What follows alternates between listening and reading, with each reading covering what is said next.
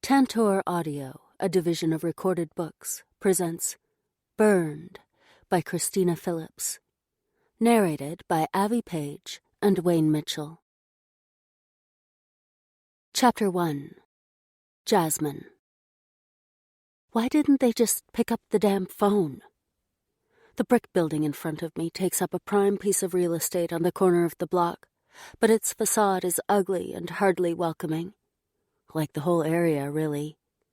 Not that I care, since I grew up in a street far worse than this. The Hammer. Even the name is ugly, although that's more to do with my long-held prejudices than anything else. Not going to think about it. Except I can't help it. The name reminds me of Thor's hammer, and anything to do with Norse mythology always makes me think of the Viking Bastards Motorcycle Club. They were a huge part of my life when I was a kid, and when I was older, the president's son, Tyson Jensen, was my whole world. I take a deep breath.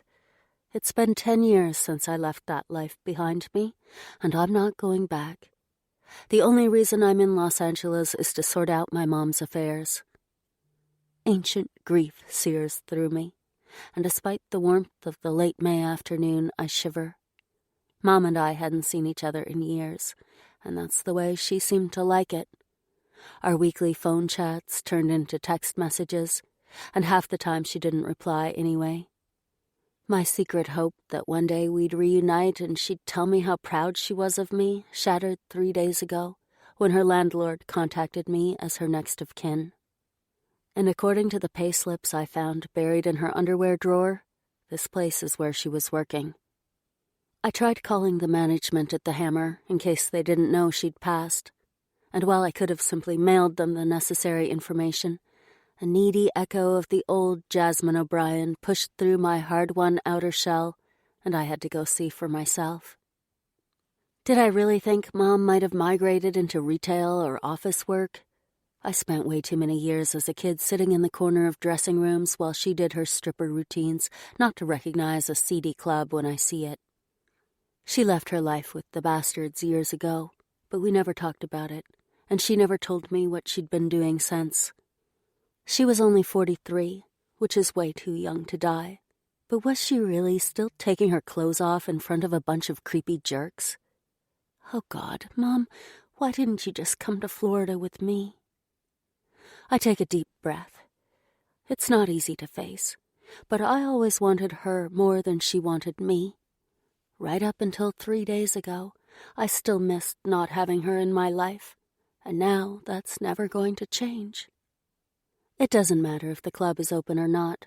I've seen all I need. But unlike my teen self, I no longer run when faced with tough decisions. With a silent sigh, I steel my nerves and press the security button. 10 minutes later, I'm back out on the street. The woman who saw me said all the right things, but there wasn't any genuine sorrow, the way there would be if someone had lost a friend.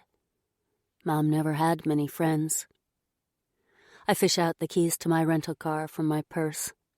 I've only been back in California for a day, and already memories I've spent so long trying to forget are swarming through my mind.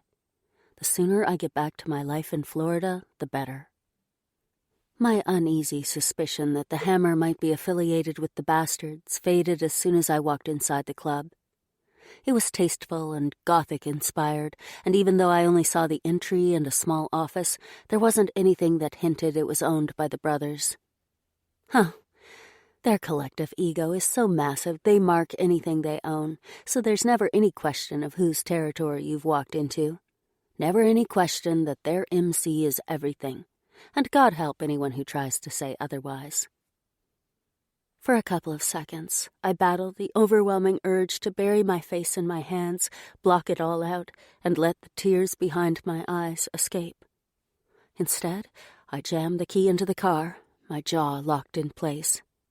I don't fall apart anymore, and definitely not here, where the slightest hint of vulnerability is like a neon sign saying, "Mug me now."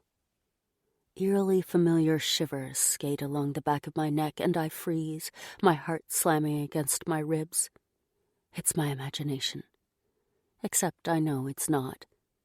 Only one person in the world has ever affected me like this, just by looking at me, without even having to see him. God, no.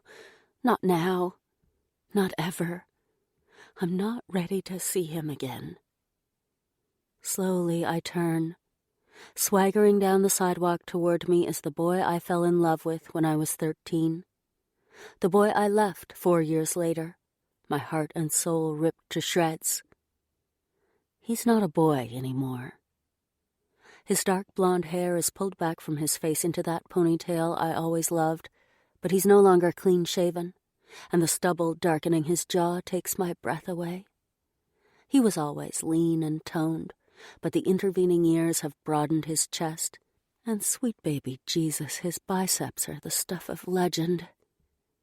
Despicable need curls low in my gut, desire springing to life like a ravenous tiger. I grip the key so hard the metal gouges my flesh, but it does nothing to halt the unwanted hormones flooding my body. His cocky grin as he eyes my legs causes goosebumps to chase over my exposed skin.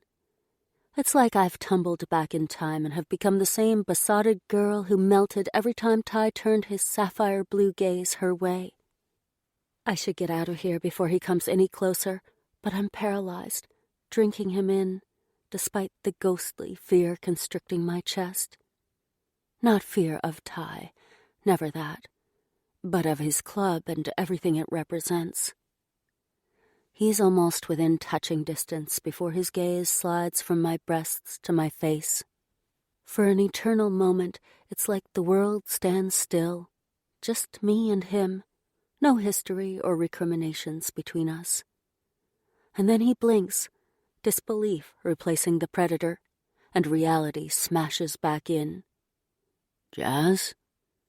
His voice is smoky, sexy, just the way I remember.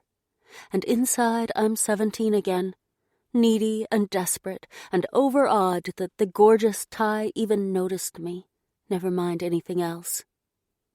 I'm not 17, and I'm sure as hell not that girl anymore. Ty. My voice is cool and doesn't betray my thoughts, thanks to years of learning how to mask my true feelings. Although I guess the therapy helped too. It's been a while. Not long enough. I need to leave before he sees the hunger in my eyes. 10 years is too long to still want someone, but I've always known that. I just don't want him to realize it, that's all. Great plan. Such a shame I can't follow it through. Ty. No fucking way. The words pound through my head, raw and brutal, as Jasmine O'Brien fills every jagged corner of my mind. She stands there with the strange, distant smile on her face, as though it hasn't been 10 years since she walked out on me. 10 fucking years. There's nothing left to say. Yeah, I answer anyway. Can't help myself.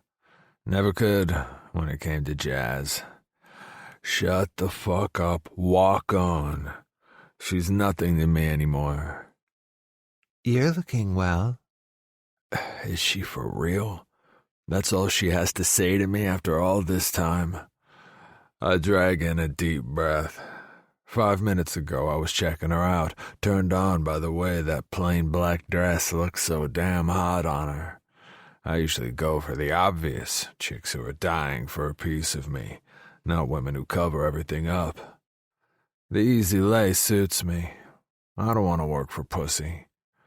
But something about this chick was different. The irony chokes me. Yeah, she's different, all right.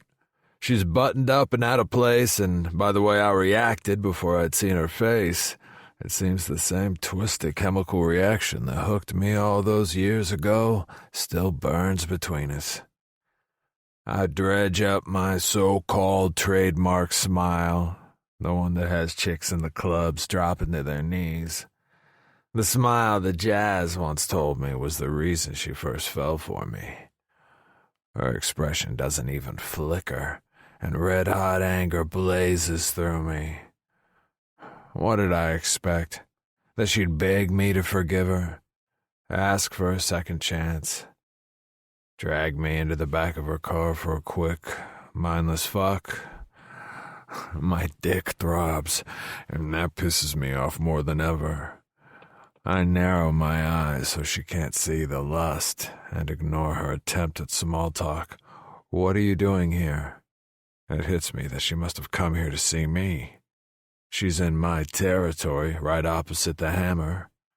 Had she been about to go in, or had she just come out? Why? She's not been back to L.A. in years. Not that I've ever stalked her, but word gets around. I would have known. Oh. For the first time, uncertainty flickers across her face, reminding me of my Jazz, and it's like a punch to the gut. It vanishes in a second, and she gives me another bland, impersonal smile that scrapes along my nerves like barbed wire. My mom passed away a few days ago. I'm just seeing to her affairs. My anger drains as I catch the haunted look in her eyes before she lowers her lashes. Shit, Jazz. I'm sorry. Her mom wasn't that great to Jazz when she was growing up, but she was still her mom, and I guess Jazz loved her even though they hadn't seen each other in years. For a wild, crazy second, I almost pull her into my arms, the way I would have when we were dating. I scowl and hunch my shoulders. It's been a long time since anyone has needed me the way she did. She was the only one who ever saw the other side of me, the side that didn't belong to the bastards. Adult pain grips my chest. That hidden side of me died the day she left.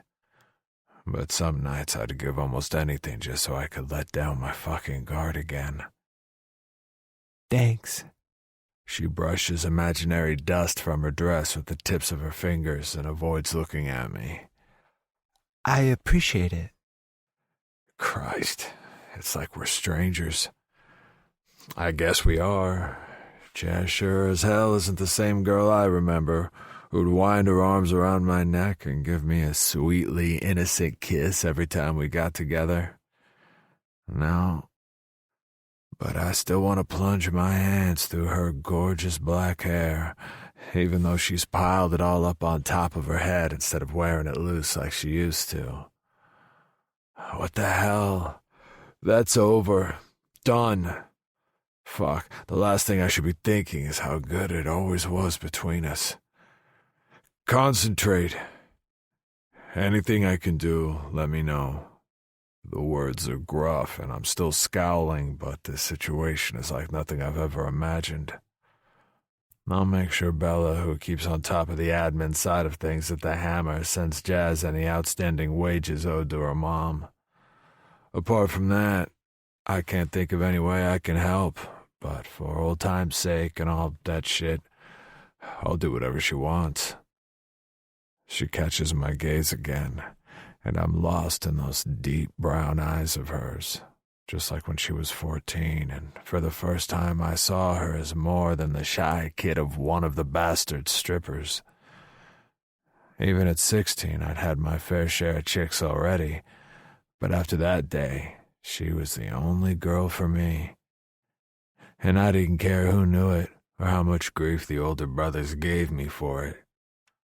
My fate was sealed the first time I kissed her, and I stupidly assumed she felt the same. I forcibly relaxed my fists. Jazz played me for a fool, but it was my fault for letting her. I damn well learned my lesson, and that's a fact. That's kind of you. There's a faintly husky note in her voice, and she clears her throat. The sane section of my brain is telling me to end this now, but I can't walk away. Not when she's obviously upset. I never could walk away from Jazz. But everything's under control. I just need to clear out her apartment now, that's all. The old Jazz would have wanted my help. This new, everything's under control Jazz really is a stranger. Why do I care? The past we shared is dead to me, and I still can't move my fucking legs. You staying there? Yes. There's heaps of stuff to sort out, so I'll just work through the night. The quicker I finish, the sooner I can leave. Suits me. I sure as hell don't want to run into her again. Still living in Florida? Her mom might have worked for me, but she never mentioned Jazz in my hearing. And Jazz was the last person I'd ever talk about to anyone, least of all her own mother. I didn't care what she did after she left L.A. Still lying to myself. I craved news of Jazz, but never went digging for it, in case I found out she'd gotten married and had kids. It would have killed me. Even after all these years, I still don't want to know. That's right.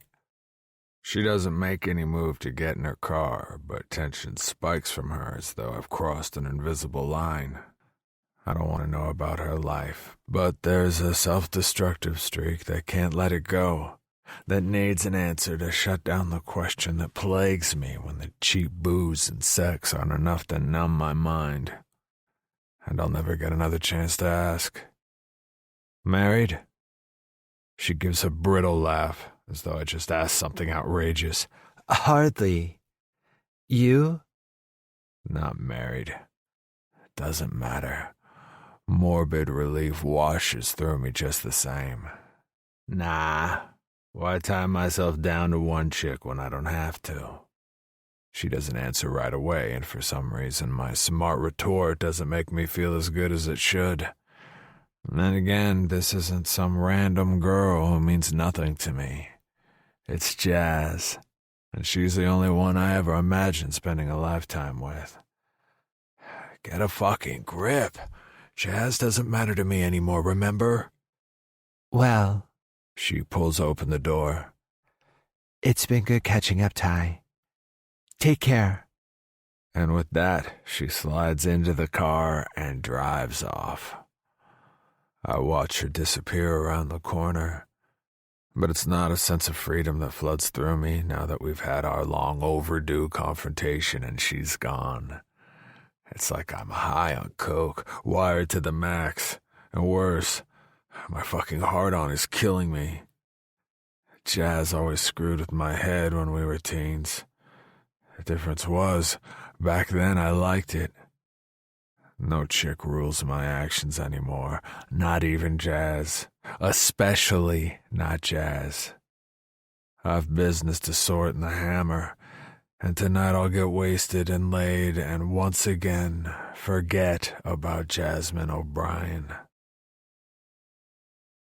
Chapter 2. Ty.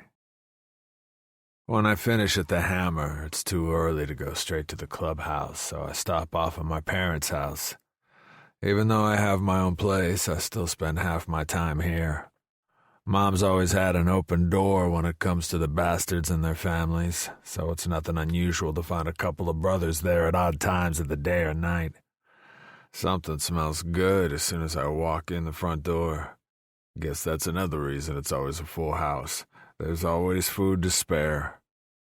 I stroll out back where Mom, my sister Savannah, and her best friend Kat are on the deck. Mom takes my hand and I drop a kiss onto the top of her head. We've always been close. Not like Jazz and her mom. It slides in, unbidden, an image of Jazz invading my mind the way she used to so long ago. Not that she was ever that far from my thoughts, whatever else I was doing. Enough. The time has passed. I won't get sucked into my memories again. Grace just asked Kat to be her bridesmaid, Sav says. I grunt since, clearly, I've just gate-crashed a conversation I have no interest in being a part of. While I have no objection to Grace, I'm still in denial that my best friend and fellow brother Zach is planning a fucking huge society wedding. Yeah, I'm having a whole weekend away with her and her sister next week just to do wedding stuff. Kat pulls a dramatic face, but I've known her all her life, and she's just like another sister to me, so I'm not fooled. You can't wait. Grace is okay. Mom squeezes my fingers before releasing me. Nothing like the girl I thought Zach would end up with, but she'll do. High praise from Angie Jensen, that's for sure. And deep inside my chest, something twists. Well, fuck. I'm not going there. She didn't approve of jazz because we were too young. That's not the only reason, and you know it. I fold my arms and the girl's conversation washes over my head. Mom leans back in her chair and gives me a considering look. What's on your mind, Ty? Nothing escapes this woman's notice. Kelly Gallagher just died. How? She doesn't sound especially interested, which isn't surprising, since she never liked Kelly from way back, when Kelly used to hang around the clubhouse. Don't know. I scowl into the distance. I should have asked Jazz. Or maybe not. Kelly liked using, even though she swore blind she was clean whenever she came into work, and I never dug any deeper. Not my business what she did outside of the hammer. So why do I feel responsible? I never understood why you hired that slut. There's no way we're having this conversation again. Kelly jacked in the stripper gig with the bastards and disappeared off my radar 3 years after Jazz left town. Truth is, I've never been sure why I took her on as a cleaner a couple of years ago. She turned up at the hammer one night and asked me for a job to my face, and some fucking stupid sense of nostalgia made me say yes. The silence hangs heavy between us. Not that Mom appears to notice as she joins in the girls' wedding gossip, but her deliberate refusal to ask the obvious question of who told me about Kelly is pissing me off. Kelly worked for me. Anyone could have let me know about her death. I nearly tell her Jazz is back in town, just for the reaction, but it's not worth it.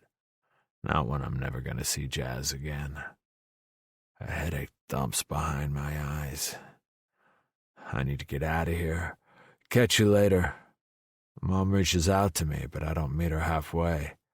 You're not staying for anything to eat. There's plenty. I'm not hungry. Okay, baby. See you over the weekend. It doesn't take long to ride to the clubhouse. There was never any doubt in my mind that I wanted to follow my old man into the life. It's in my blood. The Viking Bastards Motorcycle Club was formed more than 50 years ago, with my mom's dad being one of the originals. Although I'm not a straight third generation the way Zach is, since my dad's old man had nothing to do with the club, it's always been a family thing. Mom's brother, Viper, was our enforcer until he died 4 years ago. Damn, I still miss that son of a bitch. It's a typical Friday night, although Zach and his younger brother Gage are conspicuous by their absence. Fucking pair of pussy-whipped assholes. All their old ladies have to do is raise a finger and they're both on their knees. And once, long ago, I was the same with Jazz. I grab a beer and lean against the bar as a couple of strippers start a sexy routine. It's a given that I enjoy the shows, and I generally end up with one of the chicks. But it's all a farce that started 10 years ago. A way to prove I'm single and loving it, so Viper felt he was helping me get over Jazz. Screwing around is a habit, one the brothers expect of me because I'm Ty Jensen, VP of the Viking Bastards, the ultimate believer in bros before hoes. More fucking lies. What the hell's wrong with me? Usually it's not this hard to show an interest, but tonight their suggestive moves just aren't doing it for me. They're blondes. I grip the neck of the bottle and ignore the thunder in my head. I've no problem fucking blondes. Or redheads. Hell, I don't give a shit what color their hair is, so long as their pussy is wet and willing. because that's my rep and my shield. Jazz's face and long black hair fill my vision, and I grit my teeth. Get out of my head. I swing about and march into the other room where Cade and Hawk are shooting the shit and half watching a porn movie on the flat screen. With grim determination, I glare at the screen where some chick is taking it every which way. It's hot and dirty, just the way I like it. But tonight something's missing, and I can't switch off my brain the way I usually do. Hey, Ty. Skylar, one of the blonde strippers, wearing nothing but a G-string and stilettos, wraps herself around me and rakes her long nails down my neck. Want some fun? Sure. I favor her with a smile, and before I can even take a breath, she smashes her mouth against mine. Her kiss is hot and eager, and her breath reeks of stale beer and weed. I pull back and mask my distaste by taking a long swallow from my bottle. Christ, what's wrong with me? I don't usually care about shit like that, especially since there are other things she can do with that mouth of hers. Let's go upstairs. She licks my earlobe, and instead of it being a turn-on, I fight the urge to push her away. I'll make you feel good. Her hand drifts down my chest and tugs suggestively at my buckle.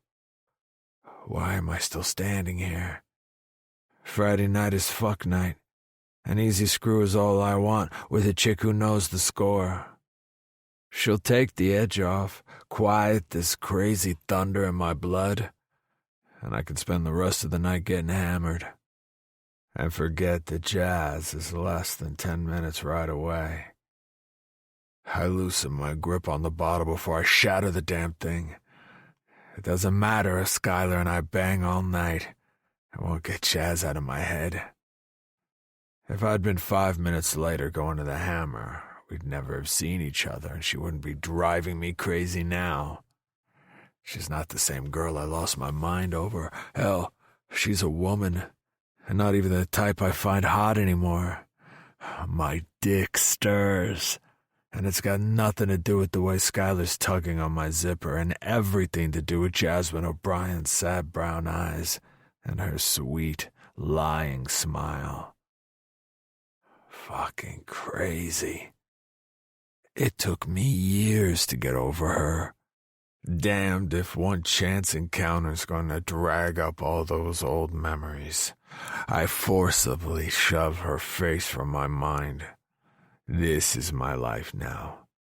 Meaningless sex. Skylar smiles up at me as if she sensed my mood change, and that's all it takes to know I'm fooling myself. Later, Sky.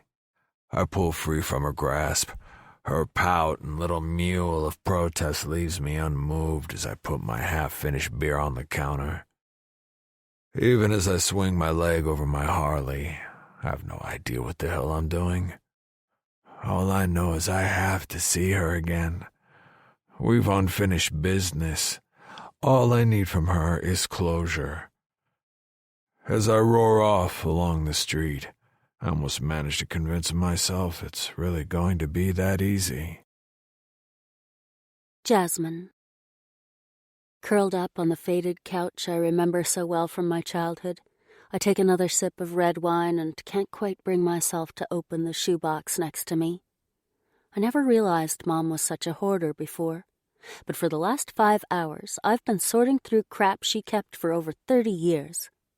Who'd guess she still had all the cards and things my dad gave her when they were crazy-in-love 15-year-olds? Not Dad, that's for sure. I've no idea if he wants all that stuff, but I'll take it back to Florida for him anyway. There's a part of him that still loves her, despite everything she did. My chest aches as I remember the day he had enough and walked out. Maybe it's just my memory playing tricks, but that's when it started. Years of bullying from other kids who thought their moms were so much better than mine. Until I was 6, I loved Mom's sparkly costumes and glittery high heels. I always thought she looked like a fairy princess, and imagined if only I had her pretty, long blonde hair, she'd hug me sometimes, the way she hugged everyone else. Then I started school and discovered that while fairy princesses might do many things, hanging out with the local MC members definitely wasn't one of them. The other kids' moms didn't want me at the birthday parties and outings, and mean whispers in the schoolyard made me cry inside. It was only much later I figured out the real reasons why the kids were encouraged to ostracize me. It didn't stop me wishing she'd spend more time with me, though. And when I was older and understood what was really going on, I couldn't figure out why she didn't care about the way she was treated. She wasn't stupid. She could have done anything with her life if she'd wanted to, but I guess that was always the point. All she ever wanted was to be a part of the Viking Bastards MC. With a sigh, I lean back and close my eyes. I've tried to avoid thinking about Ty since I left him standing on the sidewalk. Not that it worked. I haven't been able to shift him from my mind or defeat the needy throb humming through my entire body. My first love. My only love, which is nothing to boast about at my age, but it's the truth. I've never gotten over him because I never really said goodbye. And meeting him again today has thrown my nice, ordered life back into chaos. Would it have made any difference if we'd talked about the past, thrashed it all out? Somehow, I doubt it. It was a starry teenage dream to think our backgrounds didn't matter, but even 10 years later, he's still a bastard, the president's son, and in their world, I'm nothing but the daughter of one of their stripper sweeties. We can never talk about the past because there's too much I can't tell him. A shudder inches through me, and the nightmare that haunted me for too many years threatens to drag me back under. Not happening. I force myself upright, put the glass on the floor, and pick up the shoebox. It's only 11. I can work through the night, one box at a time. It's all I can do. There's no one else who could help me with this anyway.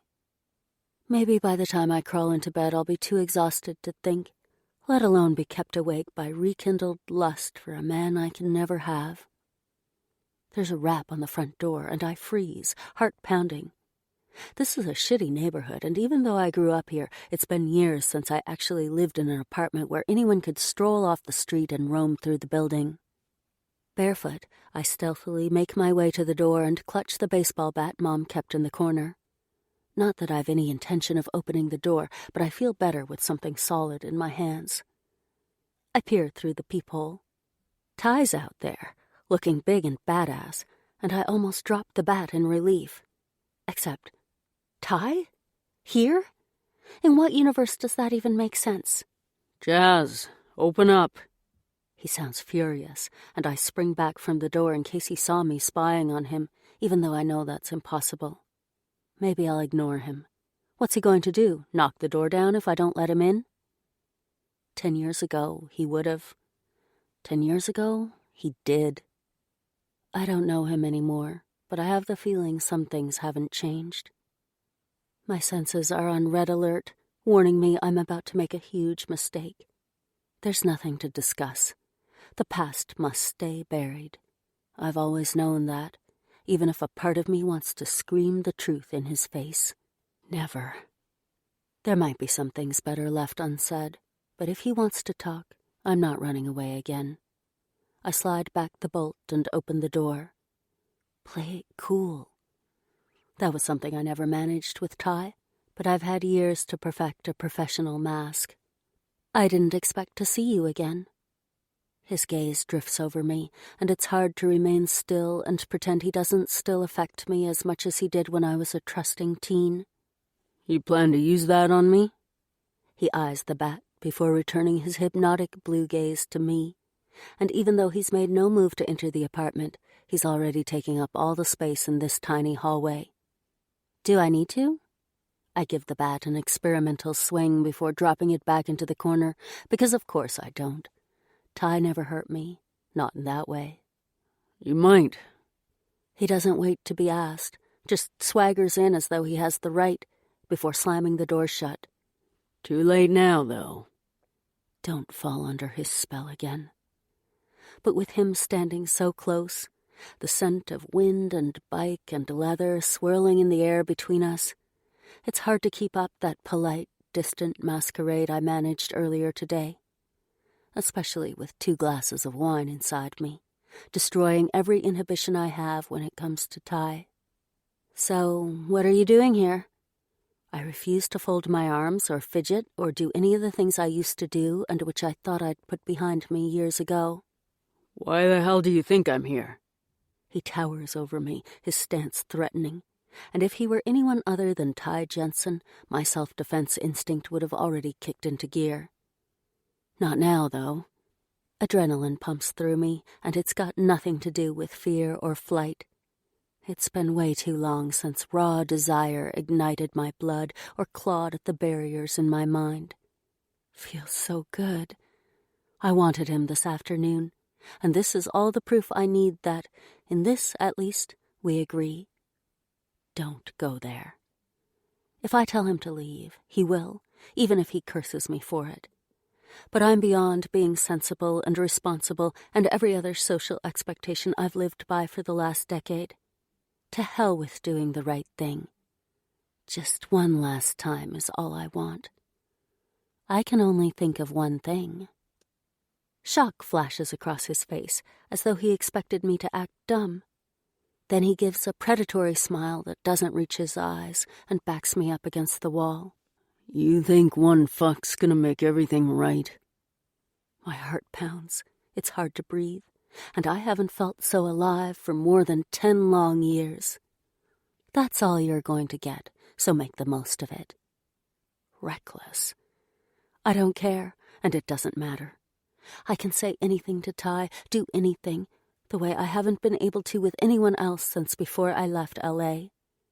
Is that right? His hands are flat on the wall beside my shoulders, imprisoning me between his arms. I glance at his inked biceps. God, how I used to love his tattoos. Now his left arm is sleeved, an intricate work of art that I could spend hours admiring. Stop. This isn't about recreating our past or building bridges. This is everything it never was before. Lust and sex, pure and simple, with no devastating emotions to rip my heart to shreds again. I drag my attention back to his face. Not that it's a hardship. If anything, the faint lines around his eyes and the grooves in his cheeks just make him more gorgeous than before. Somehow I manage to find my voice. Yes, take it or leave it. Did I just say that? That's what you do now, is it? He doesn't come any closer, but the heat from his body envelops me, stealing my breath and what's left of my sense. Fuck them and leave them? What would he say if he knew the truth? That even now, after all this time, he's the only one who meant anything. Why? Do you want more than a quick hookup with me? His brief grin is anything but amused. One night should more than do it. What about you? I always wanted the impossible when it came to Ty, but I gave up on those dreams a long time ago. If this is the goodbye we never managed before, I'll make it count. Maybe then I'll be able to let go and move on. A whole night? I was thinking more of a quickie up against the wall. When did your mouth get so smart? You didn't answer the question. This time his smile turns my legs to jelly, and I flatten my palms against the wall behind me before I do something stupid, like wrap my arms around him and never let him go. How is that stupider than offering him a quickie? Except I already know the answer. Mindless sex is one thing, but if I let him through the barriers I've built around my heart over the years, leaving him again will all but destroy me. I'll take you up against the wall first, if that's your best offer. But I haven't come here for one quick screw. I'm going to have you every fucking way I want tonight, Jazz. One night, that's it, and then we'll never see each other again. You understand? I understand all right. More than he probably guesses. Seems I'm not the only one who needs to move on. Before I can stop myself, I reach up and tug his hair free. It falls over his face, and he looks wild, untamed, his blue eyes focused on me as though I'm all that matters in his world. If only. No, I don't need to sugarcoat this with impossible dreams. I tangle my fingers in his hair and shove the regrets back into hell where they belong. I understand. Chapter 3. Jasmine. His kiss is rough, meant to punish, but it's everything I need. He pushes his tongue into my mouth, invading, taking, and I can't get enough. I rake my fingers through his hair, trying to drag him closer, but he's rock solid and doesn't budge an inch. I tear my mouth free and pant into his face. His breath is ragged, and all I can hear besides the erratic hammer of my heart. Maybe he wants me to beg for it. Maybe I will. What are you waiting for? I run one hand down his chest, and the unyielding ridges of his muscles make my knees weak. I avoid touching his leather vest, try to imagine it's not there at all, and it's not that hard when all I can see are his beautiful blue eyes. That hot for me, are you? There's a mocking note in his voice, but I get the feeling it's not all aimed at me. You're the one who followed me here. I glide my hand over his package, and even through his jeans, the heat of his erection burns my palm. He swallows a groan, as though he doesn't want me to know how much he likes my touch. You're unfinished business. You know how much I hate that. I force a smile, even though I die a little inside. Why do you think I opened the door? I need this as much as you. Maybe even more. He pulls open the buttons on the front of my dress. There's nothing gentle about it, and one button pops right off and skids across the floor. In retaliation, I loosen his belt and yank down his zipper. His grunt is a heady mix of pain and lust. Mind the goods, babe.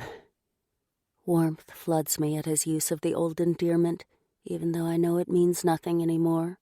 He probably calls every girl he screws babe. I cup his balls through his boxer briefs, and the sensation is familiar and strange. It's been so long since we were together, but it feels like only yesterday. Nice try, but I'm not kissing it better. He gives a snort of laughter, although it's obvious it goes against the grain. You agreed to my terms, and you can bet your sweet life that sassy mouth of yours is going to be wrapped around my dick before I've finished with you. I tighten my grip on him just so he knows that right now I'm the one in charge. Guess that depends on whether I want to or not. Before I guess his intention, he wrenches my dress over my shoulders and down my arms, dislodging my grip on him and pinning me in place. His grin is lethal. You'll be on your hands and knees begging for it. I wriggle in an attempt to free myself, but I don't try too hard because he's right. Tonight, I want everything he's willing to give. Make me. It's a challenge, and we know it. He could easily push me to my knees and take what he wants, but he won't. That's too easy. He never took the easy way out. Otherwise, he never would have dated me for so long. You're asking for trouble. He closes the distance between us, his cock branding my naked stomach, and I arch my back, desperate for more. Sure you can take it. Sure you can deliver? This is crazy. I never used to question everything he said, at least not when it came to sex. But tonight, nothing's how it used to be. He wraps a calloused hand around my throat, pinning me against the wall. It's barbaric, something he never did to me before, and from the black pit in my mind an old panic blinds me.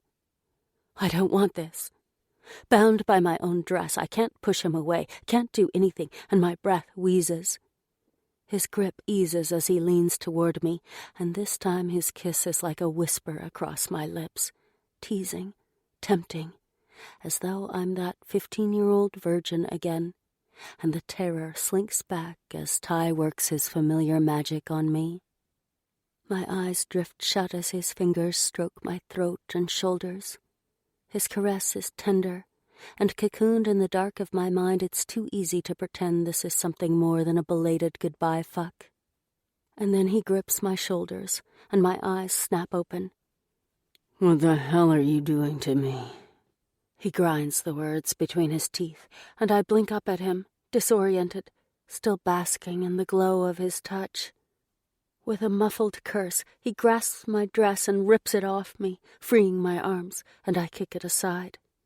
His hot gaze sweeps over me, lingering on my breasts and legs, and even though he's not touching me, my skin tingles. Your turn. My voice is hoarse as I reach for him, but in a lightning-fast move, he manacles my wrists in one hand and pins them against the wall above my head. I gasp, shocked and turned on at the same time. Had I really forgotten how much he always loves to be in control? Better. It's a growl, and my stomach does crazy somersaults at the blatantly possessive gleam in his eyes. I don't need your hands on me. I just need your pussy. You're such a sweet talker. I know sex is all that's left between us, and even though his blunt words make me hot, regret stabs through my heart that pussy is all I am to him now. His teeth flash in a demonic smile as he cups my breast through my plain black bra. I stifle a groan, but the lazy swipe of his thumb across my erect nipple is driving me out of my mind. Just telling you how it's going to be, Jazz. He abandons my breast and glides his hand along the curve of my waist to my hip. Not up for discussion. Who's discussing it? I try to tug free, even though I know it's impossible and I don't want to escape in any case. I just plan on enjoying it. He drags my panties down to my knees, and I wriggle until they drop to the floor. I'm all but naked against the wall, completely vulnerable, but there's no lingering echo of the fear I've lived with for so long. He traces a finger over my stomach and dips between my thighs, circling my sensitive clit. I dig my nails into my palms and spread my legs, my gaze fixed on his hand. Some things don't change. You've always enjoyed it. I grind into his palm, but it's not nearly enough. I had a great teacher. His fingers still do their relentless teasing, and I glance up at him. His fierce gaze melts me, and I'd be on the floor at his feet if he wasn't holding me upright. Christ, Jazz. There's a strange catch in his voice that destroys me, but I can't even wrap my arms around him. That was a long time ago. For a second, I think he's going to say something more, something that'll change everything and wipe out the past. Stop wishing for the impossible. I gave up on fairy tales a long time ago. His jaw clenches, and it's like a shutter slams over his face. Ty, I don't know what I'm going to say. I just want him to look at me the way he did a minute ago. But before I can even untangle my thoughts, he cups my sex and slides a finger inside me. I groan, reveling in the exquisite waves of pleasure consuming me.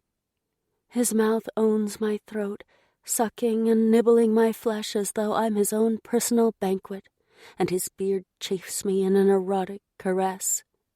It's hard to keep my eyes open, but I want to watch him, even though all I can see is the side of his head and his gorgeous dark blonde hair. He pins me to the wall with his body, his solid chest crushing me. His leather vest burns my naked skin, branding me.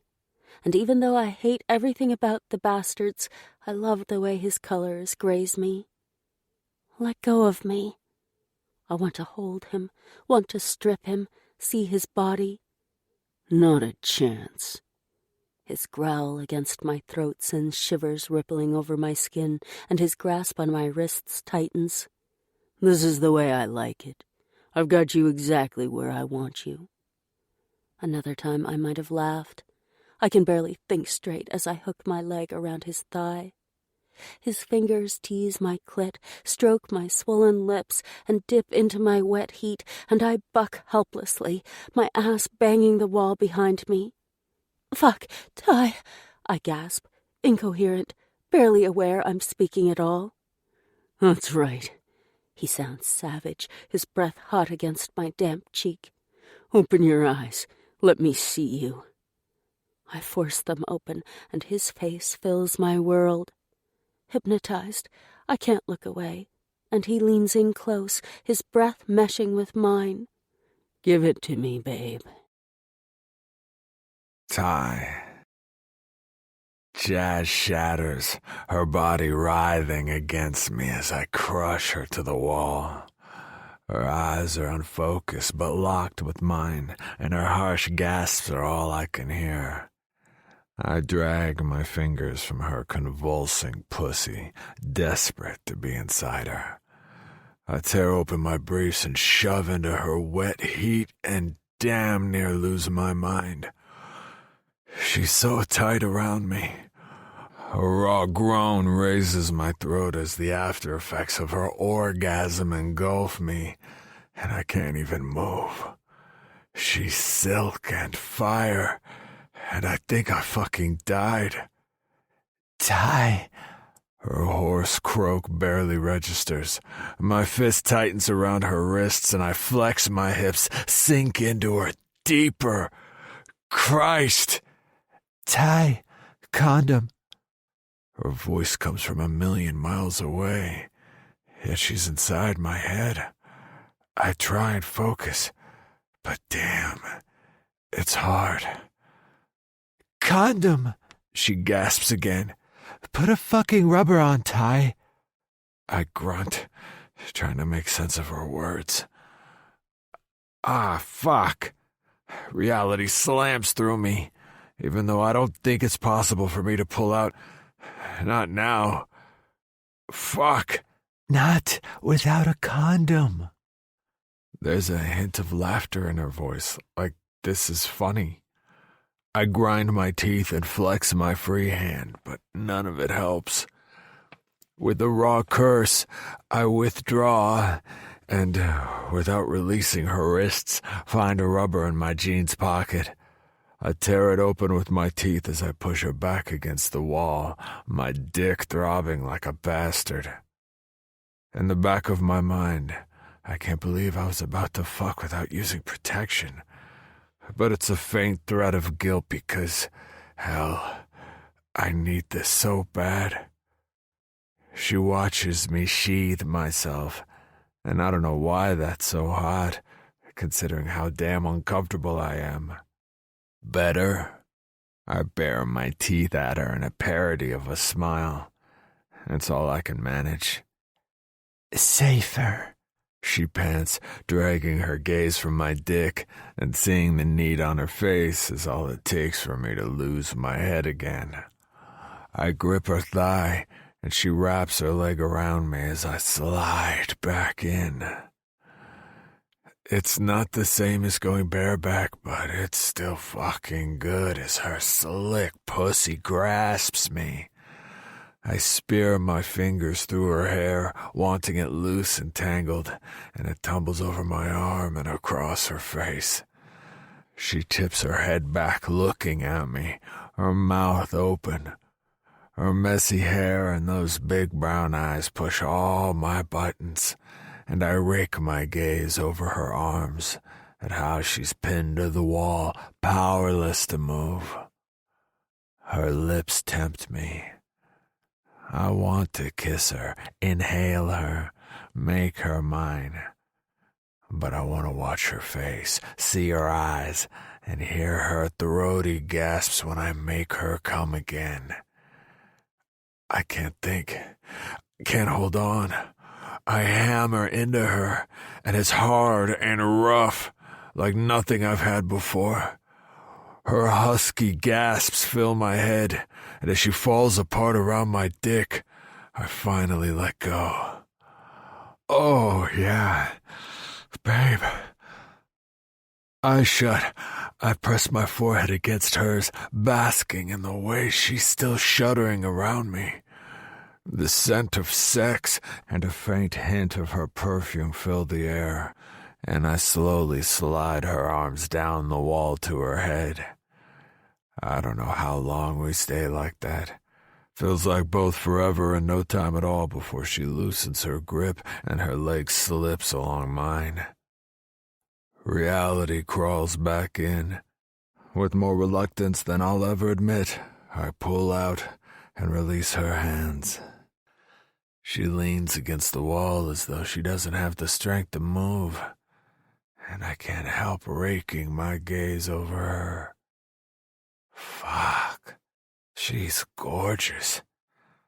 Even now, after just having her, all I want to do is pull her into my arms and hold her close. What the hell? Those days are long gone, and now she's nothing but a piece of ass. She doesn't need a hug or any shit like that. It's still a wrench to deal with business, especially since she's watching me, and as I've no intention of hunting for a trash can, I drop the rubber in an empty plant pot. Silence thuds between us. Usually by now I'd be on my way, or the chick would be hanging on to me, hoping for something more. Even though I've already laid out the ground rules for tonight, something feels wrong. Like I should go with my gut and hold her and screw the past. I yank up my jeans. All Jazz wants is a fuck, and that suits me just fine. With a ragged sigh, she rescues her dress and wriggles into it. Then she pushes her hair back from her face. Should I be worried? I finish buckling my belt while I try and figure out what she means. Did I really expect her to say something like, God, Ty, that was so good. We need more than one night together? Self-disgust burns through me. I don't fucking want more than one night with her. About what? That she'll be able to let me walk away after tonight? Her smile is tired and kind of sad, as though my response was exactly what she'd expected. Why does that even bug me? We'll both walk away after tonight. I just need to know if you often practice unsafe sex. I'm literally speechless. And then the guilt knifes through me again, only this time there's nothing faint about it. Jazz is the only girl I've ever ridden bareback, and even that memory's enough to make me hard. But Christ, that was years ago, and I don't have any excuse for what happened just now. No excuse except for those damn memories. Will they ever die? Never. It's a growl because why would she believe me? I'm not a fucking idiot. Except when it comes to you. There's a faint blush on her cheeks that's mesmerizing. Look, I'm not interested in your sex life.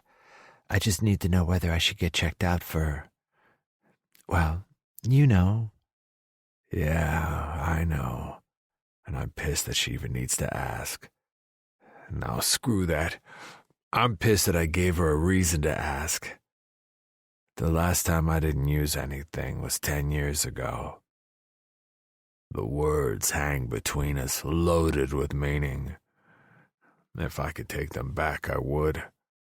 A part of me doesn't want her knowing something so personal, but it's my own fault. I always mocked the whole heat of the moment shit as a pathetic excuse for being careless. Guess I know better now. After a few seconds, she folds her arms and gives a brief nod. Okay. You want to come in for cold pizza and wine? Chapter 4. Ty. I follow her into the small living room, and it's like stepping back in time. We used to hang out here when her mom was at work, and I didn't think twice about choosing her over spending time at the club or with my brothers. It wasn't all about sex either. Not back then. I shoved the memories aside.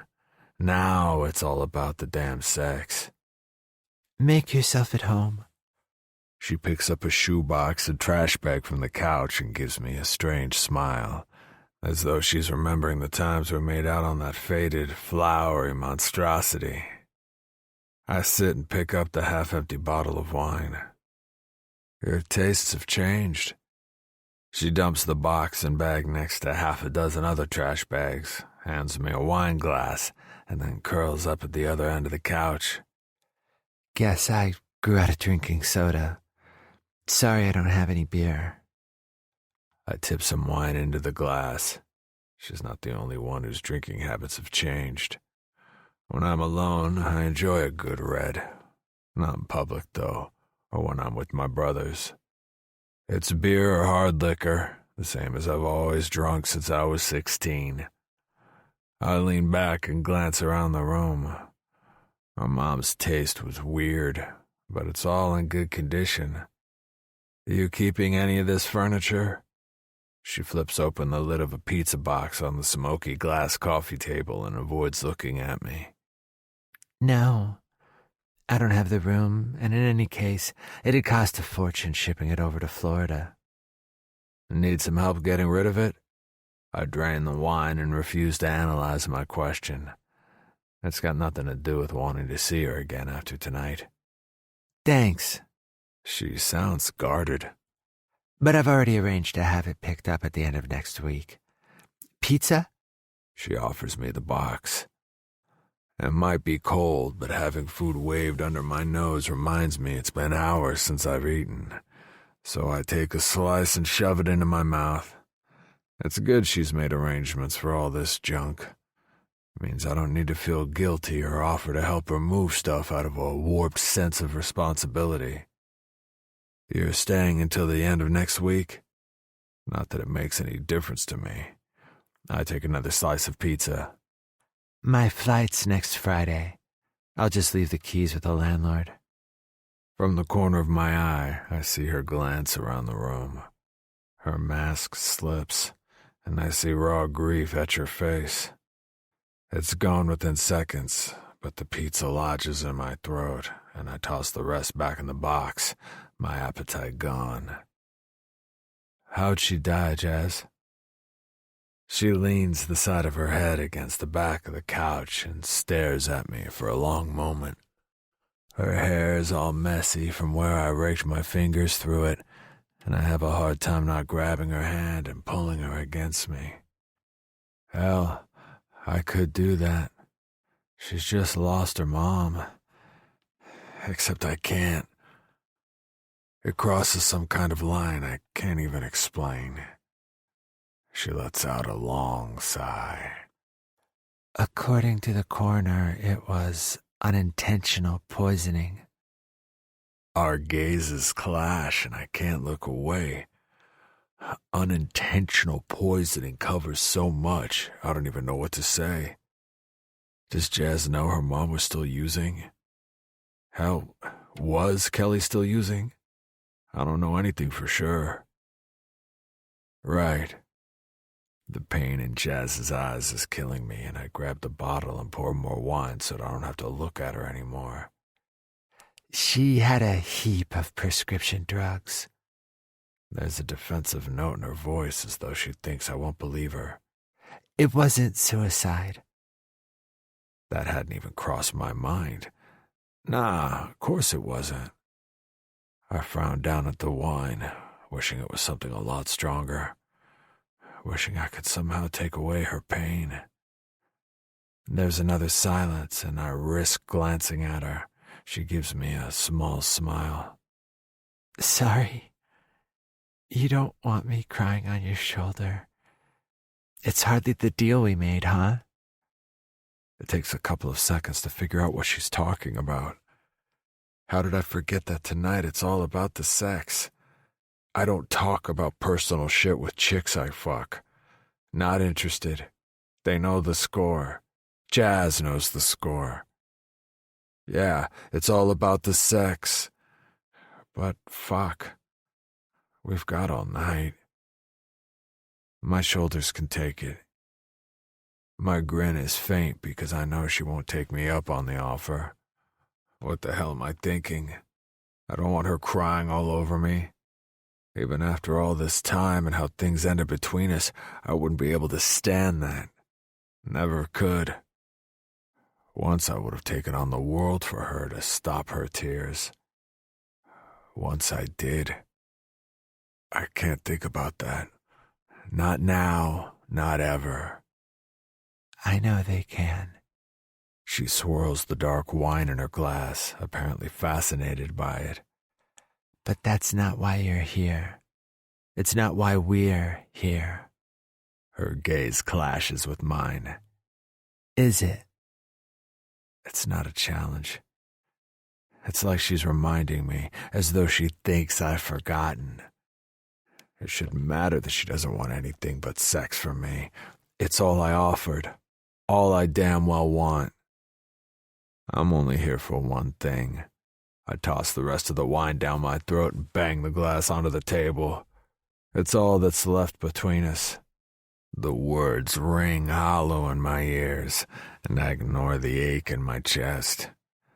There was always so much more than just sex with Jazz. But it shouldn't be this hard, after all this time, to relegate her to the horde of forgettable one-night stands. Her smile doesn't light up her face in the way I remember. Damn my memories. I thought I'd killed them all years ago, but they're still here, swarming beneath the surface. And this time it's legal. I snort out a laugh, even though a part of me balks that she so easily pierced my armor. You never complained. Why would I? You kept me waiting a year after we first started seeing each other. I kept you waiting?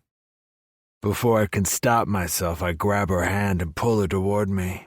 That's not how I remember it. Selective amnesia.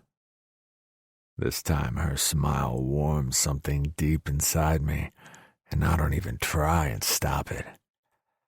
I had to get you drunk and pin you down on my bed before you got the hint. I leer at her, and she snuggles against me as she shakes with silent laughter. Best birthday present you ever got. Admit it. I do admit it. You were worth waiting for. So were you. I keep that locked down tight. Not going back there, ever. And I fork my fingers through her tangled hair as she slides her hand beneath my cut. Fuck, this takes me back. The words are out before I can stop them, and for a second she freezes. Then our gazes clash. I don't want to think about the past. Why is that so fucking hard? That's all I've done since meeting her again. At least this time we don't have to worry about being caught. She wriggles on top of me, straddling my thighs, and grasps my shoulders. Not that it ever seemed to bother you. I grip her naked ass and haul her closer. You got off on the danger. She didn't, and always used to worry about everything, but I'll be damned if I let her know how much I used to enjoy looking out for her, being her protector. Get this dress off. I half expect some sass, but she straightens and then slowly tugs the dress up over her head, rocking her hips like she's performing a show. I've had plenty of lap dances in my time, but nothing as hot as seeing Jazz toss her dress onto the floor and fling back her head, her hair falling over her shoulders in a black wave. Take off your cut. She unclips her bra and dangles it from one finger, but I can't tear my gaze from her gorgeous tits. Not happening. Sure, I want to get naked with her, and I will, but on my terms. I wrap my arm around her waist and pull her close so I can suck one tempting nipple into my mouth. My dick strains against my zipper, and the way she sighs and digs her fingers through my hair doesn't help any. I run my hands over her back and thighs. She arches into me, lifting her ass from my lap, and I take full advantage. She's wet and hot, and I play with her pussy, dipping inside and teasing her clit as she bucks into my hand. Why are you still dressed? Her voice is slurred, and it's so fucking sexy I almost punch a hole through my jeans. Why are you still talking? I tangle my fingers in her hair and she kisses me, soft and sweet like she's tasting me for the first time. And my eyes close as I savor the way the tip of her tongue teases mine. I forgot how much I used to love kissing her. No, I didn't. The memory of her kisses has tortured my dreams for years. She trails feather-like kisses along my jaw and nibbles my earlobe, and it's crazy how good that feels. Her breath whispers across my skin. Tell me you brought more than one condom with you. Never leave home without them. Damned if I don't need one right now. I retrieve one from my pocket and slam it next to me so there's no chance of another screw-up. She cradles my face between her hands, and her gaze roves over me as if she's committing each feature to memory. I don't usually like it when chicks do shit like that. Too personal, I guess, when all I want is release. This time, I just sit there, soaking up the way she's looking at me, with her uneven breath dusting my jaw, and the gentle touch of her fingers on my skin. She's naked and wet for me, but I'm frozen, as though I'm under a spell, and one wrong move will shatter everything. Christ, get a grip. I'm not falling for her sad brown eyes and sinfully sweet smiles again. It goes against everything I crave right now, but I wrap my hands around her wrists and pull her to my groin. That's the only part of me I want you touching. Liar. She doesn't say anything, just releases my belt and zip like a pro, and I raise my hips so she can tug my jeans and briefs down my thighs.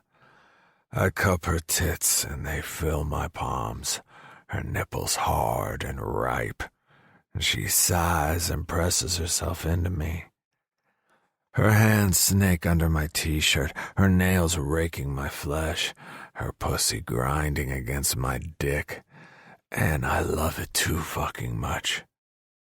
Put the rubber on, I tell her, a harsh demand before I lose my mind and sink into her again, and to hell with all the consequences. Her hair falls over her face as she reaches for the condom and tears it open. Then she wriggles back on my thighs, and my hand slides to her hips as she tilts her head and focuses on my junk. Jazz, I growl. Not because I don't like what she's doing. It's because it reminds me of the first time she ever saw my dick, and the look of awe on her face. Yeah, that's not awe anymore. It's hunger. And damn if that doesn't make me want her more than ever. She trails a finger from my root to the tip, and I grit my teeth. Then she glances up at me, and there's a truly evil smile on her face. Nicest cock I've ever seen. Seen a few, have you? Mine was the first. Fuck, this woman is driving me crazy. She wraps her fist around me, and for one mind-bending second, I think she's going down on me. Well, sure. It's been a while since we were together. I know that. She's had other men. There's no reason why I should care, and yet I do. She's not my girl anymore. You plan on doing anything with that condom or not? Don't rush me. We've got all night, right? Chicks never give me this much sass, especially when they're naked. Neither did Jazz, but this new side to her is damn hot. You've learned some new tricks over the years. No tricks.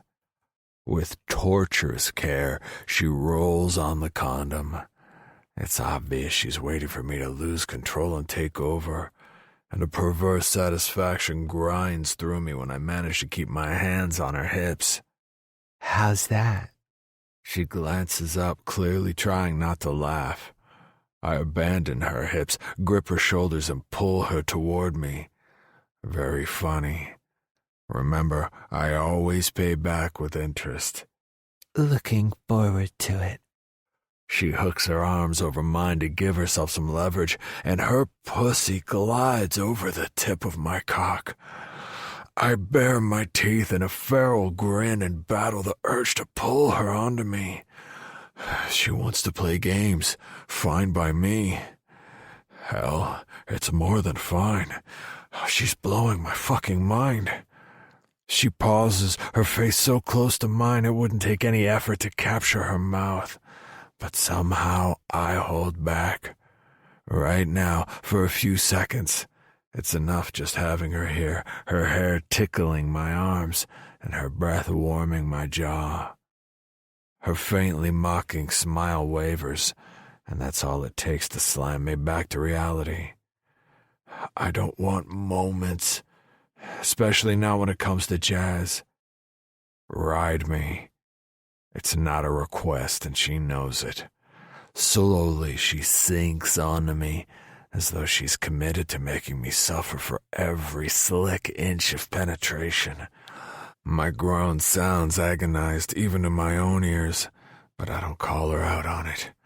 I just sit there and take it, because if she plans on killing me, then what a way to go. You feel so good inside me. Her whisper is ragged, and satisfaction pumps through me, even though I get the weird sensation she doesn't realize she's spoken out loud. I'd almost forgotten. I hadn't. The words are out there before I could stop them, but I don't care. Not when she grips my shoulders and flexes her pussy so damn tight the world tips sideways. I wrap her hair around my fist, and her gasp is the sweetest thing I've ever heard. Her tits bounce an inch from my face with every thrust, and I'm torn between watching them and watching her face. Goddamn, she looks like a fucking fallen angel with her gaze fixed on me like I'm her everything. My control slips, and I cup her face, her tits, her sexy ass. I can't get enough of her body, or the way she arches into me and makes those throaty sighs. And when she digs her nails into my neck and shudders with release, she pulls me right over the edge of the world with her. Chapter 5.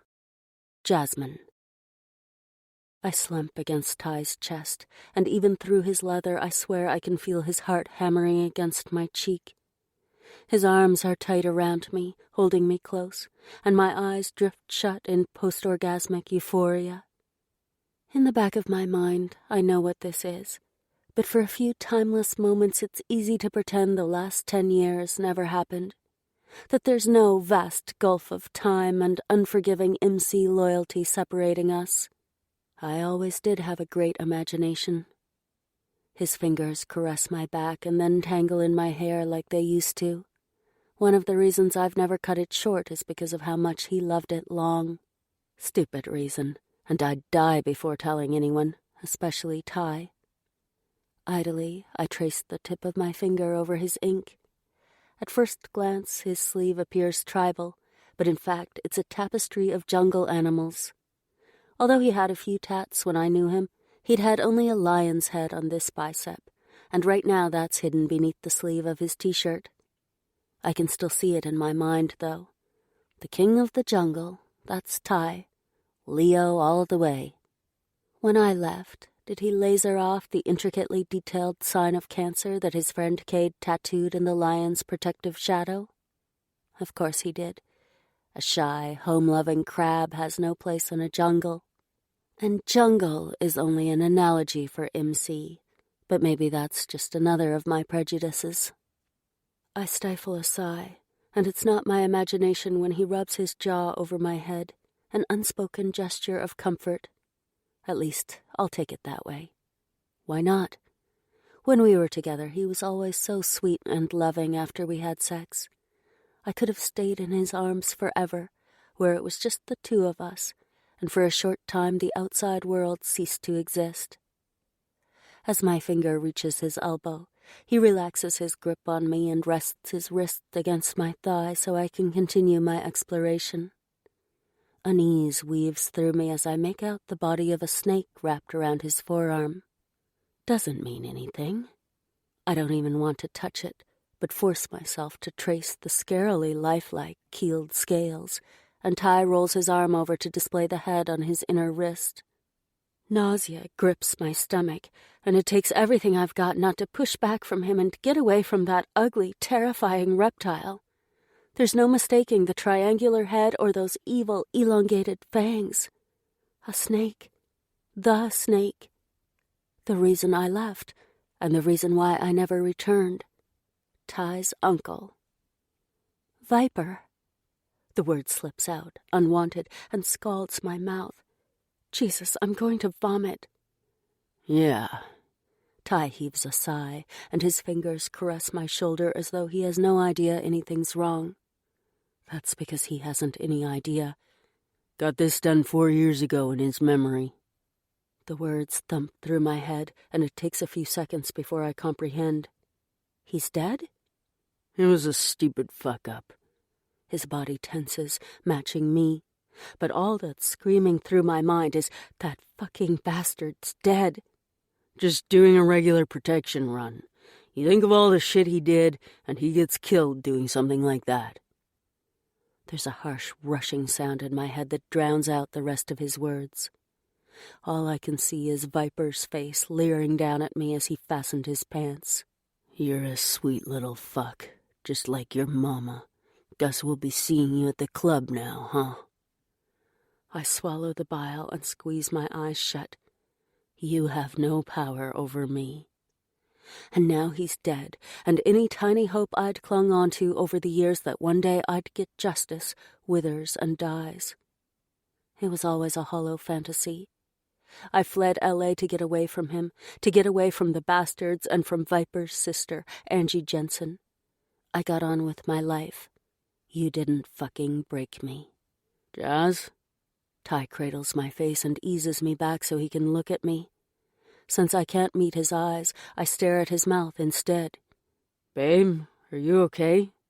I guess it was a shock the way I just came out with it, right? Uh-huh. It's all I can manage. He always idolized his uncle.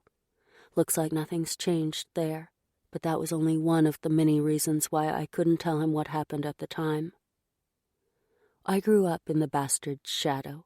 I knew how shit went down. And a terrified 17-year-old daughter of one of their strippers didn't go up against their enforcer if she wanted to live. She kept her mouth shut. A shudder racks me, and I gingerly climb off Ty, who appears reluctant to release me. Cold? He picks up my dress from the floor and hands it to me, a strange smile on his face, as though he's waiting for me to tell him why I'm reacting so badly to his news. Like that'll ever happen.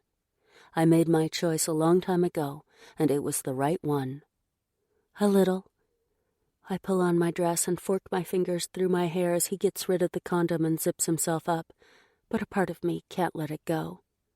His past caught up with him then? God, I hope so. I hope that piece of shit suffered right to his last breath. So much for therapy. No, the lorry jackknifed, and he smashed right into it. He gives me a probing look as though I didn't manage to hide my loathing of his uncle as well as I thought. So what? It doesn't matter if he guesses I detested Viper. Ty and I aren't together. The bastards are no longer a part of my life, and this time next week I'll be back in Florida. I'm sorry you miss him. That's true enough. I could never understand the bond between them when Ty was everything Viper could never be, but I guess blood runs deep. Ty was always destined to join the bastards, and the chains of the brotherhood are everything. He doesn't respond right away, and it's obvious my choice of words is unexpected. I tuck my legs under me and hug a cushion because no matter how much I'd rather wrap my arms around him or lay my head on his chest the way I used to after we had sex, those days have gone. Instead of playing by the rules he laid down, that tonight is all about the sex and nothing else, he hooks his arm along the back of the couch and winds a length of my hair around his finger. You don't sound sorry he's gone. There's no accusation, but the question's there all the same. I could easily shrug it off, change the subject. Hell, I could probably just climb all over him again and he'd forget he even told me about Viper. I would have done that once. I never used to let Ty know how much the contempt from his mom or the slights from others in the Brotherhood used to hurt me. I ignored it, or laughed it off, and truth is, I don't think he ever realized how low my status was when it came to his family. 10 years is a long time. I've secrets I'll never tell, but I'm done running away from the truth just to ease Ty's conscience. Get a grip, Jazz. He doesn't care about my wounded feelings anymore. He's just making conversation. I'm not sorry. I sound like I don't care. Good. I never liked him. He gave me the creeps. The shock on Ty's face would be priceless if not for the lowlife we're talking about. He cuts himself off as though unsure what to say. I didn't know that. You never told me. I shrug like it's no big deal. Why would I? I didn't tell you everything. You should have said something. I would have told him to back off. I know he would, but I kept it to myself, not wanting to create a rift between him and his family, and I was always careful not to criticize anything connected to the MC. Walking on eggshells was an understatement. Would things have turned out differently if I hadn't been such a timid little mouse? Somehow, I don't think so. Viper turned up that evening to put me in my place, to remind me that when it came to the hierarchy of the Viking bastards, I was nothing but shit on their collective boot. It doesn't matter. I moved on. Do you want coffee? For a second, he simply stares at me as though my abrupt shift in topic doesn't make sense. I guess it doesn't, but I'll be damned if I'm going to spend the short time we have together going over things that can't be changed. It's a small personal victory to let Ty know his uncle wasn't the universal god he's always imagined, but I won't let Viper poison the present the way he did my past. Sure, he says at last, releasing my hair. I don't plan on sleeping tonight. Ty. Cramped muscles wake me and I stretch, oddly uncomfortable, although I can't figure out why. A soft, warm body curved against my chest and groin pulls me fully awake, and last night floods through my brain. Jazz. I ease my arm around her waist. There's hardly enough room to turn over in her single bed, but it seemed like a good idea to end up here in the early hours of the morning. Didn't mean to stay all night. Yeah, right. She sighs, and her ass cradles my erection. An early morning screw is exactly what I need, except I don't have any more condoms. Unlike earlier when we fell into bed and the darkness surrounded us, light streams in through the window, and I brace my weight on my elbow and drink in her profile. Her hair's tangled and hides half of her face, but I can't drag my gaze away. It's not often I spend all night with a chick, and if I do, the only thing I want when I wake up is a repeat performance of the night before. That I'm out of rubbers is no problem. Jazz always gave great handjobs. I still don't wake her, though. It's enough just looking at her, having her naked in my arms. A strange kind of peace sinks through me, an elusive familiarity I'd all but forgotten. It's Saturday, and I should be working. But who's going to call me out on it if I don't go in? Somehow, staying here with Jazz is a much better option.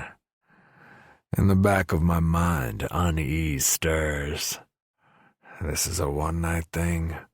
I shouldn't be holding her or planning on spending the rest of the day with her. Hell, I should have walked out before we ever made it into her bedroom. Maybe, but there's still a dozen ways I want her before I'm ready to call this quits. I cup her tit and nuzzle her neck. Her hair gets in the way, but the scent of her shampoo and the taste of her skin more than make up for it. She stretches like a cat, rolling her shoulders and pressing herself more securely into my hand and against my rock-hard dick. Nice. I'll give you nice. I nip her neck as she squeaks in shock. I'm horny as hell here. What you gonna do about it? She wriggles around so we're facing each other. Her eyes are smudged with makeup, her lips are bruised from my rough kisses, and a hot surge of possessiveness grips me. Back the fuck down. Nothing. I need to use the bathroom. I can work with that. One-track mind. She sits up and pushes her hair back before hiking the sheet over her shoulders and straddling me. I grin up at her, since she's obviously making as much effort as possible to drive me out of my mind. Enjoying yourself, getting off on me? You wish. She sways over me, rubbing her nipples across my chest, looking all sleepy and sexy, and it's all I could manage to keep my hands to myself. I'm just trying to get off to bed without kneeing you in the nuts. Sure you are. I give in and grasp her thighs beneath the sheet. If I hear the shower, I'm coming in. You can come in, but you're not getting anything. Not until we've bought some more condoms.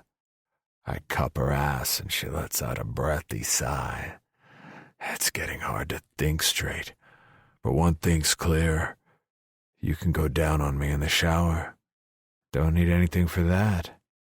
Her lips brush mine in a barely there kiss. Back in the day, maybe.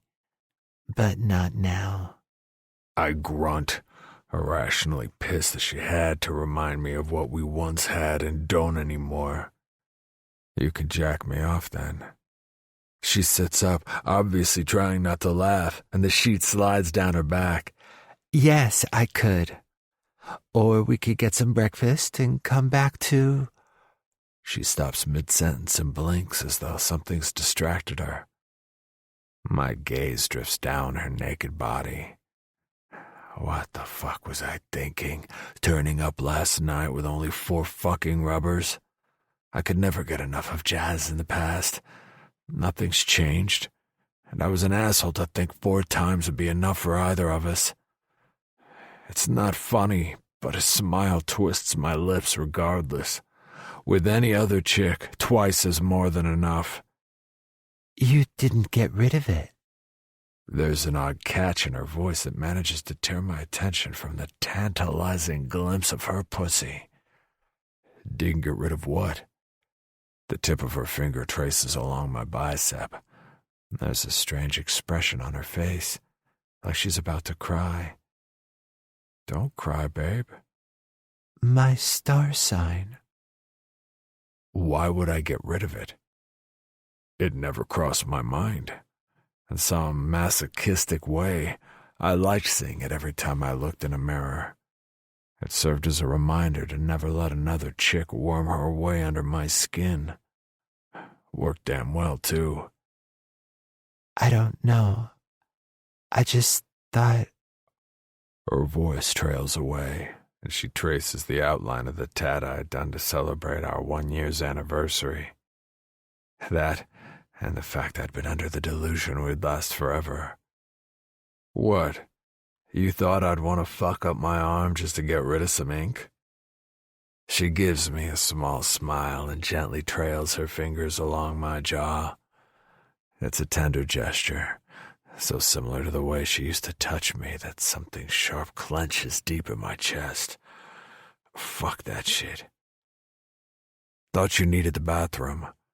I wrap my hand around her wrist and forcibly remove her hand from my face before I do something I'll regret. Like kiss her as though I mean it, as though it's not all about the damn sex after all. Yes. But she still doesn't move. Then she leans down and kisses me, a soft, sweet kiss that shouldn't feel half as good as it does, considering the no-sex clause in effect. I watch her leave the bed and feast on the sight of her naked back and gorgeous ass before she wraps herself in an ankle-length robe. At the door, she pauses and glances back at me, the faintest trace of a smile on her lips. I'm glad we bumped into each other yesterday. It's helped. A lot. And then she shuts the door behind her. I'm on my third coffee by the time she saunters into the kitchen, dressed in faded jeans and a t-shirt with her hair still damp from her shower. It went against everything I wanted to leave her bed and pull on my jeans without even jacking off. But to hell with that. I can live with a hard-on for a few hours before a willing chick at the club takes the edge off. Better that than have Jazz know how easily she can still lead me by the dick. I thought you were going to join me in the shower. She pours the coffee, and I shift my ass along the counter to give her more room, but not so much that I can't inhale the addictive scent of her perfume. It's helped a lot. I don't even know what she means by that. Hell, I don't even know why I give a damn as to what she means. It doesn't fucking matter. I need to get away from her so I can think straight again. No point if we couldn't fuck. Not true. Not that I'm telling her that. Her smile fades, and I feel like a total prick. She takes a sip of coffee, and I finish mine, and it's like we're two strangers again. She clears her throat. So, what are your plans for today? Anything exciting? Her gaze lingers on my naked chest before slowly traveling down my torso. Generally, I like it when hot girls check me out. But this time, something just feels off. It doesn't help when it's obvious she notices my erection. Work. You got a better offer for me? Jesus Christ. Could I sound more desperate to spend more time with her? I don't know. She looks me in the eyes again, and there's a blush on her cheeks that slays me. I'm leaving on Friday. We could see each other a couple of times again before then. She sounds so casual, as though my answer doesn't matter to her one way or the other. I shouldn't care, but it stings. Just say no. How fucking hard is that? She's not the only girl on the damn planet. I'd have to check my diary. I'm not a fucking pushover. Except when it comes to Jazz, I obviously am. Of course. Her response is smooth as silk, but she wasn't fast enough to hide the flicker of surprise at my reply. I'm quite flexible, so just let me know. This conversation is the craziest I've ever had. And while I'm still chewed up over the whole thing, a part of me is laughing inside. Flexibility is good.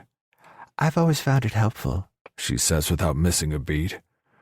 So, do I need to clear any dates with your PA? We can work this out between ourselves.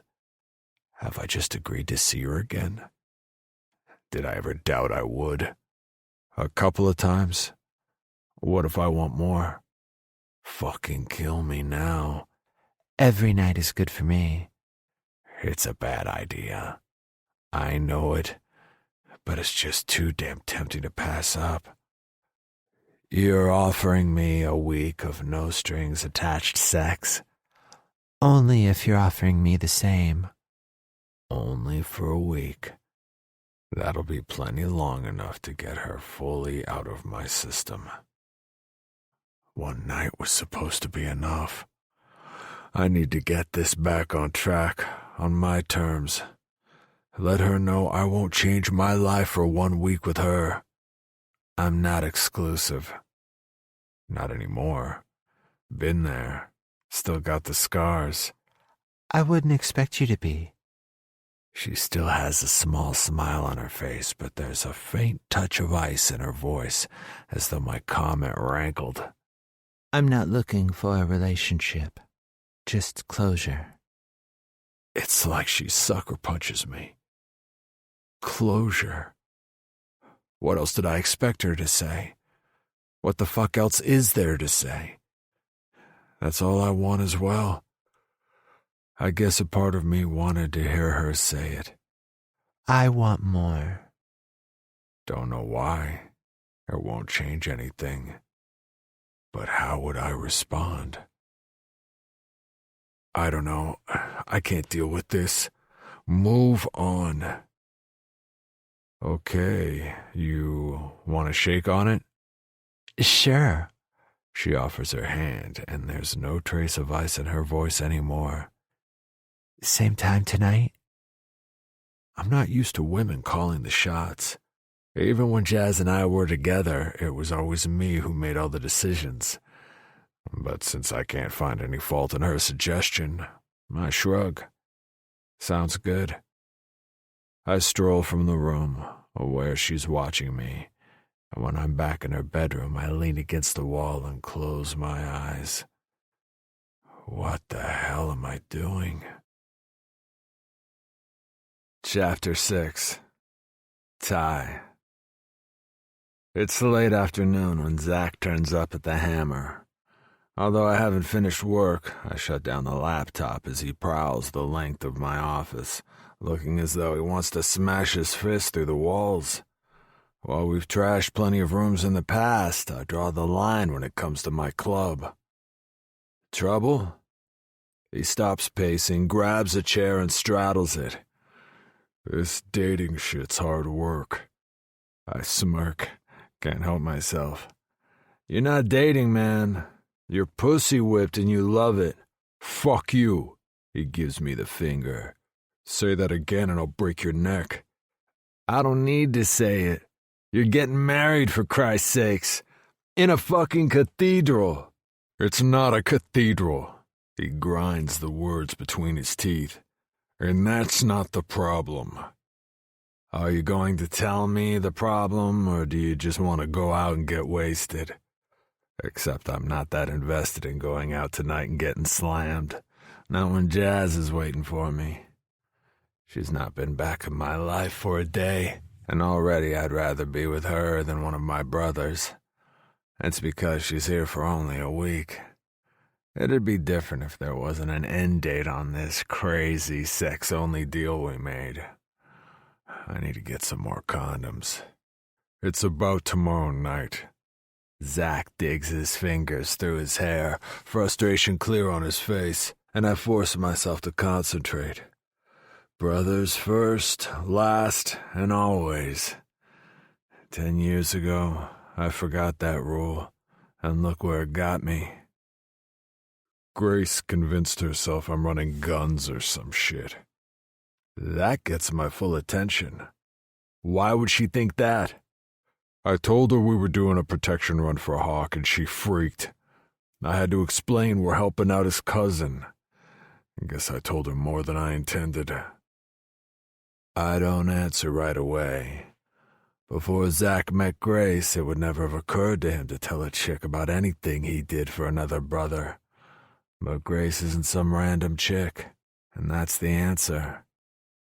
She's your old lady. Whatever you tell her is your responsibility. She thinks it's dangerous. Wanted to know why we couldn't let the cops sort it out. She didn't grow up in the life. She doesn't have a clue. You need to work out how to deal with that. Not like Jazz. She knew what went down. Hell, she knew far more than anyone would have guessed. I won't tell Zach he should keep his mouth shut when I used to tell Jazz everything. Sure, I wasn't a full member of the Bastards back then, but I was a prospect for our last year together, and if anyone had guessed how much I spilled my guts to her, they would have given me hell, no matter whose son I was. It still wouldn't have matched the shit that went down when I finally confronted my family about the way they treated her. Told them she was mine, and if they didn't shut the fuck up about her, I'd walk. It was no idle threat. I'd had it with the side eyes every time Jazz walked in a room. If they wanted me, they had to accept her. Don't think about it. Zach grunts and some of his tension eases. You going to Odin's tonight? I generally visit Odin's, the bar Zach's brother owns, for a couple of hours on a Saturday night before ending up at the Hammer to make sure none of the patrons ever forget who owns the place. Damn, didn't realize until now what a rut I've gotten into. Maybe I'll shake things up and take Jazz to the bar instead. Sure. I shove the image aside. The only place I'm ever taking her is in her apartment. You? He cracks a grin. Yeah, with my old lady. Jasmine. I stare at Mom's bedroom door. It's the only room I haven't been in yet. Stupid. It should have been the first room I cleared out, but I couldn't screw up the nerve to confront the ghosts. Not just of Mom. She's everywhere I look. Of Viper. When he strolled into the apartment as though he owned it, and then dragged me in there. Of what happened in that room later that same night. I exhale a measured breath and wipe my sweaty palms on my jeans. The room needs to be stripped, and since I refused my dad's offer to fly over with me so he could help me with everything, it sure as hell won't get done if I keep avoiding it. The door swings open. No nebulous specter reaches for my throat, and dust motes dance in the shards of sunlight that spill between the half-closed drapes. Such a sad, faded room. Or maybe it's just me seeing it through jaded eyes. Mom always seemed happy enough with her choices. I square my shoulders and march in, refusing to hear the echoes of the past that try and claim me. It's gone 11, almost the same time Ty turned up last night. I take a deep breath to try and control the butterflies in my stomach, but it just makes me lightheaded. Honestly, it's crazy to be so excited about seeing him again, but whatever. After the day I had, I've been looking forward to tonight far more than I should.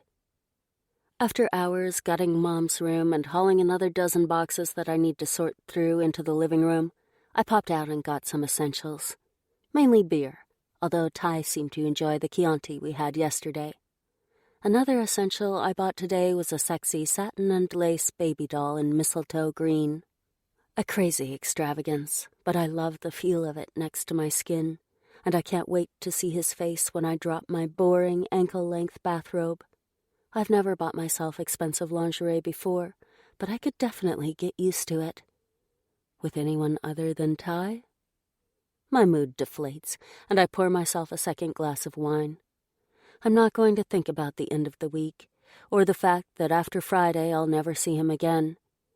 A week might not be long enough for me to get over him, but it's long enough to bury the past for good, and that can only be a good thing.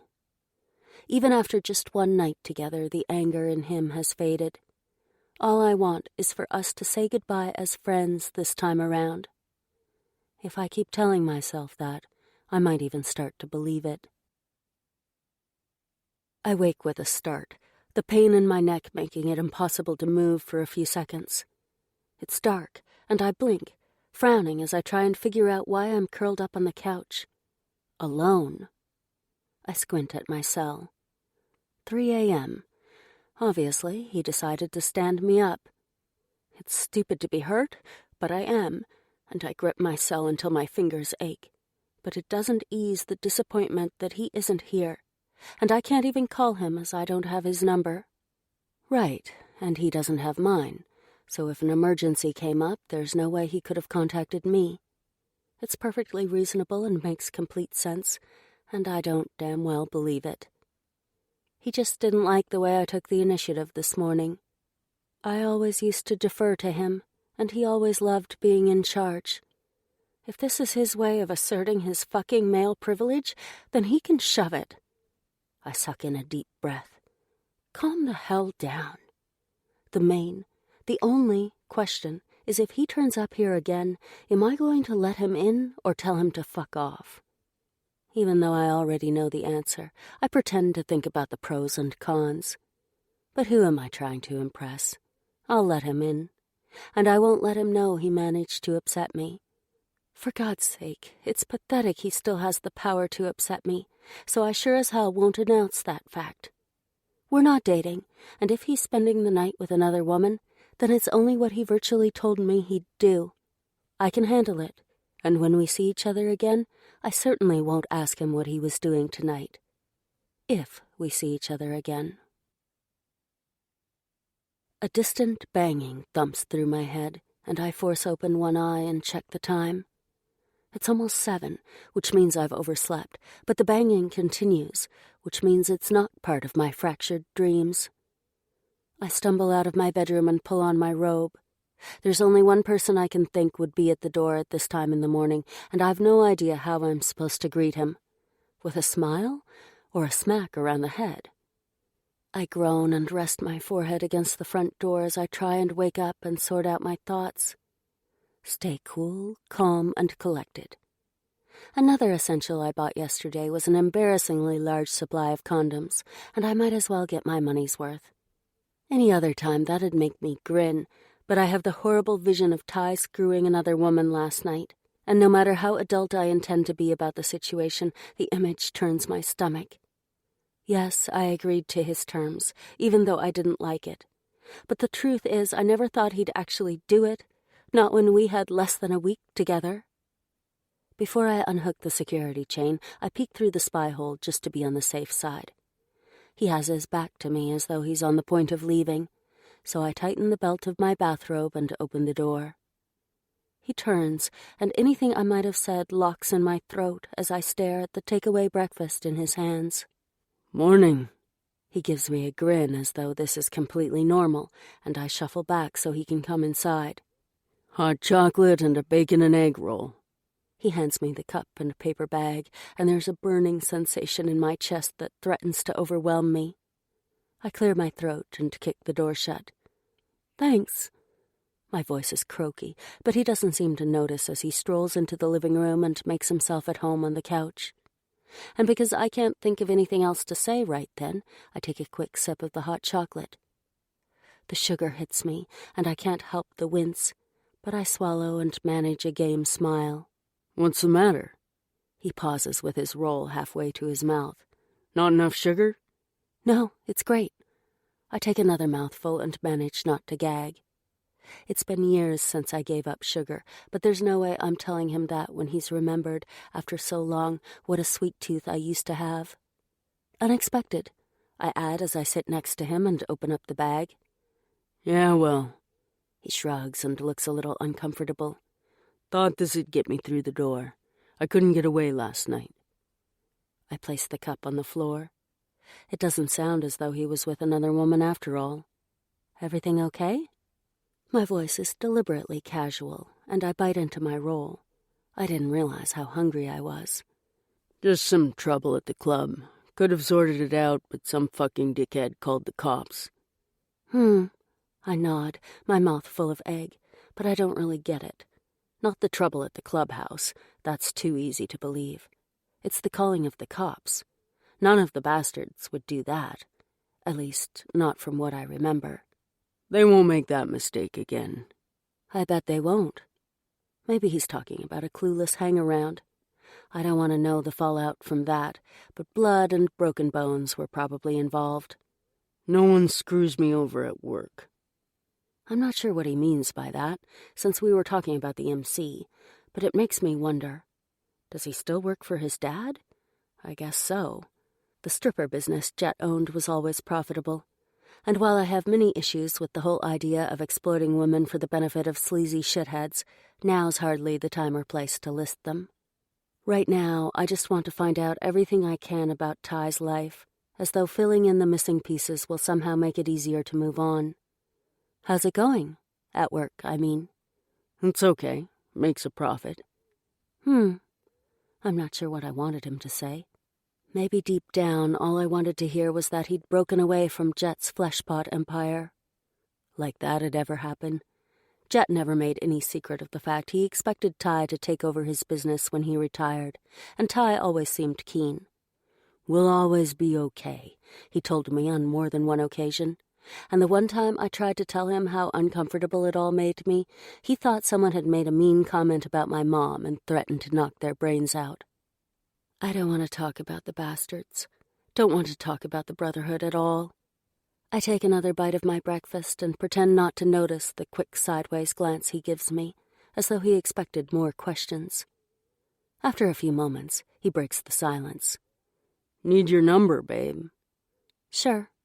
I pull myself from my pocket and we exchange numbers. Will he delete mine on Friday? Will I delete his? He screws up his empty bag, drops it next to him, and drapes his arm around my shoulders. Did you miss me last night? He leers at me, and I laugh and snuggle against him. I've missed this so much. Yes, I was hoping for a massage. My muscles were killing me. You shouldn't do heavy lifting. I'm here for that. Whoa, I didn't expect him to leap all over that part of my comment, and a warm glow spreads through me. I didn't. I'm only clearing out all the garbage and small things. Really, I was just hanging out for the massage. His hand slides inside my robe. I could do that if you make it worth my while. I'm still eating. I wave my half-finished breakfast under his nose. Oh, and I bought more supplies yesterday, so we're covered for the week. His big body shakes in a silent laugh that I remember so well, and a bittersweet ache grips my heart. I'm so not going to get over you by Friday. So did I. You plan on doing anything other than fuck this week? Because I'm up for that. I cradle his goods with my free hand. So you are. I tease him a little, and he growls and plunges his fingers through my hair. I've had a hard-on all fucking night. Don't push your luck if you want to finish eating. I take another bite of breakfast, even though I could easily toss it and eat Thai instead. A few more minutes won't matter then. I don't want to get indigestion. I'll give you indigestion. He hauls me onto his lap, and I laugh down at him, holding my now-cold breakfast above his head. As I lean into him for a kiss, my cell rings. He swears. Who the fuck's calling you at this time of the morning? I squint at my phone. It's Dad. I climb off Ty, who doesn't look thrilled by the interruption, and answer my cell. Hey. Hey, honey. Just checking in that everything's okay. It's all good. There's nothing more to tell him than when we last spoke yesterday morning, but he promised to call every day, and except for one time, Dad's never broken his promises to me. I'm on track to finish by Friday. And you're sure you don't want me there for the memorial service? I can fly out and be with you Wednesday night. It's not a problem. I know it's not, and we had this discussion before I left, but he's mentioned it every time he's phoned, as though he thinks I'm going to change my mind. No, it's fine. It's not fine, but I don't want to get into another conversation about it with Ty right next to me. Look, I have to go. Speak to you later. Sure, honey. I love you. Marina sends her love, too. I close my eyes for a couple of seconds. Love you both, too. Bye. I balance my cell on the arm of the couch, and for some reason I'm reluctant to look at Ty, so I make a big fuss of wrapping the remnants of my breakfast up in its paper bag. When that's done to my satisfaction, I fold my arms and shoot him a defensive glance over my shoulder. Why is he keeping so quiet? He gives me an odd smile. You're still close to your dad, then? Yeah. I focus on his throat. I don't know why I'm being such an idiot. Maybe it's because the last time we discussed my dad, we ended up yelling at each other. Well, Ty yelled. I ended up in tears. Not one of our best moments. It worked out all right in the end? You moving in with him and your stepmom? He sounds calm and reasonable. Why shouldn't he? It's all water under the bridge. Hell, we're both adults now. I should at least act like one and look him in the eye. Yes, that's all I can manage, as though I don't want to confide in him, when the truth is there's so much I want to tell him.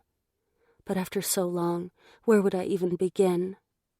He grunts, obviously fine with my reluctance to share, and I stifle a flare of regret. It's better this way, keeping everything shallow and superficial. If we start talking about my family, that takes it to another level.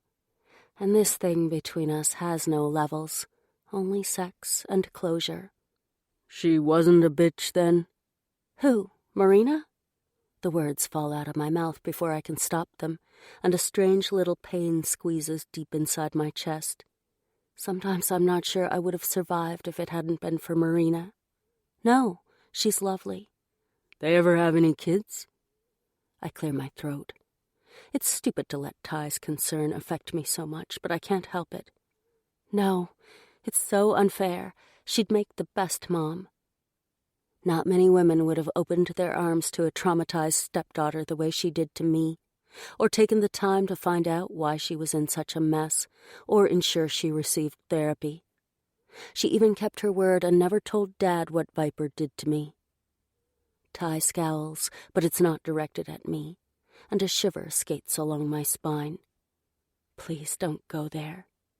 You would have made the best mom. It sounds like an accusation, but the pain is still there, buried in each word. Jesus, I don't want to talk about it. Why does he want to, after all this time? Closure. It screams through my head, but this isn't what I meant. I suck in a harsh breath, try to focus. Who knows? My attempt to keep my voice light fails dismally.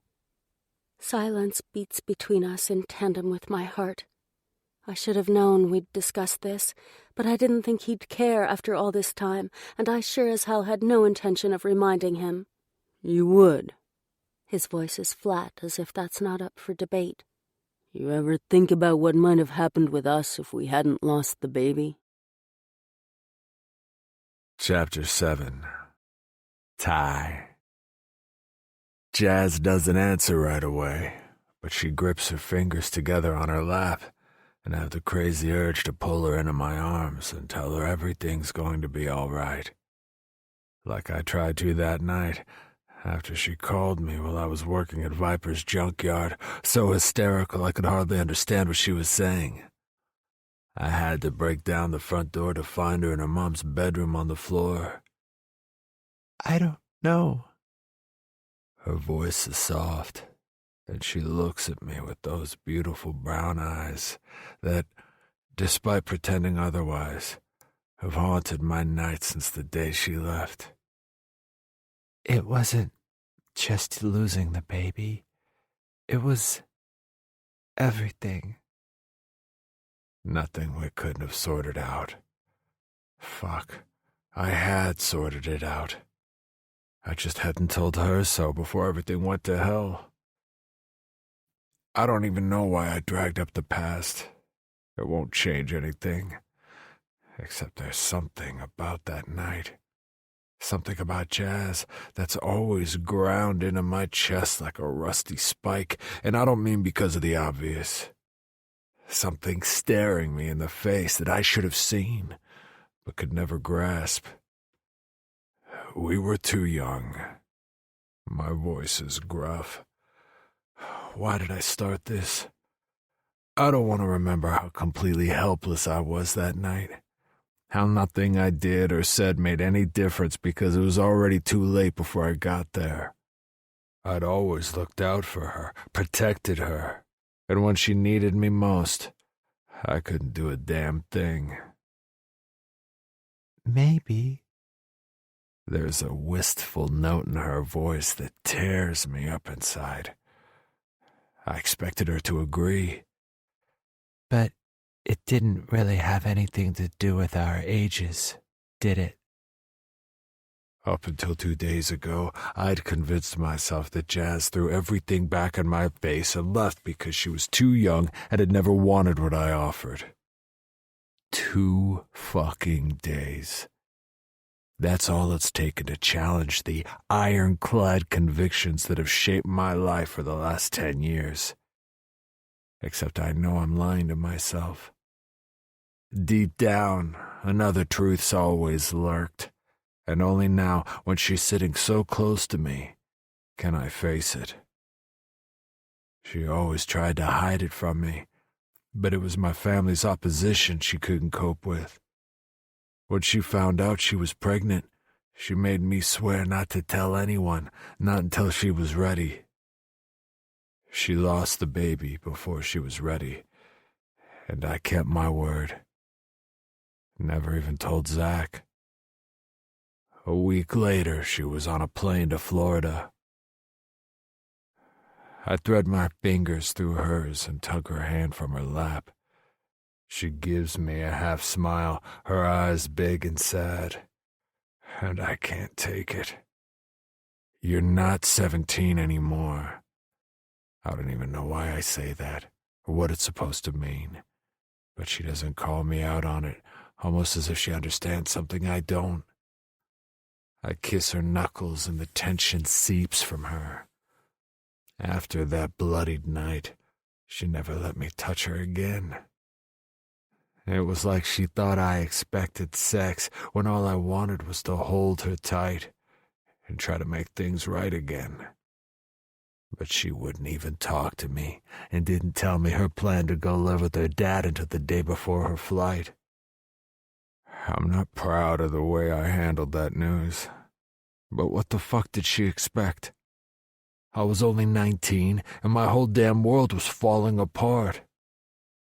The baby was my kid, too. All I want from her now is sex. Except that's not true. Even after all this time, I want to fix things between us. It's more than a few hot fucks, so when we split at the end of the week, everything we ever had is finally finished. I want us to part as friends. Jesus. Friends with a chick. That's a new one for me. My brothers would never believe it, and I don't fucking care that it's something I've never considered before. Closure. Now I get what she meant by that. I've not been 17 for a long time, she whispers. And I don't know why I get the feeling she's not talking about her age at all. What the fuck else can she mean? And then she trails her fingertips along my jaw, and I don't care what she's talking about. Our kiss is slow, as she tastes of sugar and chocolate, so different than what I'd gotten used to from the girls who hang around the club. Jazz pulls back and tangles her fingers in my hair. "What's so funny?" she asks. Nothing. I tug on the belt of her robe, but don't bother trying to hide my grin of satisfaction. You better be naked under this. As if. You soon will be. I don't think so. She's trying to not laugh and grasps the top of her robe to keep it from gaping open.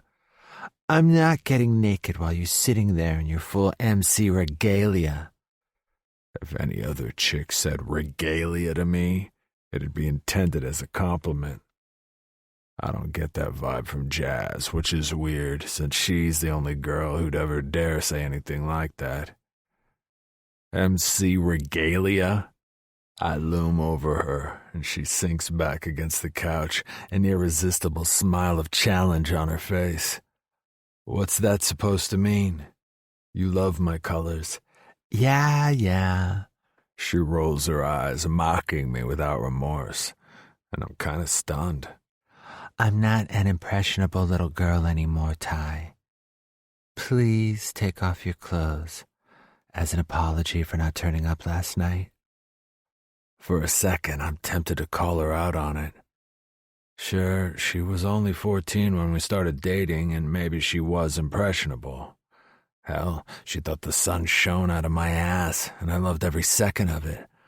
But impressionable little girl, and the touch of disdain in her voice rubs me up the wrong way, like she no longer has any respect for the bastards. Or for me. Is that why she left? Did something happen that I don't know about? Fuck that. I never overthink shit, and I'm not starting now. I stand in front of her and give her my best "let's fuck" smile. No touching until I'm done. Reckon you can handle that? I'll sit on my hands if you like. I tug my cut over my shoulders in a gross, over-the-top stripper kind of way that makes her laugh. I leer at her before placing my cut on the chair. No, don't sit on your hands. I want them where I can see them. She gives a theatrical sigh and places her hands on her thighs, fingers spread. Looking better already. Admiration heats her words as she runs her gaze over me, and again doubt gnaws through me, wondering what she's really saying. It should be illegal for a guy to look that good in a white t-shirt. The flicker of unease dies. What's the matter with me? It was just a throwaway comment that meant nothing, and I flex my muscles and strike a pose like I'm a bodybuilder on show. I'm all about the illegal, babe. She groans and slings a cushion at me. Don't I know it? Are you waiting for me to beg or something? You're begging me already. And you're holding out on me. I rip the t-shirt over my head. Feast your eyes on this. She licks her lips, and the look on her face reminds me of when she walked into the kitchen yesterday morning. Except this time it's all good. Your body's a work of art. Cade's the best. Does she remember him? He was an apprentice back then, but still the best tat artist I've ever met. I'm talking about the canvas. Her quick-fire response is unexpected, but I'm sure not complaining. You want to see the back view? No thanks. I'm enjoying this one. Most chicks can't wait to crawl all over my back, dry humping my ink in some kind of sex-crazed bastard's worship.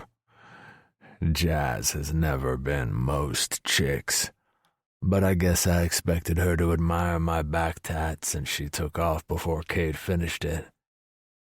Do you need some help? She's on her knees before I know it, unzipping my jeans and pushing them over my hips. I love when you go commando. Open your mouth. I growl as I plunge my hands through her gorgeous hair. Instead of obeying, she lets out a huff of laughter, her warm breath teasing my cock. She clasps my ass and tilts her head so she's looking up at me.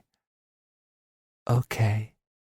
She opens her mouth, still looking at me, and a desperate groan burns my throat. You want me to draw you a fucking picture? I thrust my hips forward and she pillows my dick with her cheek.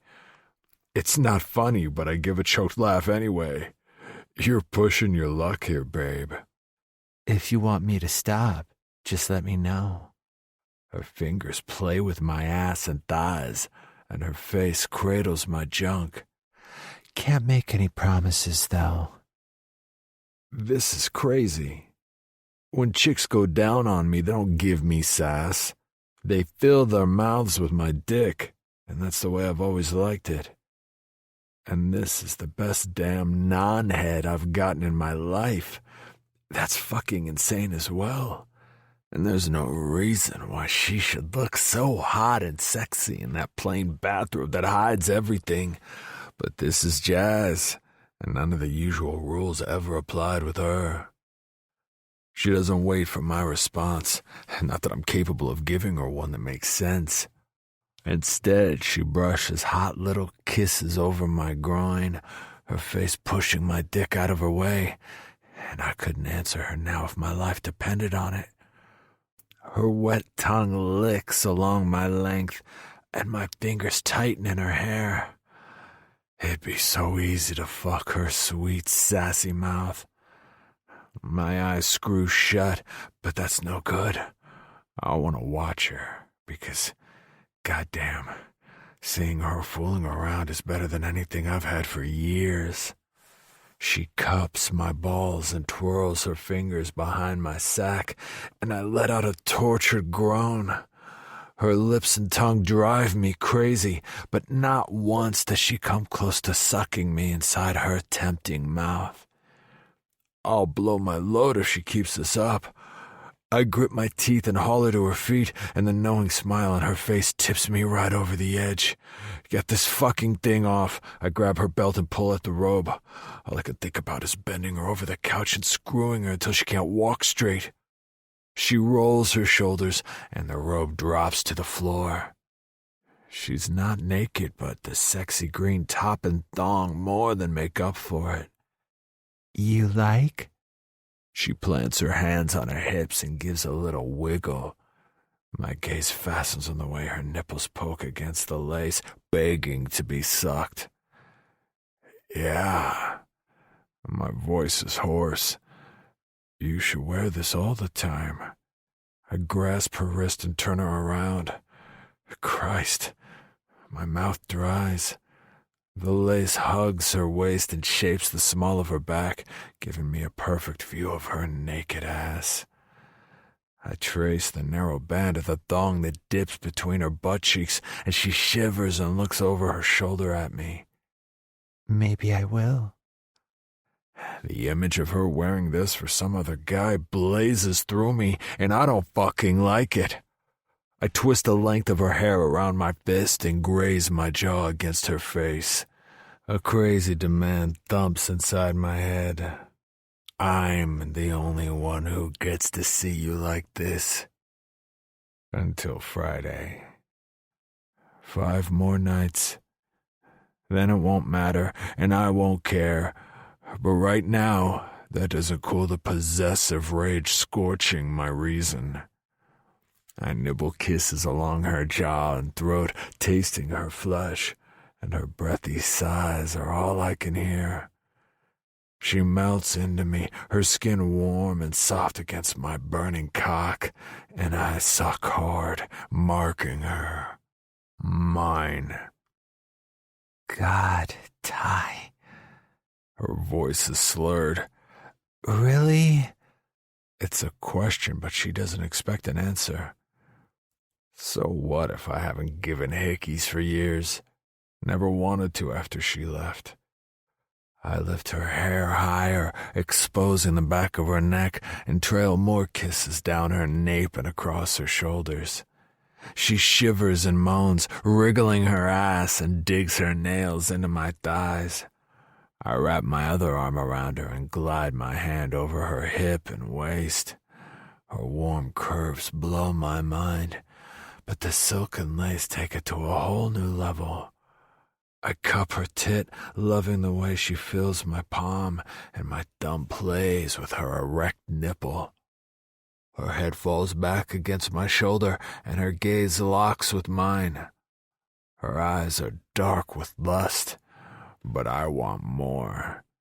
I release her hair and slide my fingers between her thighs and tug her thong aside, teasing her wet pussy and swollen clit until she can't keep still. You want something? My voice is hoarse, and I dip a finger inside her wet slit. I sure as hell know what I want. Yes. You. She presses her palm against my cock. Always you. There's so many smart answers to that. I can't think of one. Don't want to. All I need is right here. I bend her over the arm of the couch, and her lacy lingerie frames her cute ass as though she's a sweet candy just for me.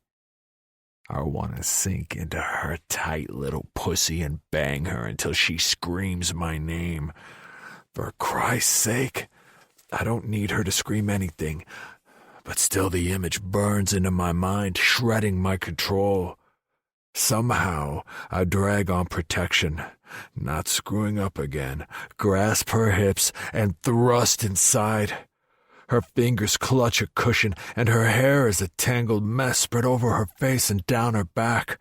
Her cheeks are flushed, her mouth open, and her harsh gasps fill my head. Need to slow down. But she's so fucking hot, pinned to the couch. A raw groan sears my throat, and it's impossible to hold back any longer. I push my hand under her and find her slick clit. She bucks into me, her back arching, and as she convulses around me, I give her it all. Jazz. Chapter 8. Jasmine. You want to grab some early lunch? I lean against the kitchen sink and pretend to think about his offer, even though I'm going to accept. After the breakfast interlude, we shared a leisurely shower until the water ran cold. I can't believe it's almost 11 already, but that's not the main thing on my mind. Stop thinking about how he roared your name when he came. Sure, why not? His smile turns my stomach into a kaleidoscope of butterflies. I'm so screwed. We should have finished this on Saturday morning. What was I thinking to suggest we drag it out for the whole week? My heart's never going to recover a second time. It never recovered the first time. Guess I'd better get dressed.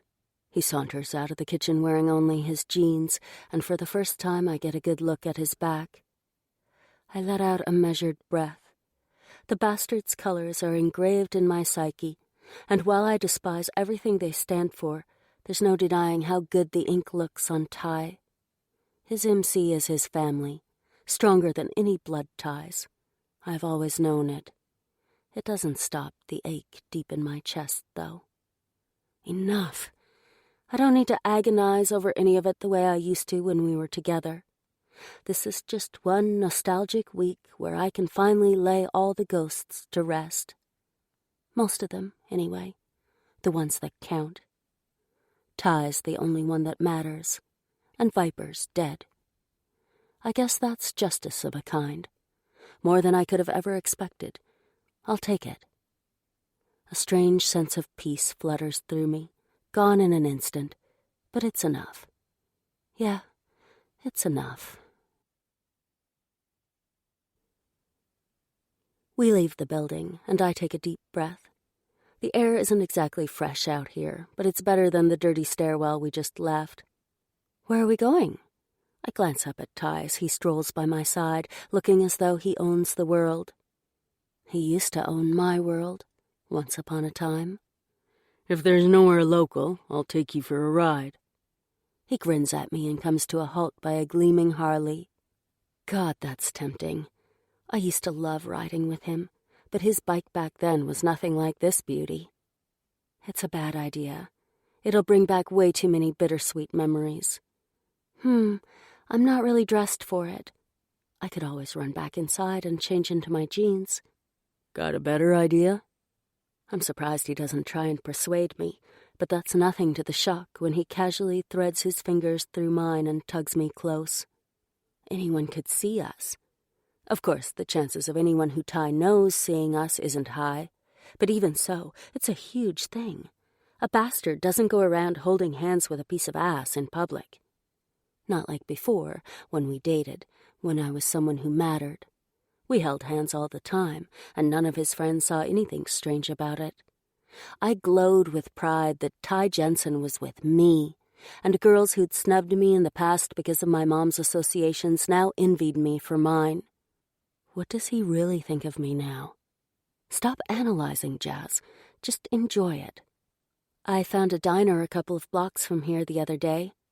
It didn't look newly opened, but it wasn't around when I used to live here. I squeeze his fingers and lean closer so our arms touch.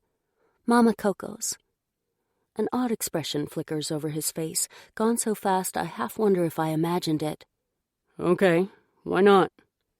I'm not sure he's really asking me that question, since it doesn't make any sense. My head's telling me to leave it, but I can't help myself. Have you been there before? He shrugs like it's unimportant. No. That's it. and I don't know why something's gnawing at me. Why would he lie about it? It's only a diner. This is a tough neighborhood, but we still get plenty of sideways glances. Guess they're not used to seeing a bastard swaggering along the sidewalk. I used to love how safe he made me feel when we were together, how no one would ever cross him because of how badass he was, and because of his connections. I guess I still feel safe when we're together, but strangers don't know anything. Ty wears the colors, but at his core, he's nothing like the stereotype. Stop right there.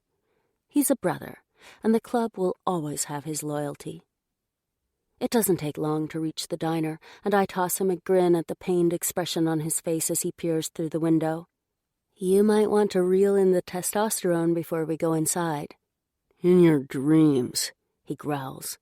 The things I do for you. It was your idea to go out, remember? I had bread and cheese back at the apartment. He shoots me a look of mock disgust. You coming or not? He pushes open the door, and it seems every head in the place swivels to stare before hastily pretending to ignore us. For the first time, I have second thoughts about my suggestion. A diner catering to families with small kids is probably not the right place to take Ty. Too late now. He saunters toward a table at the far end, which means I have to suffer surreptitious glances all the way across the room until we sit and are less conspicuous. I let out a relieved breath and pick up the menu. He leans across the table and uses one finger to lower the menu. See? There's an irresistible smile on his face. I can behave when I need to. I know that. My back is to the room, but I can feel the hostility aimed our way. Truth is, I can't blame them for thinking Ty's bad news, but it's still irritating me far more than it should. I didn't realize this place was so family-oriented. It was half empty when I came in here before. His gaze shifts to look over my shoulder, and he gives one of his sexy half-smiles. Who the hell is he looking at? Before I can stop myself, I glance over my shoulder and see a young waitress making her way toward us, an answering smile on her face. So much for Ty never having been here before. I squash the flare of hurt that's attempting to take over my chest and fix a bland smile on my own face. It doesn't matter that he lied to me. Yes, it fucking does. Hey, Amelia, he says, like he's greeting his younger sister, Savannah. Wow. Amelia folds her arms and looks as though she's trying not to laugh. She has such pretty hair, a kind of coppery gold, and freckles spill across her nose and cheeks. It doesn't take much imagination to guess she's one of Ty's recent conquests, and I try not to care, the way I tried not to care when I was a teen and girls threw themselves at him. They're nothing to me, he'd laugh, pulling me close, and I believed him. I so wanted to believe him. But a tiny part of me couldn't accept I was ever enough for him. Never thought I'd see you in here, Amelia continues. Is the world ending? I blink, secretly staggered by the way she's talking to him. It's like they're good friends. But unless he's drastically changed, Ty doesn't do friendship with girls, especially not with girls as pretty as Amelia. And he really hasn't been in here before? The tightness in my chest eases. Might be. Ty answers Amelia and throws me a glance I can't quite figure out. Hey, babe, you remember Zach's kid brother, Gage? Of all the things I thought he might have said to me, this definitely wasn't it. For a second, I just stare at him, bemused. Gage? Ty and Zach were best buddies. We'd sometimes hang out at Zach's, and his brother was often around. Sure. Amelia's his old lady. Whoa. It's crazy, but in my head, Gage is still a cocky 15-year-old boy. It's hard to imagine he's grown up enough to have an old lady. I smile at Amelia, not sure what I'm expected to say. It's not like I even know her. That's great. Congratulations. To Gage, too. She gives a funny little smile as though she's embarrassed. Thanks. So, you know Gage, huh? Before I can figure out how much to tell her without it sounding like a Norse saga, Ty takes my hand, and that renders me speechless anyway. This is Jazz. We go way back. Amelia looks at our joined hands as though she's never seen anything like it in her life. Then she gives us both a bright, over-the-top smile, and it's like I can see the cogs in her brain working overtime. Must call Gage. I bite my lip, not sure if I want to laugh or groan. So, what can I get you? She whips out her pad, all business, obviously dying to escape so she can get the gossip from Gage. After she leaves, I lean across the table. You should have said Gage's old lady worked here. We could have gone somewhere else. I don't care if anyone sees us together. What does he mean by that? He doesn't mean anything. But I can't help asking. Why not? He shrugs like it's no big deal. No one else's business what I do. That's true, except when it comes to the club. Everything is their business. Did Gage join the Bastards? Zach was a prospect, same as Ty, so I'm guessing he's a member now. But I can't remember if his brother wanted to follow in the family tradition. Yep, and Hawk. You remember him? I frown. The name's familiar. Was that Gage's best friend? The quiet one? Ty grins as though I've said something funny. He's our enforcer now. Hawk's your enforcer? I didn't know him that well, but he sure never struck me as the kind of cold-hearted douche that position requires. Wow, I didn't see that one coming. He's one tough motherfucker. He'd have to be. Talk about appearances being deceptive. Then again, it's been a long time since I saw him. I guess your dad's still the president? He was usually okay with me. Tended to look through me more than anything, and that was because, when it came to domestic crap, he always took his cue from Angie. Yeah. There's an oddly calculating look on Ty's face, almost as though this conversation is pushing boundaries. Regret stabs through me. He used to tell me anything and everything. And guess who the VP is now? I force a smile, since that's expected, but inside, another little part of my heart dies. It's what you always wanted. Congratulations. He shrugs and doesn't look as pleased with himself as he should. It was one of the things I always wanted. The words hang between us, loaded with meaning. Or is it all in my mind? Before I can figure out whether his brooding expression has anything to do with the broken dreams we once shared, Amelia returns with our order. There you go. She places our food on the table along with our coffee, and then darts a glance between us. So, are you back for good, Jazz? I catch Ty's eye and try not to smile. Subtle as a brick, he says. What else did Gage say when you called him just now? She doesn't even try to deny it. Instead, she looks enthralled. Nothing. Well, except that you... She gives me an apologetic smile. Left years ago, and no one had seen you since. I just love second-chance romances. Who says that to someone they've just met? I'm not sure if she's poking fun at me or not, although she sounds genuine. Ignore her. Ty sounds amused, as though he's used to her hyperbole. She writes smut, so she thinks everything's full of romantic shit. I open my mouth, then close it again, since I've no idea whether he's joking or not. It's not smut. She glares at him for a second, but doesn't sound offended. I just think this is nice, that's all. Ty smirks as though her linking him with something nice cracks him up. And I've had enough of him being a dick. He's acting like there's a chance of us getting back together when we both know different. I came back to sort out my late mother's affairs. God, I sound snotty, and wish I'd kept my mouth shut when Amelia turns to me, a horrified expression on her face. I can't stop now, though. Ty and I met up by pure accident, that's all. Oh, I'm so sorry about your mom. Amelia sounds mortified, and I sit there with my polite mask in place as Ty releases my fingers and picks up his coffee. I didn't mean to, Her voice trails away, and she shoots Ty a desperate glance, but he doesn't come to her rescue. It's fine. I give her a tight smile, hating myself for spoiling the moment. Except, what was I supposed to do? You weren't to know. Ty and I are playing with fire. Friends, that's all. Beneath the cover of the table, he slides his boot along my calf, belying my words, but he doesn't say anything. Sure. Amelia nods more forcefully than necessary. Anyway, I'm really sorry for, everything. After she disappears behind the counter, I frown at Ty, who's digging into his burger like there's nothing wrong. Well? I demand, when it becomes clear he's not going to respond to my silent message. What was I supposed to tell her?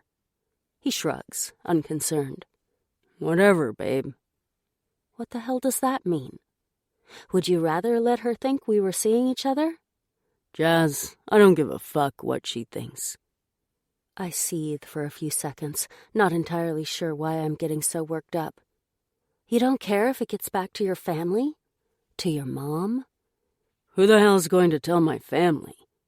For the first time, there's a hint of irritation in his voice. With dignified restraint, I pick up my fork. For all I know, he holds hands and eats out with every girl he hooks up with, and this is nothing special at all.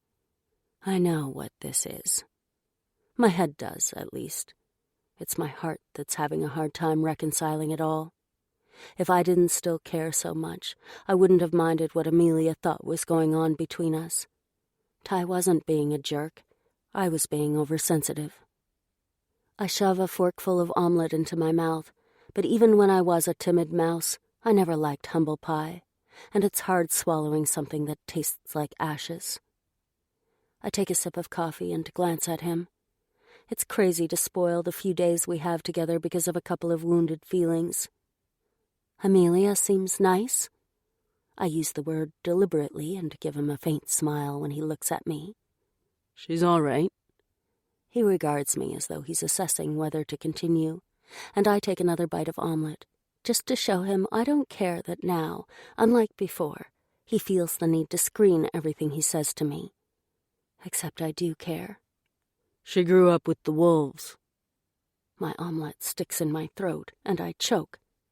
Tears well in my eyes, and I grab my napkin and press it to my mouth. Is he jerking around? The silver wolves? I double-check as soon as I can breathe again. Oh my God! And none of the bastards have an issue with that? The bastards and wolves MCs have been enemies forever, and shortly before I left LA, things came to a head with a double murder that rocked the bastards. It came close to full-out war between the two MCs, but I had my own problems and left before anything was resolved. A lot of things have changed since you left. Not enough. I ignore both that thought and the hint of accusation in his tone. Obviously, it used to be a capital offense to mention their name in a bastard's hearing. We formed an alliance over 9 years ago. Unbidden, I recall things Ty told me at the time. How the Wolves' president was crazy and out for blood, not the type to negotiate or even understand the meaning of tact and diplomacy. I'm guessing their president was voted out before this could happen? Ty gives a dry laugh. Something like that.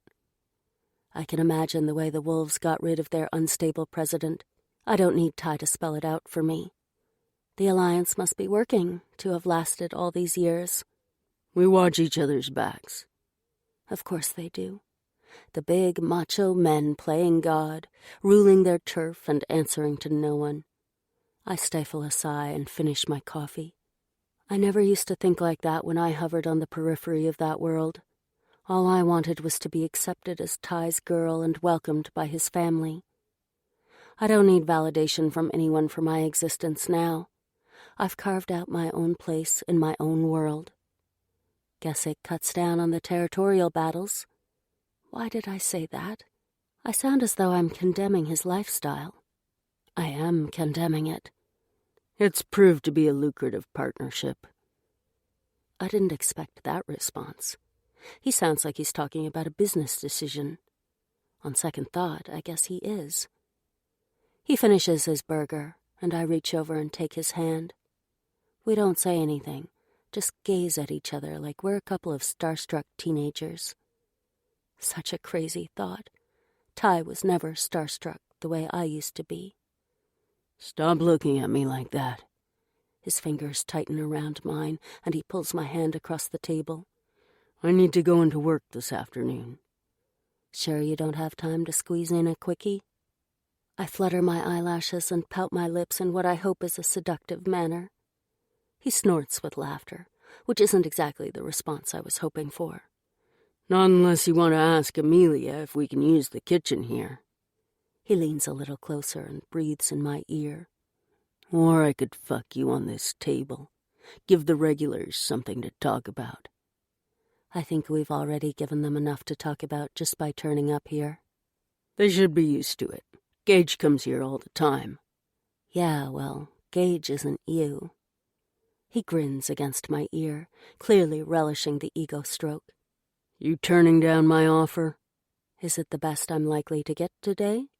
Fucking better be. I pull back, just enough so I can see his face. He's completely focused on me, with a mocking smile that melts me inside, and his gorgeous blue eyes take my breath away, just like the very first time I saw him. It doesn't seem that long ago that he swaggered into Jet's work and all the girls were gushing over him. I'd only stopped by to drop off a costume of Mom's that she'd forgotten to take with her, but one glimpse of Ty was all it took to lose my heart. There's a kitchen back at the apartment. Can you wait until tonight? Can't, babe. Doing a run tonight. He says it so casually, as though it's no big deal that he's sharing that with me, and a warm glow seeps through me. Seriously, Jazz? He's telling me of his illegal activities. I should be stopping him right now, but hell, I'm in L.A., and this week has nothing to do with my real life in Florida. With the wolves? Nah, strictly Bastard's business. Hawk's cousin is having some trouble with her deliveries turning up. We're gonna make sure whoever's behind it knows if they mess with her, they're messing with us. Not completely illegal then, just a little shady. Tomorrow? I don't even care if it makes me sound desperate for him. His teeth graze my knuckles, and his gaze smolders whatever's left of my reason. Try keeping me away.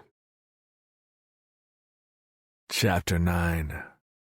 Ty. Early Sunday evening, Zach and I stroll into Odin's, where we'd arranged to meet the others before doing the run. Cade and Hawk are already there, and Gage gives us the nod from behind the bar as he passes us a couple of bottles before returning his attention to Hawk. There's still half an hour before we need to leave, so I prop my back against the bar and take a long swallow of my beer. The door swings open, and 3 girls stumble in. They catch sight of us and start nudging each other and giggling. A blonde, a brunette, and a redhead walk into a bar. Zach gives a snort of laughter. Sounds like the start of a bad joke. They're all wearing tight tops that show off their tits and short skirts that hug their asses. The brunette smiles at me and twists the length of her hair around her finger, clearly waiting for me to make my move. "You girls want something?" Kid glances at me, his meaning clear. "We down for this?"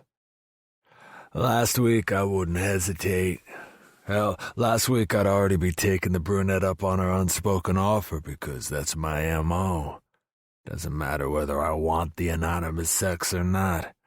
It's become a habit, not even one I much care about anymore. The only reason I'm not making a move right now is because of Jazz.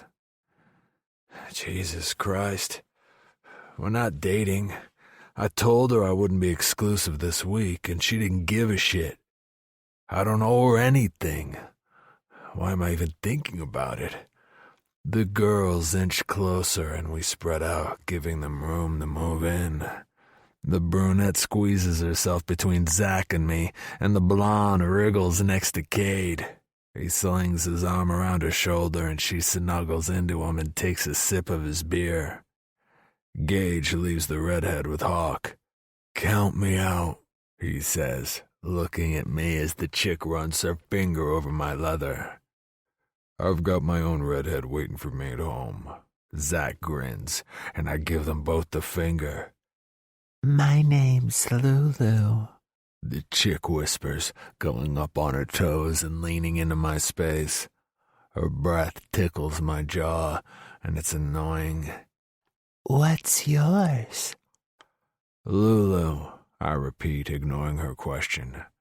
I don't give out my name to cheap little hookups. Now is a good time to wrap my arm around her, but I guess I'm in no hurry. Pretty name. Thanks. She traces her finger over the tats on my hand and around the cuff of my shirt, and I involuntarily tighten my grip around the bottle. This chick has serious boundary problems. Does your ink go all the way up your arm? Zach and Gage exchange a glance before tipping their bottles down their throat, probably to stop themselves from snorting with laughter. Strange. I don't feel like laughing at all. What do you think? I take another pull of my beer and fight the urge to snatch my hand away from her. She doesn't get the message and keeps on stroking my wrist. She's hot, and I've always had a thing for dark-haired chicks, but she's nothing classy like Jazz. I swallow a groan before it escapes and finish my beer. It's like I'm 16 again and committed to the only girl I'd ever really wanted. Despite all the girls who threw themselves at me, whether inside the club or not, there was never any possibility I'd cheat on Jazz. Not even for that first torturous year when the most we ever did was fool around. Doesn't matter what I tell myself. I'm not going to screw this chick tonight. I place the bottle on the bar and remove her hand from my wrist. Go play with the others, I tell her, and her mouth drops open like she can't believe I'm turning her down. Cade beckons her over and I shift along the bar to give him more room. It's only then I notice the identical smirks on Zach and Gage's faces. Fuck you, I tell them. Told you, Gage says to his brother. Zach gives me a penetrating look that pisses me off. Heard Jazz is back in town. Kelly died. I know that won't shut them up, though. Yeah, I heard. Zach rolls his shoulders. For a second, I think I've dodged a bullet. And you've hooked up with Jazz while she's here. There's more behind his comment than an obvious observation. Zach knows me too well, and when it comes to Jazz, he knows way too much. I should keep cool and shrug it off, but I can't because when it comes to Jazz, everything's raw and fucked up, and I've no idea where the hell I'm going with it. Why not? She's up for it. Sure, bro. Zach's not smiling anymore. But she's still Jazz. You sorting your shit out? Nothing to sort. Okay. He takes a long swallow of beer, but I'm not fooled. He doesn't believe a word. It shouldn't bug me, but I don't like anyone making assumptions when it involves Jazz. Fuck it. What am I thinking? It's been 10 years since anyone assumed anything about her, but it's like all the old anger is still festering just beneath the surface. Except I was never pissed with Zach. He treated her like my old lady right from the start, before we became prospects, because even if she was only 14, she was mine. She's still mine. Jasmine. From the door of the apartment, I watch Ty stroll along the hall to the stairwell, where he turns and gives me his irresistible grin. I wave and shake my head, and he laughs before he disappears down the stairs. With a sigh, I close the door and go back into the living room. He turned up late yesterday afternoon, along with a takeout, and stayed the night as though that was completely normal. When I saw his battered face, I totally freaked out. He laughed and told me I should have seen the other guy, as though that should have made me feel better about the bruises on his body. And he's sure that whoever was behind the hijacked deliveries won't be chancing their luck again, now they know they'll be crossing the Viking bastards. So that's good, I guess. although it didn't stop me thinking about what might have happened. I know he can take care of himself. This is his life, always has been, and he thrives on the danger, addicted to the adrenaline rush. He's never walked away from a fight in his life, and he never will. It's a good thing I'm leaving in 3 days. I don't want the constant worry that one night he won't make it home. Not that we'd ever commit to each other again in any case, but that isn't even the point. The apartment is almost done, with just the heavy furniture needing to be dumped. I could fly home tomorrow, if not for the memorial service on Thursday. The ghosts have all but gone, but not because I've thrown out so much junk. It's because of Ty. He often hung out here with me when Mom was working, but over the last few days it's like he's purged the bad memories of our last fight when I told him I was moving to live with my dad. I catch sight of the corner of a shoebox that's wedged under the couch. Frowning, I pull it out. It's the one I was about to sort through when Ty first turned up on Friday night. I'd forgotten all about it. Do I really want to trawl through another 1,000 faded receipts for things Mom bought years ago? I glance at a half-filled garbage bag. It's so tempting just to toss it, but I can't, and so I lift the lid with a resigned sigh. What the? I collapse onto the couch, clutching the box as though it's my lifeline. It's filled to the brim with all the homemade cards I gave her, the strange little things I made in kindergarten, and a frayed blue hair bow that even now I remember wearing constantly, until all the sparkly plastic gems fell out. Even my old school report cards are there. She kept everything I gave her. I press my fist against my heart, trying to ease the pain that's eating me up inside. Maybe she had loved me in her own odd way. My throat aches with unshed tears as I relive my childhood through my mom's carefully hoarded mementos. It's almost lunchtime before I go check the mail. I've set up a forwarding service to start from Friday, in case I haven't contacted everyone I should have. There's only one letter in the box, so I take it inside and rake my fingers through my hair.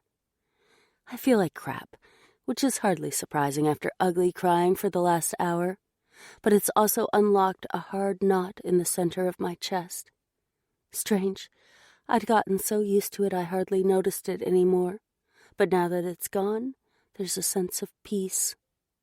Guess I need to deal with whatever this mail is. I glance at the envelope and frown. It's addressed to me. I rip it open, and there's a check made out in my name. I pull out the compliments slip. Dear Ms. O'Brien, enclosed please find check for final payment of wages owed to your mother, Ms. Kelly Gallagher, made out in your name. Huh, didn't expect that. I scan the rest of the brief message and the black and white logo for the hammer. Tyler Jensen. For a second, my gaze skims over his name at the bottom of the paper, uncomprehending. Tyler Jensen. Heat washes through me, and my face burns. Ty owns the hammer? No way. He would have told me. We talked about his job just the other day, and he said he's still working for his dad. Did he really say that? My brain's scrambled, and I can't remember. Maybe I simply assumed. It wasn't like I asked him outright. The words blur, and the old, familiar humiliation twists through my chest. Ty always knew how much I hated my mom stripping in sleazy clubs, how it crushed me that she'd put out for any of the bastards or their hang-arounds because she believed it made her special to them. My stomach churns. Even at 14, I knew what they really thought of her, and special didn't come close. And Ty hired her to work in his club. I swallow, my throat burning, and for a few moments all I want to do is hide from the truth and pretend it doesn't exist, the way I used to when Mom's lifestyle overspilled into mine. It has nothing to do with me where she worked or what she did, except she was working for Ty, and he didn't think to let me know. Why not? Because it doesn't matter? Deep down I know it doesn't, but that doesn't stop the pain gnawing through my heart. He's a Viking bastard. He was her boss. And even years ago when we dated, she used to tell me how hot and sexy he was. Not that she ever tried anything on with him back then. But I've been gone a long time. No matter how much I try not to let the image surface, I can't help it. Did she put out for Ty, too? Chapter 10. Ty. I'm in my office, going through the house rules with the new girl I've hired, when my office manager, Bella, texts me. She has a tiny office next to this and screens the video entry phone system. Jasmine O'Brien's here to see you. You in? I grin, stupidly pleased that Jazz has dropped by. Sure, be right there. I glance up at the girl, who's still looking vaguely confused by my number one rule, no fucking the staff. Sometimes chicks interview to work here because they think it means they get me as a side perk, but I don't need that shit. The Hammer is the one place I can hang out, surrounded by sexy girls, and not have to live up to my rep as a rabid man whore. Okay, that's it. Any questions? Ask Bella. I stand up, ending the interview, and she follows me into the foyer just as the front door clicks open and Jazz walks in. Instead of returning my smile, she glances at the girl, and without any warning, the blonde grabs my arm, presses herself against me, and breathes in my ear. Catch you later, Ty. Jazz doesn't say anything, and it's none of her business anyway, but fuck that.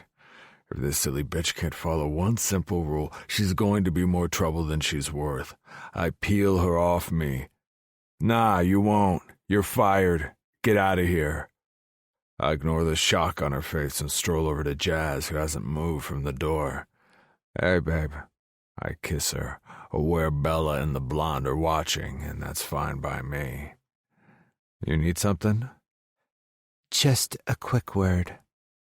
Her voice is like ice. Is she pissed because of the blonde? It's crazy, but I like that thought. We go into my office, and I kick the door shut. Before I can grab her hand and pull her close, she folds her arms. Fuck, has she been crying?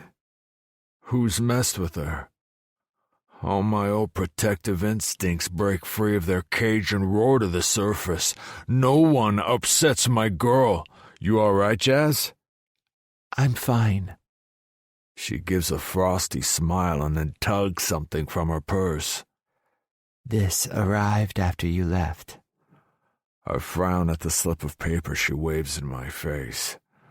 I didn't expect her to be full of gratitude for sending her the check, but I don't get the hostility. Yeah? What about it? She shoves it back in her purse. Why didn't you tell me my mother worked for you? What the hell? I thought you knew. No. She folds her arms again. Why would I? Because we met right outside the Hammer on Friday? Guess I got that one wrong. Okay, so she worked here. What's the problem? Why? The word bursts from her as though she can't stop herself, and I stare at her blankly. Why's she so upset? How could you, Ty? Have you really forgotten so much? If anyone other than Jazz hurled this shit at me, I'd cut them down right now. She needed a job. I couldn't tell her to fuck off, could I? Yes, you could. Now she's starting to piss me off. She'd lost her last job. And since her only kid had fucked off to Florida, where else could she turn before they tossed her out on the street? The blood drains from Jazz's face, and I feel a total asshole for throwing that at her. I know Jazz would have helped her mom if she'd had any idea how desperate Kelly was. That... Jazz clears her throat and blinks a few times, like she's trying not to cry, which really screws me up. I try and do a good deed, and it comes back to bite me on the ass. I didn't know. We didn't... She never told me. She sucks in a ragged breath. I know it's what she did. It's just... the thought of her doing it here, in your club... I'm just... She turns away and hunches her shoulders, and I suddenly get it. Wait. Fuck, she wasn't a stripper. I hired her as a cleaner. She doesn't answer right away, but her shoulders slowly slump, and it takes more willpower than I like to admit to not wrap her in my arms. No, I haven't forgotten anything. Jazz hated what Kelly did. Not the stripping so much, but the rest of it. Hell, I tried to protect her from the worst of it, but somehow she always knew when her mom had been the entertainment at some big party the bastards threw.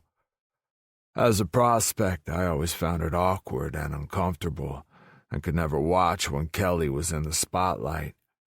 If ever things got down and dirty, I walked, even when the older brothers mocked me for it. She was my Jazz's mom, and I couldn't stomach it, and I could hardly imagine how much it tore Jazz up inside. Finally, she faces me. A cleaner. I wouldn't have hired her to do the dancing. Kelly might have still looked good for an older chick, but the girls who work on the floor are all in their early 20s. Probably best if I don't tell Jazz that. Right. She takes a deep breath.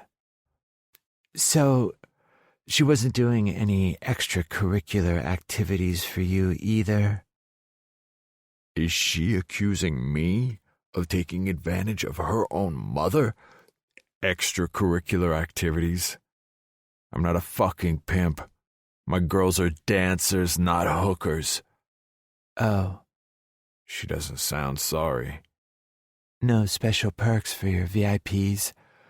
Yeah, I have private booths where clients pay extra for a lap dance, and if they grab the girl, they're out on their ass. That's not the way Chet operated. Newsflash, babe. I'm not my father. She doesn't back down. Instead, she stares me out, and there's no trace of the vulnerability that tore me apart just moments ago. So, is the hammer part of his operations, or all yours?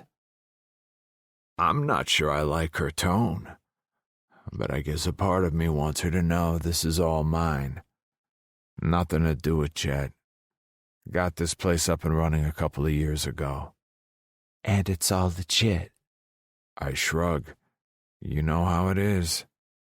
Yes. She leans back against my desk, her hands gripping the edge. I do know how it is. My patience snaps. Don't hold back, Jazz. If there's something you want to say, just fucking say it. Okay. There's a strange, cool note in her voice that for some reason scrapes along my nerves. Would you show me the employment contracts you have with your dancers? The fuck? What? How do you handle allegations of sexual harassment? You say clients are supposed to keep their hands off the girls, but what happens in practice? In practice? I close the distance between us until I'm looming over her. She doesn't even blink. I'll tell you what happens. They touch my girls and they're lucky if they can still use their legs to crawl out of the place. Viking bastards included? Too damn right. Not that they would, since that'd be disrespecting me, and I shouldn't have to tell her that. She gives a wintry smile. I guess the same rules don't apply to you. I make the rules, so yeah, they do apply to me. What the hell's wrong with her? It's like she wants to fight, like she's still all worked up over her mom, except she's not crying or getting hysterical. She's so calm, it doesn't make any sense. Are you telling me you don't make passes at the women who work here? Why? Jealous? It's crazy. I want her to be jealous, even though she has no reason to be. She never had any reason to be. She's screwing with my mind again. What about the blonde woman just now? The one you fired after leaving your office? She's rattled all right, even if she's doing a good job of hiding it. I don't hire chicks who throw themselves at me. Sexual harassment. I emphasize the words even though inside I'm rolling my eyes at what I'm about to say. Works both ways. Think about that. She's silent for a moment, obviously thinking it over. Then she lowers her head, breaking eye contact. I apologize. I didn't expect that. And she says it so formally then. Despite how pissed off she's made me, I have the insane urge to laugh. Apology accepted. I can't help myself and tip her face up with my finger. Stuff goes on here, Jazz. I don't need to tell you that. But there's no whoring, okay? Okay. But you can't blame me for assuming it. Jet's escort business was always a good earner. It still is. The hammer turns over a good profit. I don't need that kind of sideline. She sighs and tension seeps from her. Thanks for looking out for my mom. It's not like you needed to. I only gave her a job. And finally, I can admit why I did. She might not have been a great mom, but she was the only one Jazz had. I couldn't turn my back on her. Well, it's more than a lot of guys would have done after the way we split up. I wind a length of her hair around my finger and she rests her head against my shoulder. There's no need to say anything else about how or why we split. It's over. But for the first time, unease thuds through me at the way I treated her that last day. Forget it. I don't owe her anything and she sure doesn't expect it. Except now that I've acknowledged what a prick I was to her, I can't shift the conviction that if I'd handled it better, she would never have gotten on that plane. It's taken you 10 years to question that? No. It's taken 10 years for me to admit I was, in the wrong. It's not a great feeling. I always thought you'd come back. Fuck. Did I say that out loud? She doesn't pull back, but her ragged sigh burns through me like acid. No. That's all she says. But the pain in that one word is like a blade through my chest. I didn't mean it. The confession rips me open, and for a second I close my eyes. You get on that fucking plane and don't even think about coming back. I just didn't want you to go. I know. Her whisper is muffled against my shoulder and I wrap my arm around her, not even caring that I've just admitted to making the biggest damn mistake of my life. It wasn't you, Ty. I just had to get away from everyone here. A crazy part of me wants to demand why she didn't trust me enough to do right by her. I was only a prospect, but she knew it was only a matter of time until I became a full member of the Bastards, and everything changes then. I'd have earned the respect and loyalty of all the brothers, and none of them would have disrespected her, no matter how they used her mom. Too late now. The words linger in my mind like an unanswered question instead of a stone-cold fact. What the hell am I thinking? What'd you do in Florida? There's no ulterior motive. I just want to know. Nothing wrong with that. I'm a civil rights attorney. An attorney? For a second, I think she's messing with me because, seriously, my little Jazz is an attorney? I pull back and she gives a faint smile. Not what you expected? No. I don't know what I expected, but it sure wasn't this. Since when did you want to be an attorney? She always made good grades at school, but she never really talked about her future career. It was Marina who first suggested it. I thought she was joking, but she was deadly serious. I'm silent as this new info sinks into my brain. And you enjoy it? All I can think about is courtroom fights. Jazz hated conflict of any kind. Why would she pick a job that forced her into constant confrontations? I do. Obviously, I had a lot of crap to work through before I was ready to make that decision, but the therapy helped a lot. Therapy? I have no idea what to say to that. Although, after we lost the kid and Jazz left, I kicked the shit out of anyone who looked at me wrong.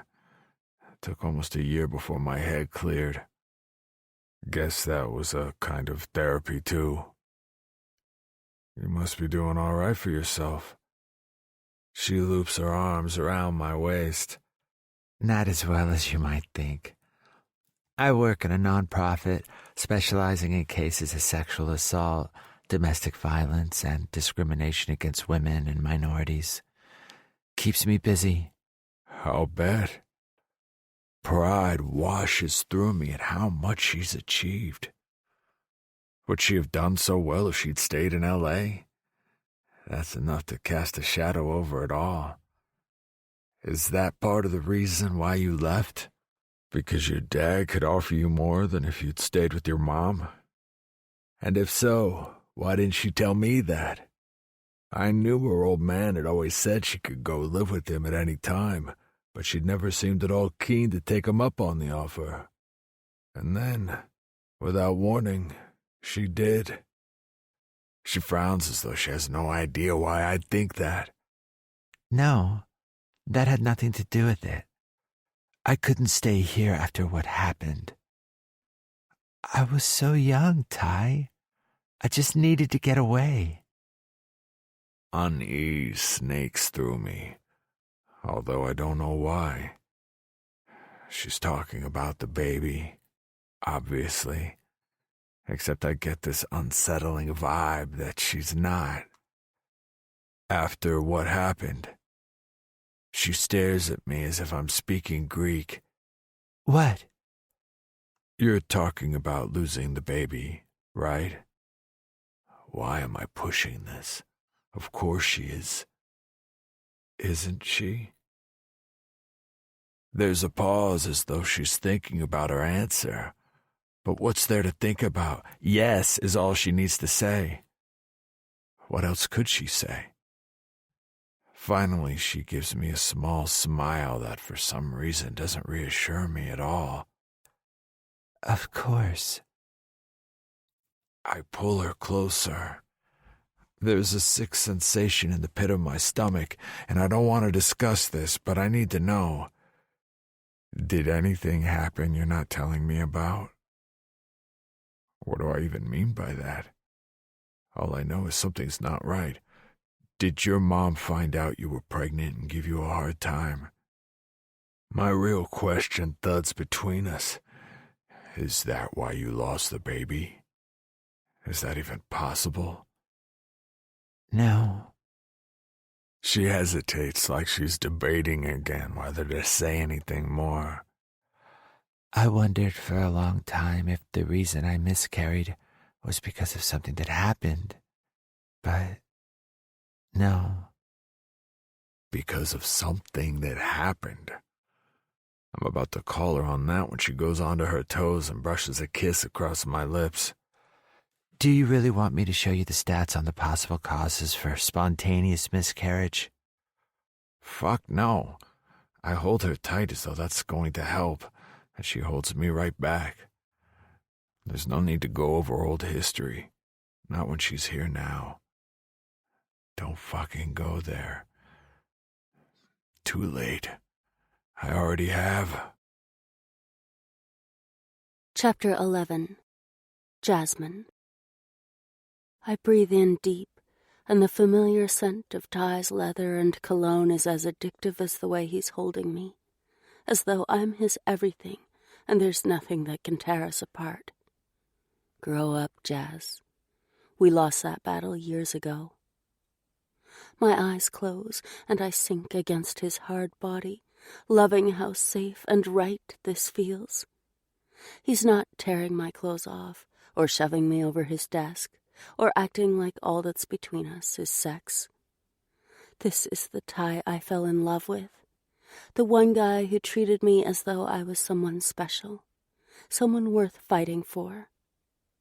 It's an illusion.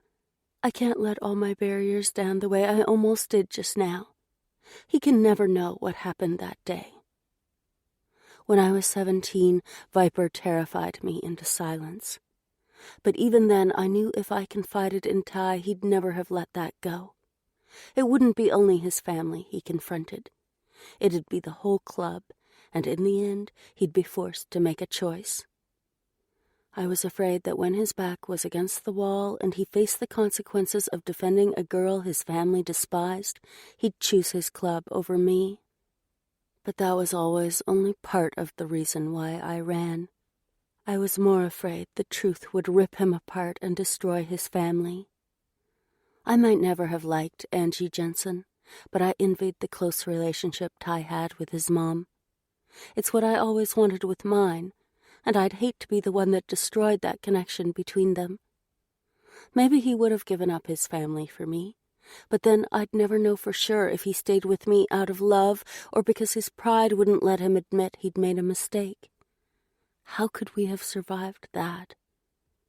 He sighs, and his fingers tangle in my hair in a tender gesture, but he doesn't pull my head back for a kiss. It's as though, right now, this is enough for him, too. Guilt burns through me. Is it possible he's falling for me again? I don't want that. I can't want it because we don't have a future. I should leave right now, or maybe just go down on him. Anything to remind us both that this is all about the sex and nothing more. But I can't bring myself to shatter the moment. In a few days, I'm going home.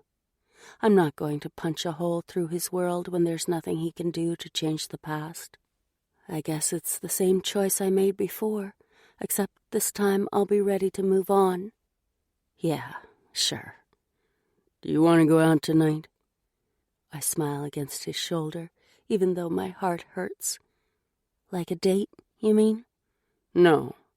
He strokes the back of my neck, and I don't want him to ever stop. We've gone past dating. True enough. I pull back so I can look him in the face. My head's screaming, don't do it, but I'm going to. What do you have in mind, then? I want you to see the hammer in action. That sounds suggestive. I cup his ass. So it's all business, no pleasure? His hand clasps the back of my neck, and I'm drowning in the blue of his eyes. I didn't say that. It's a bad idea to mix the two. You know that. That's why I never have. I want to believe him. I do believe him when it comes to the hammer. But when we were together, I was never 100% sure he didn't fool around with the girls who worked for Jet. Some of them were so pretty and confident of their sex appeal, and I know for a fact Ty's dad encouraged him to experiment. One of his comments, when I was barely 15 and Ty 17, jangles through my mind. You kids are way too young to be so serious about each other.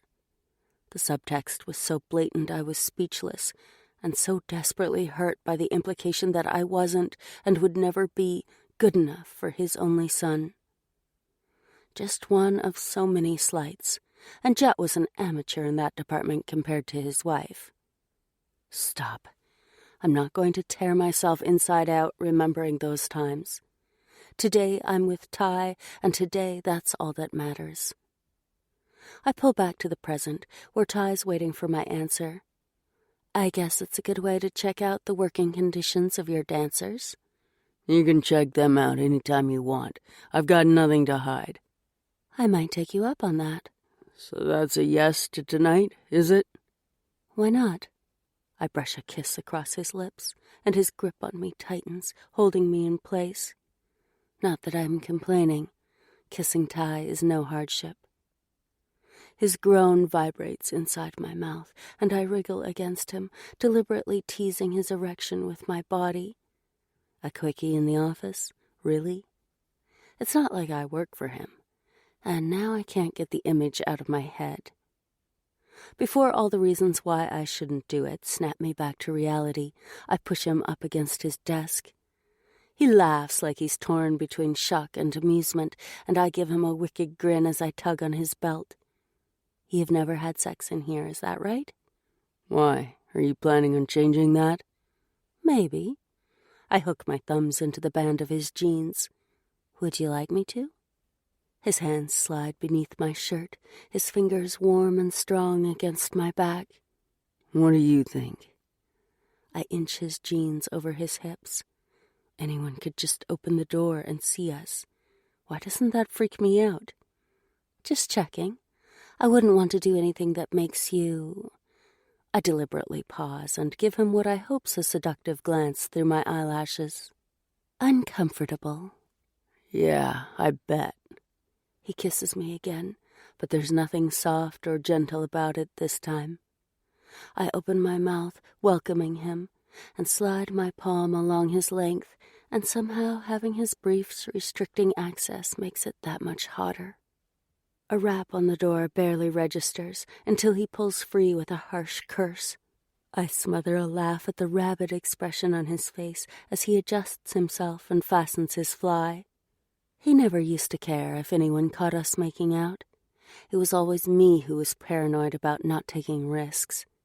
This new, responsible side to him is a revelation, and despite how much I need him right now, I like it. He leans in close and growls in my ear. Tonight you're going to finish what you started here. With that promise, or is it a threat, he stamps across the floor and yanks open the door with more force than necessary. Bella? It's the woman I spoke to on Friday. Instead of sobering my mood, I have the crazy urge to laugh again. Do I look like I nearly ravished her boss on his desk? Ty. I wait until Jazz crosses the street to her car before I go back inside the club and into my office. My heart-on isn't helping the thinking process, especially when my head is filled with the graphic way she's going to make good on my promise to her tonight. But I need to make some calls. Tonight, Jazz is going to learn just how much has changed since she ran out on me. Although Tuesday nights aren't the busiest, the club's already half full as I prowl the foyer. For the 10th time in as many minutes, I glance at my watch. It's only just gone 9. She's not late. I should have brought her here on my bike. Except she laughed as if she thought I was joking when I offered, and I sure as hell wasn't going to argue. Not when I wanted to see how different things are now. What the fuck am I trying to prove? I swallow a groan. I know exactly what I'm trying to show her. That the dynamics and the bastards have changed, and my position as VP is more than just a courtesy title. My generation now holds the balance of power in the MC, and, maybe most importantly for Jazz, none of us were full members 10 years ago when Kelly was still in demand. Why the hell does it matter? It thuds through my head unanswered.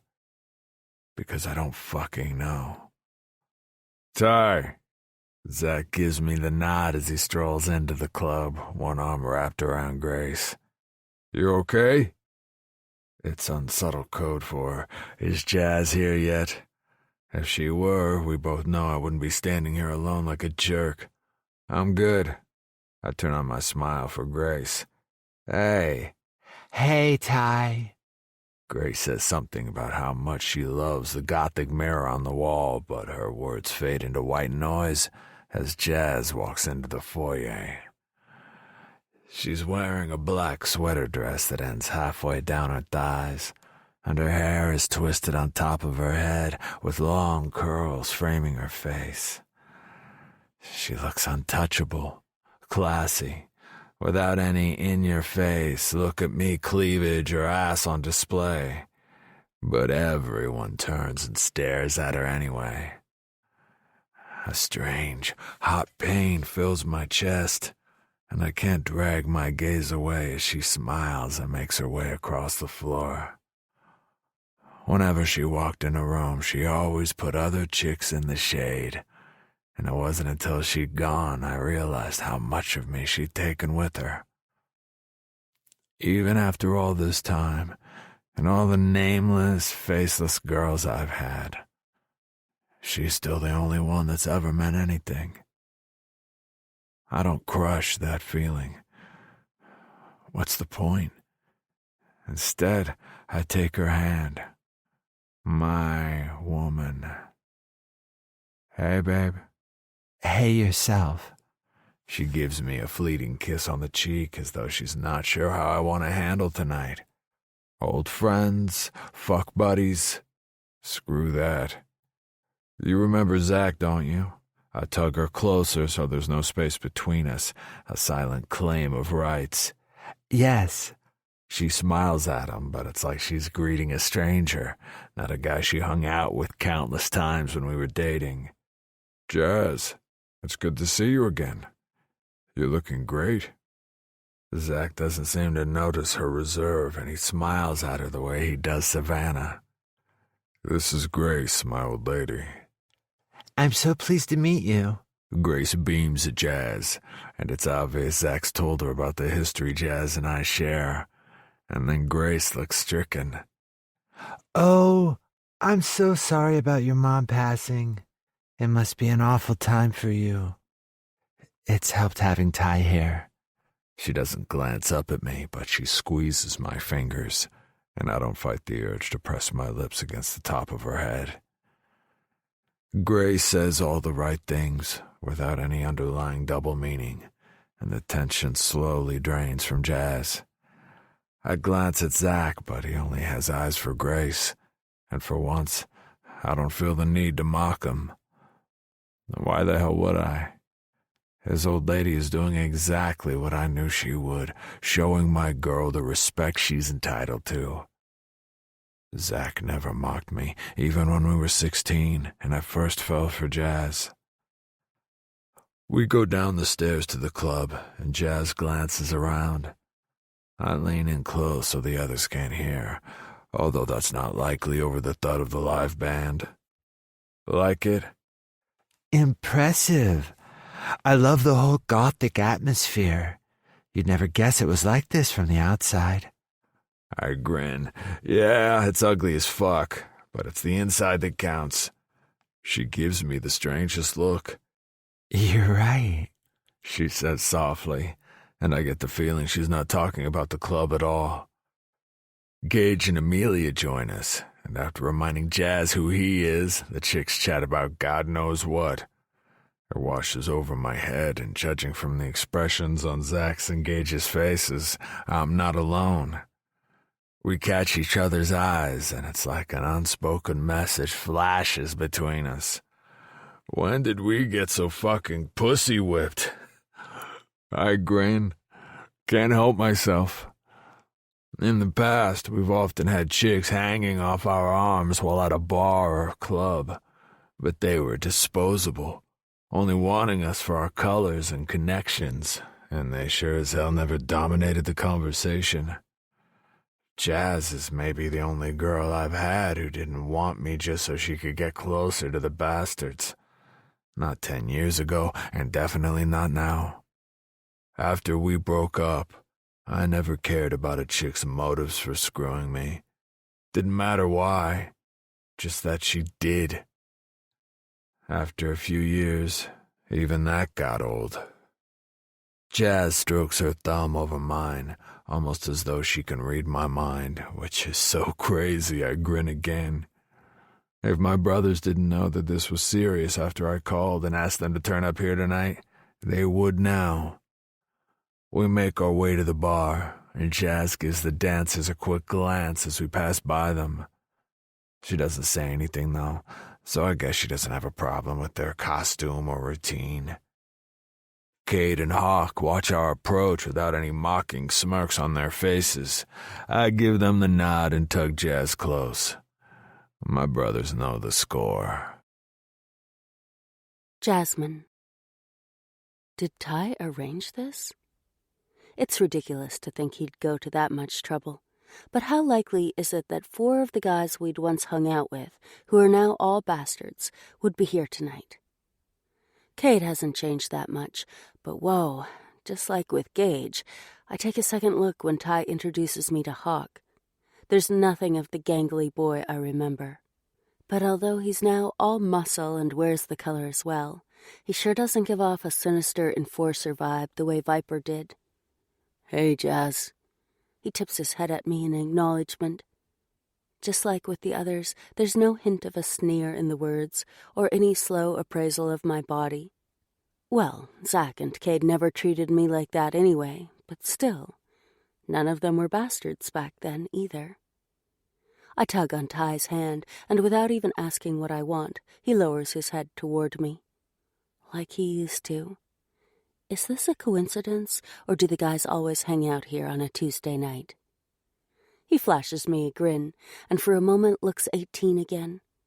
He'll always be 18 to me. Don't know what you mean. It's almost like you're showing me off or something. What if I am? I'd expected him to laugh, not virtually agree with me, especially when I was only half serious. And I can't afford to wallow in the frisson of pleasure his comment evokes, because I'm leaving him in 3 days. I'm leaving L.A., not him, because Ty wasn't the reason I came back here. I could ask him why, but I'm not sure I want to know the answer. It doesn't necessarily mean anything. I cling to that, even if I don't fully believe it. Hawk doesn't strike me as a tough mofo, by the way. He doesn't have an evil aura. Ty's eyes narrow as though my answer isn't what he expected, but relief spills through me when he doesn't call bullshit. Why would he have an evil aura? I thought it was a job requirement. I need to get off the subject of Hawk and his enforcer status because it's triggering too many memories. Anyway, I'll always remember him as the quiet one in the corner. He's still the quiet one in the corner. Ty sounds like he's trying not to laugh. Don't let that fool you. No chance of that. I keep my mouth shut, though, because despite all the denials pounding through my head, I know what Ty's doing tonight. I'm just not sure why. We both know this is going nowhere. Maybe he just wants me to leave town knowing how things could have been. It should make me happy that we've both matured enough over the last 10 years that we can do this, but somehow it doesn't. Chapter 12. Jasmine. We hang out by the bar, 3 couples having a night out, and it's both bizarre and heartbreaking. It's all I wanted once, but it's too late now. So how's the shop coming along then, Grace? Amelia turns to me. She's opening a cupcake shop, did you know? Must be destiny. It takes me a second to realize that's the name of the shop, and not a comment on why Grace is opening one in the first place. I'm getting there. For some reason she blushes, as though she's embarrassed Amelia brought the subject up in front of me. Although I don't know what I was thinking to start my own business and plan my wedding for the same year. You'll be fine. Amelia smiles at her like they're good friends, and I take a sip of my soda to drown the small stab of regret that I'm the outsider. I was always the outsider. This isn't my life anymore. And even if I could stay and start over, I wouldn't. Without much encouragement from Amelia, Grace talks about her wedding plans, and I steal a sideways glance at Ty. He and the other guys are a little way along the bar, as though they're deliberately giving us space to get to know each other, and unease slides through me. What does it matter if I get to know them or not? Overreacting much? It's probably a lot more to do with the fact they don't want to listen to wedding gossip. It's not like the whole world revolves around me. Get over yourself, honey. I take another sip of soda to hide my choke of laughter. Just because I'm not staying doesn't mean I want Grace and Amelia to think I'm weird. Anyway, it's fun. not least because both girls are nothing like the chicks Zach used to hook up with. Nothing like the old ladies of the Bastards, either, who took their cue from Angie and treated me like something stuck to the bottom of their shoe. From the corner of my eye, I noticed 3 guys lounging against the bar, and they're not being subtle in the way they're ogling Grace and Amelia, who appear oblivious. Do those guys have a death wish? Can't they see the bunch of bastards beside us? One sidles along the bar and offers me a lecherous grin. Wait, me? Hey, sugar, what are you drinking? I give him my best court attorney smile, which reportedly has the power to freeze a perp's balls at 100 paces. I'm not interested, but thanks. It's just a drink. He shrugs, clearly thinking I'm playing hard to get. No balls, huh? No strings. His 2 friends join him, zeroing in on Grace and Amelia, and I smother a sigh as Ty and the others prowl toward us like we're their property and need protecting from predators. That's exactly what they think. I know that. Always have. Yes, but it's been a long time, and I no longer need anyone to look out for me, especially since I know exactly the way the bastards deal with anyone stupid enough to hit on their women. Ty slings his arm around my shoulders, and I tense, not fooled by his outward calm. It doesn't matter how casual we are. This week, I'm his, and he's never shared. Take a walk. His voice is deadly, but the idiots don't beat a retreat while they still can. Jesus, how drunk are they? Don't they have any idea who owns the hammer? Fuck you, asshole. The one who tried to chat me up curls his lip at Ty, and no bastard ever takes that kind of attitude without causing bloodshed. My grip tightens on my glass, and nerves spike through my chest. Is this the way it'll always be? Ty. Jazz goes rigid, and fury pumps through me. Tonight was going great until these douches showed up. I don't recognize them, but even if I did, it wouldn't make any difference. Their fate was sealed the second they made a move. I release Jazz and step forward, shielding her with my body. Adrenaline pumps through me, and I flex my fists in anticipation as Zach and Gage take a position by my side. Yeah, I'm all for a fair fight. It won't take 5 of us to show them no one messes with a bastard's old lady. They're trapped with their backs against the bar, and for the first time, real fear flashes across their faces. I stare right in the eyes of the one who dished me. Something you want to say to me? He doesn't answer, but his bottle of beer slips through his fingers and smashes on the floor. It won't take more than a couple of punches to teach these shitheads a lesson. I glance over my shoulder, shooting Jazz a cocky grin to let her know this'll all be over in under a minute. There's a sad, resigned look in her eyes. She doesn't say anything, but she doesn't need to.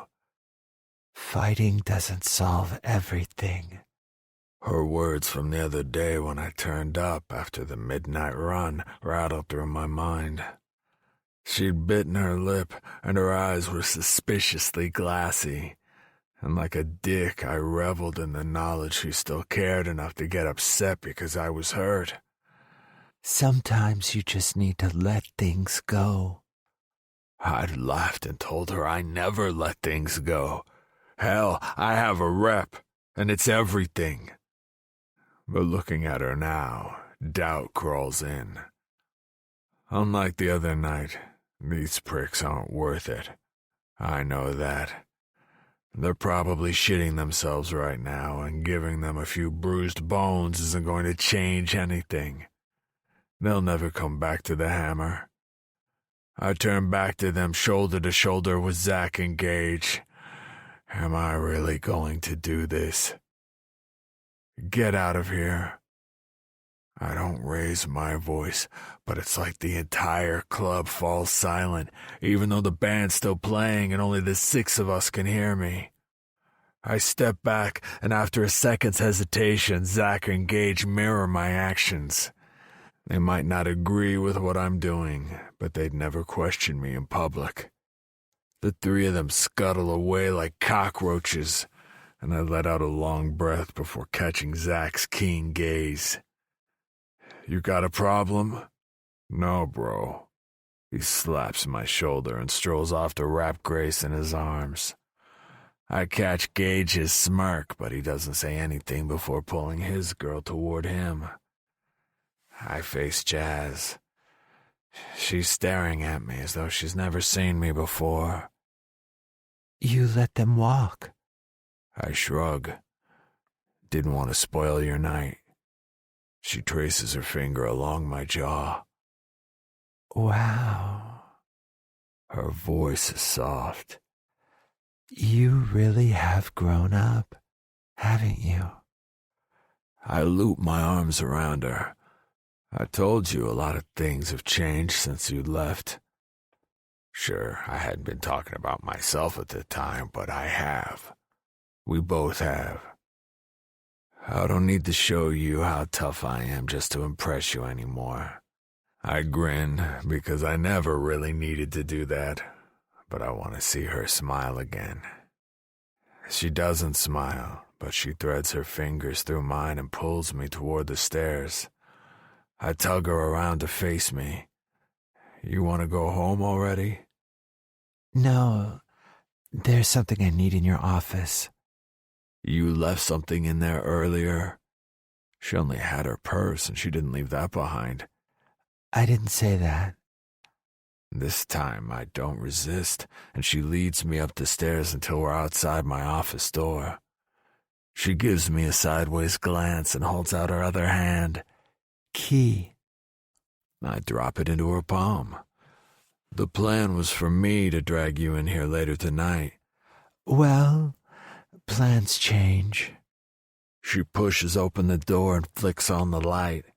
I follow her inside, not bothering to hide my lecherous grin. "I think you'll enjoy what I have in mind." "I'll bet." Images of her spread-eagled on my desk fill my head as she locks the door behind us. Lucky for you, I have a couple of rubbers in my pocket. "Lucky for you, I have a whole pack in my purse." I laugh and pull her close. "Long night ahead, huh?" "That's right." She eases back, slides my cut over my shoulders, and carefully places it on a chair. "I hope you have plenty of stamina." "For you, I'll keep going all night." She pauses halfway through unbuttoning my shirt. "Only for me?" It's obvious she thinks I'm spinning her a line. With anyone else, I would be. I shrug out of my shirt, and she tosses it onto the floor. "Only for you," I confirm, not sure why I need her to believe I'm not fooling around.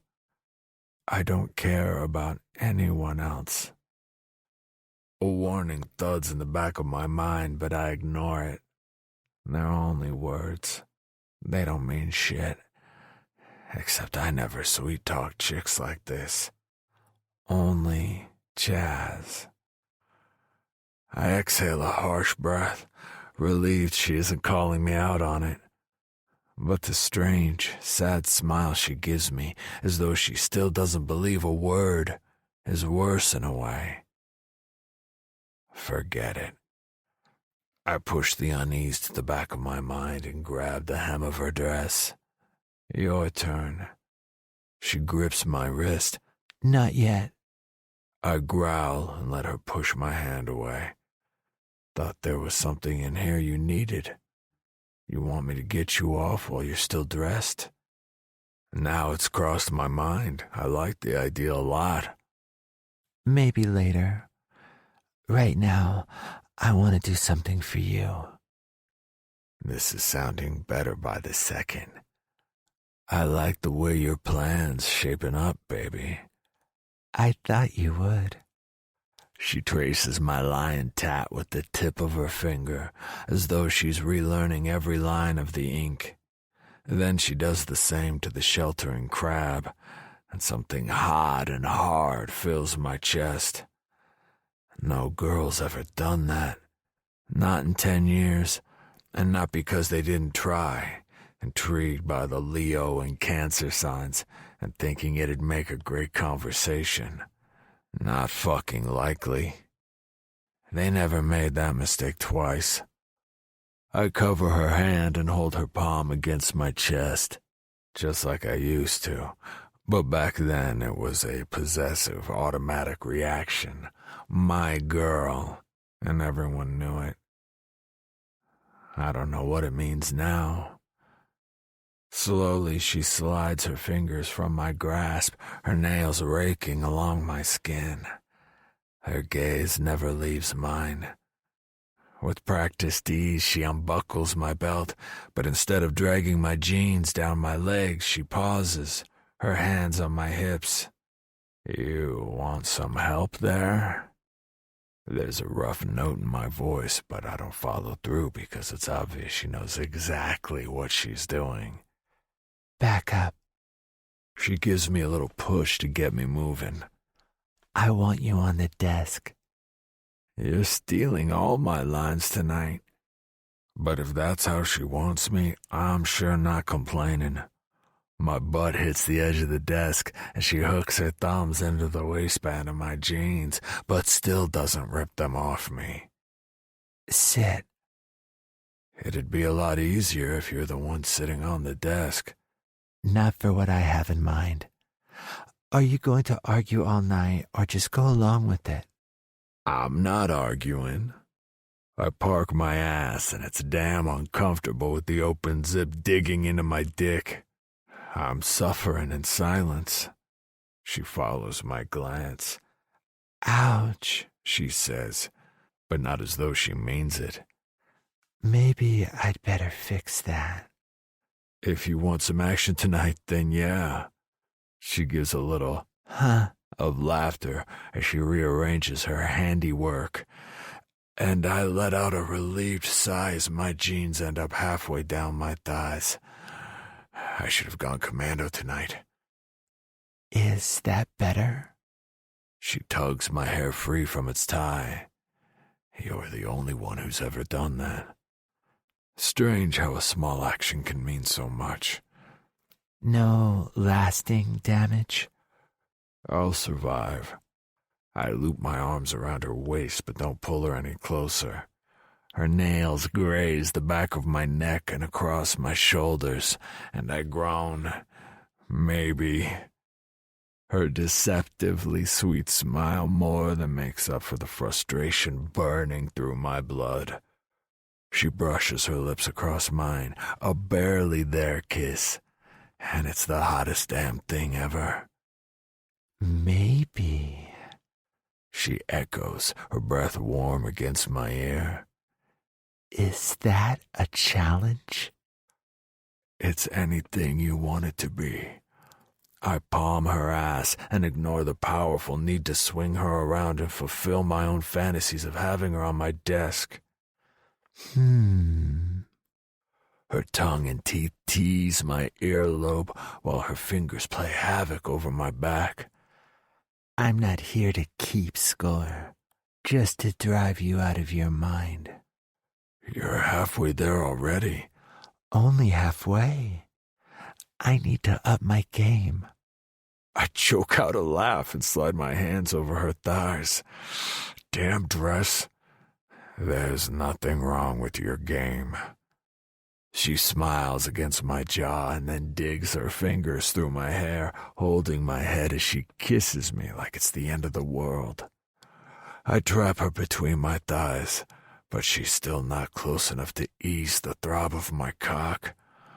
Her mouth and tongue are driving me crazy, sweet and hot and everything I've missed and craved for way too long.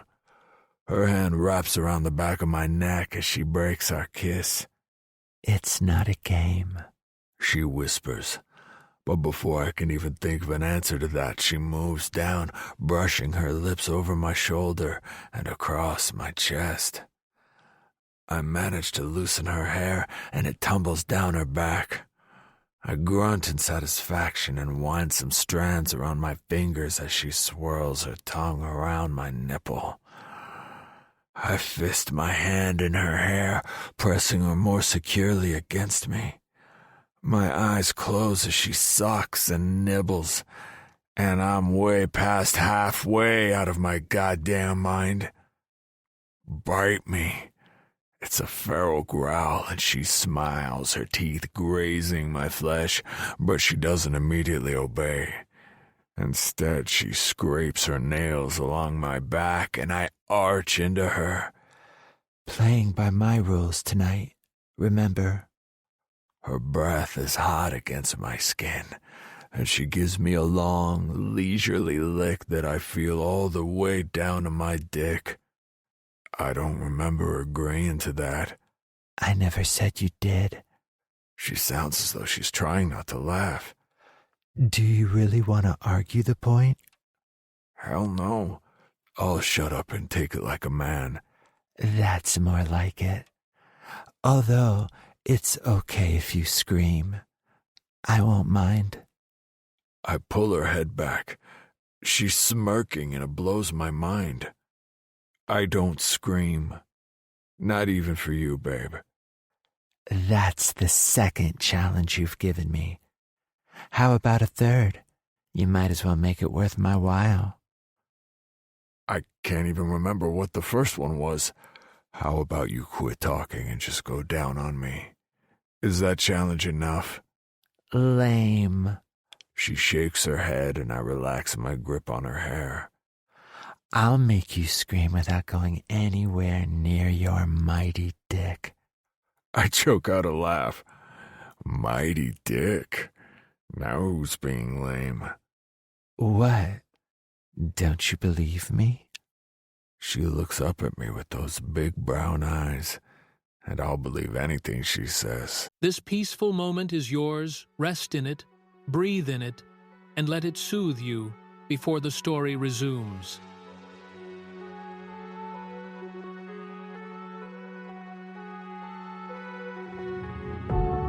Heart racing, we're on the prowl. In the dark, we're not backing down. In the dark, we're not backing down.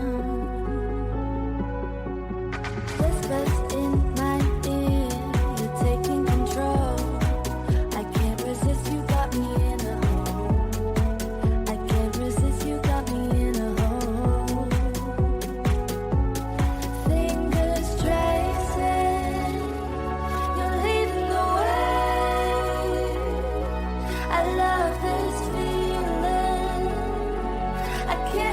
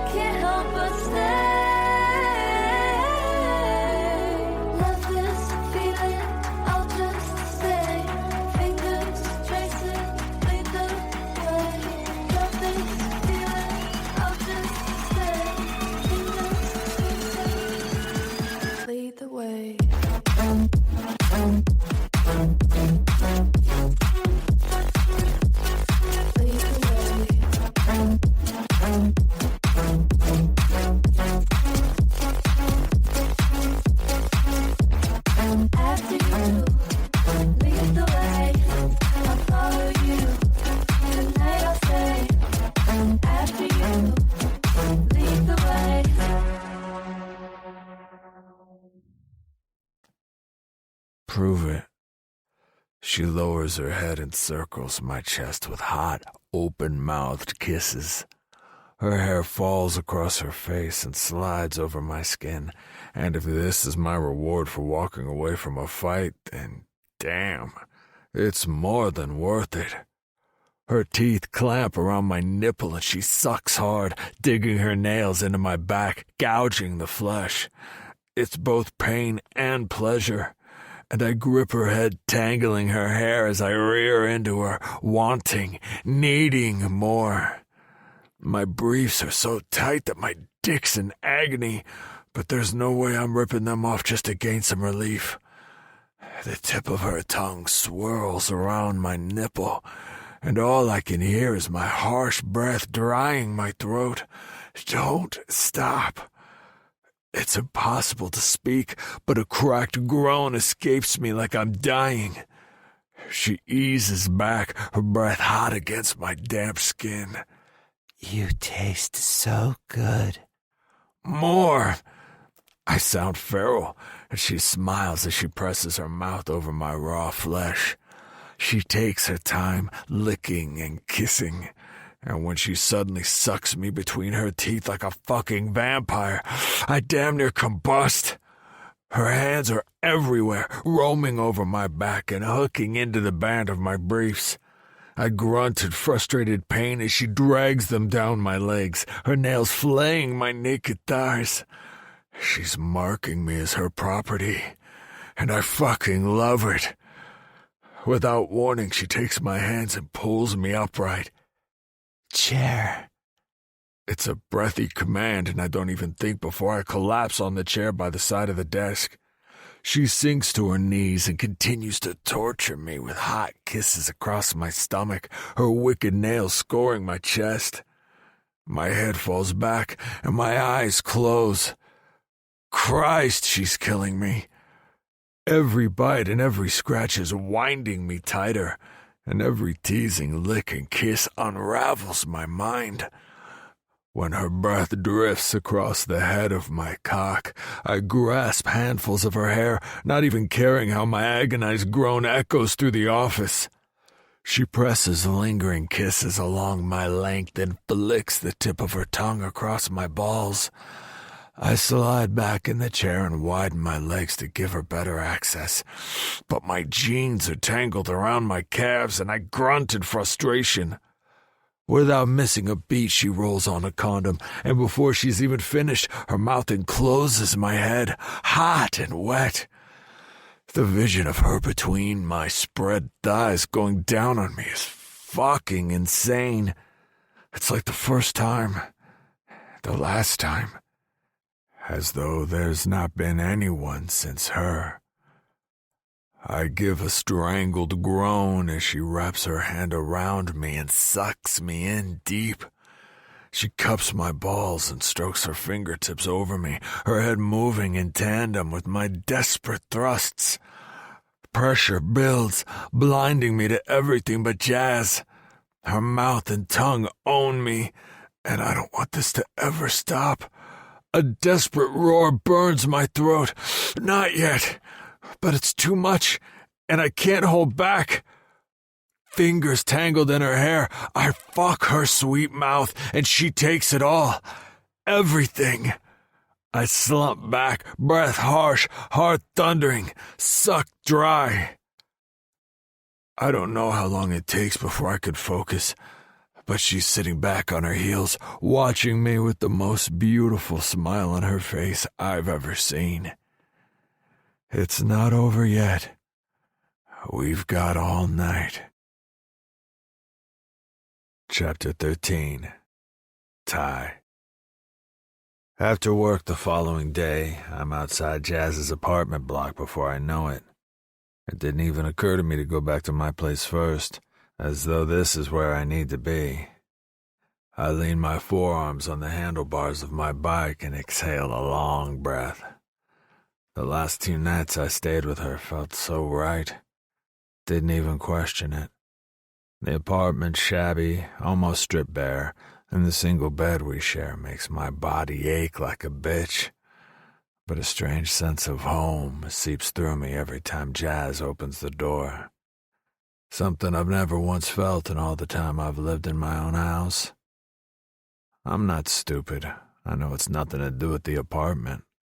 All day I've been looking forward to coming home, and this run-down building in this shitty neighborhood is home. Because of Jazz. She's leaving in 2 days. I swing my leg over the bike and make my way inside. Long ago, we planned on setting up house together, and I couldn't wait for the day when we had our own front door we could shut on the whole damn unforgiving world. The stairwell is littered with garbage and doesn't smell too good, but the elevators didn't work even back when we were dating. I stand outside our apartment, and there's a strange tightness in my chest, an irrational need to get as far away from here as possible. Because Jazz doesn't live here, this isn't our home, and in 2 days, it'll be nothing but an empty reminder of the past. She opens the door, and the strong odor of bleach and soap wafts out. Hey! She kisses me, and I wrap my arms around her, burying my face against her neck. Are you okay? Her whisper brushes against my ear, and it's a wrench pulling back from her. I'm good. I can't let go of her as she backs into the apartment. I told her there was no need to scrub the place. It's not like the landlord cares one way or another. But she wouldn't listen. I grasp her wrist and examine her hand. I wore gloves. She kisses me softly, and the need to get away engulfs me again. But this time, with the antiseptic stench drenching the air, it's like a powerful punch to the gut. We're going out. Grab your coat. She stands there, an inquiring smile on her face. I'm not dressed for going out. I guess I could get changed. I sweep my gaze over her. In jeans and a shirt that she's tied off at the waist, she's perfect. You don't need to get changed. Why not? What have you got in mind? Even as she questions me, she picks up her jacket and shrugs it on. I link my fingers through hers. We're going for a ride. Jasmine. It's not a question, and as we leave the building and stand beside his Harley, excitement whips through me. Although he suggested taking me to the Hammer last night on the back of his bike, he wasn't serious. In any case, I wasn't going to turn up there looking windswept. But there's no point denying it.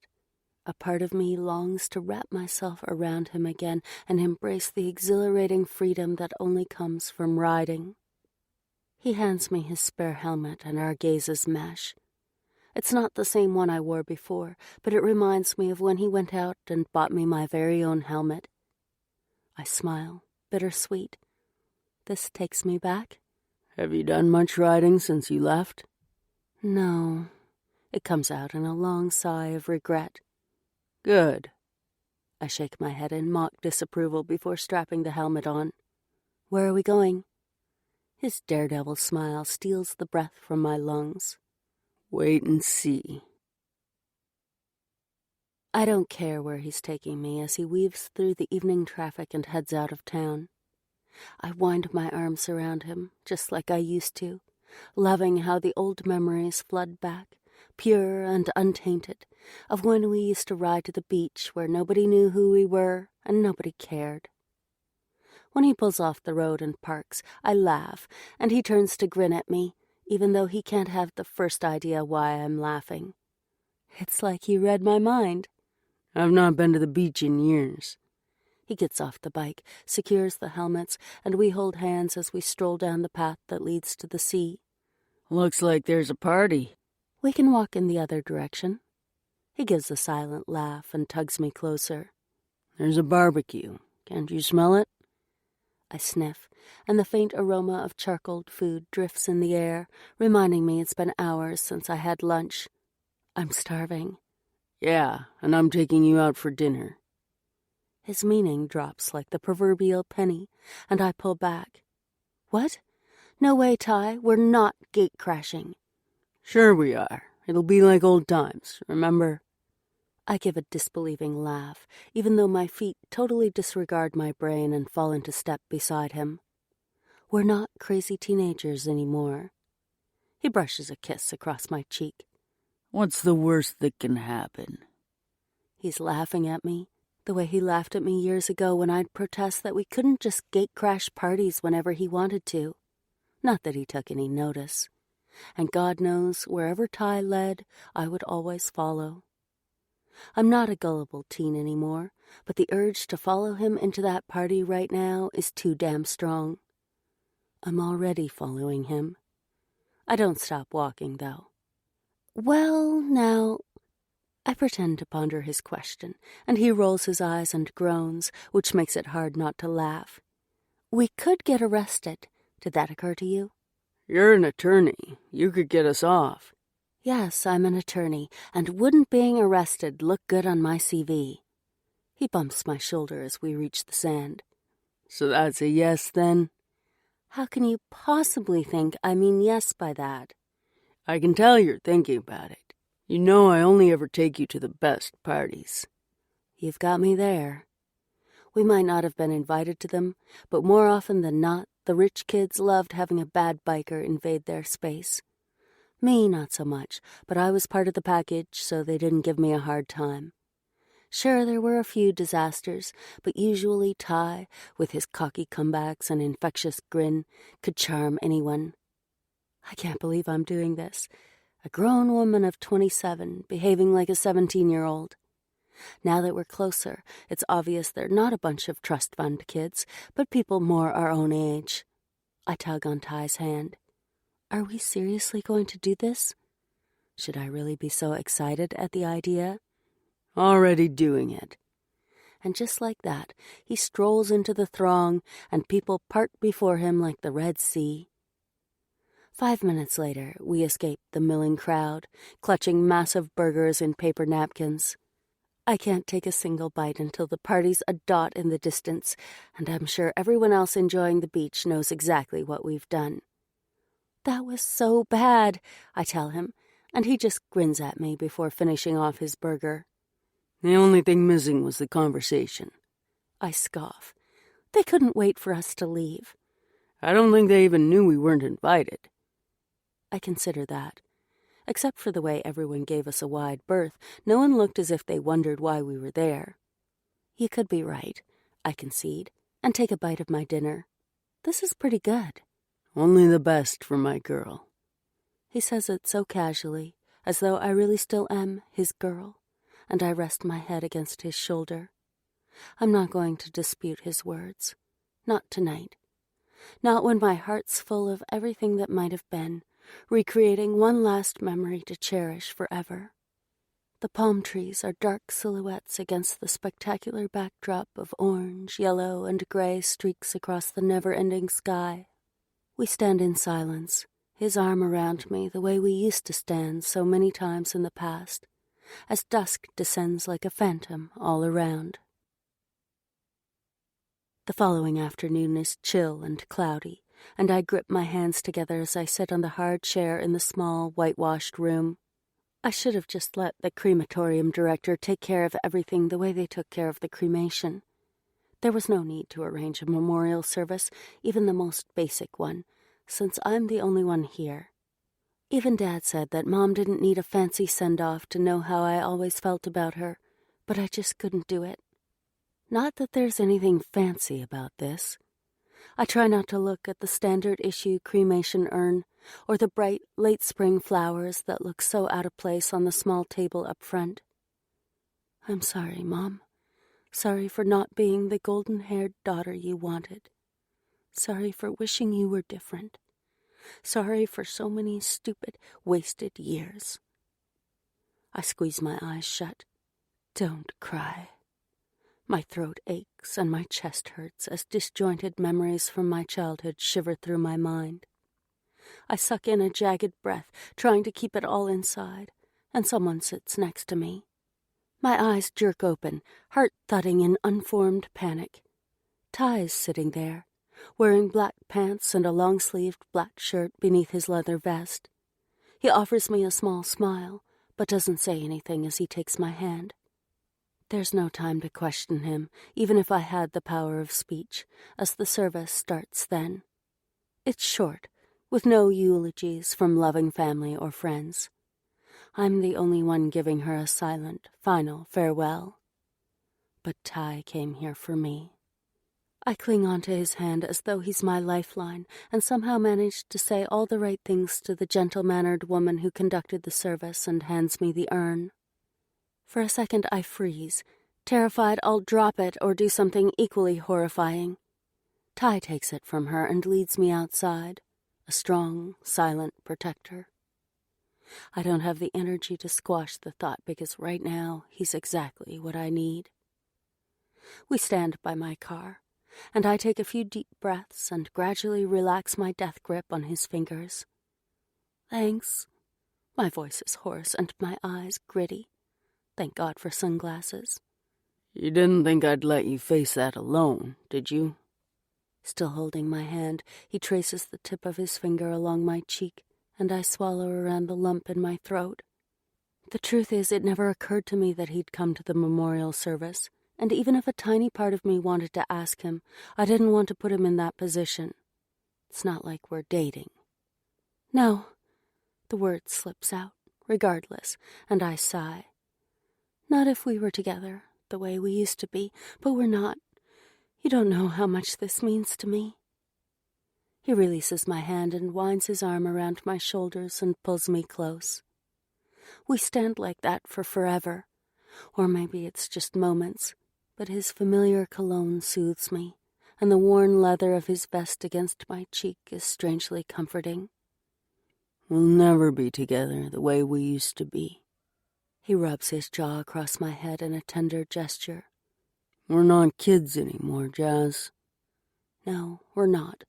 And tomorrow I return to my real life. I don't want to think about leaving Ty again. He eases back, and it takes all my willpower to let him go. Give me your keys, he says. My keys? I frown at him, uncomprehending. Yeah, you're not driving anywhere, and you're in no state to get on the back of the bike. Give me the keys to the rental. But you don't drive cars. Not often, but I am today. Now give me the keys. Wordlessly, I fish the keys from my purse and hand them to him. My heart hurts, in a good way, that he cares enough to make sure I get back to the apartment safely. But the fact he's prepared to drive a car in order to do it takes it to another level. He never liked being caged. That he didn't expect me to climb on the back of his bike while I'm wearing completely inappropriate clothing is, well, I guess it's just another reminder of how much he's changed. As if the other night when he walked away from a fight wasn't proof enough. I glance along the street to where his Harley's parked. What about your bike? He shrugs like it's no big deal, when I know he loves his Harley almost as much as his MC. I'll ask Zach to take you back to my place. He opens the door and waits until I'm seated before handing me the urn. I clutch it on my lap and watch him shrug off his cut and place it on the back seat before he swings himself in beside me. He handles the car with expert ease, but what else did I expect? My tense muscles relax, and I'm relieved he doesn't try and fill the silence with idle chatter. As if he would. We're almost there before he speaks. Have you finished sorting out the apartment? The empty rooms flash through my mind. All the junk's been dumped, and the only things left to pack are the sheets on my bed.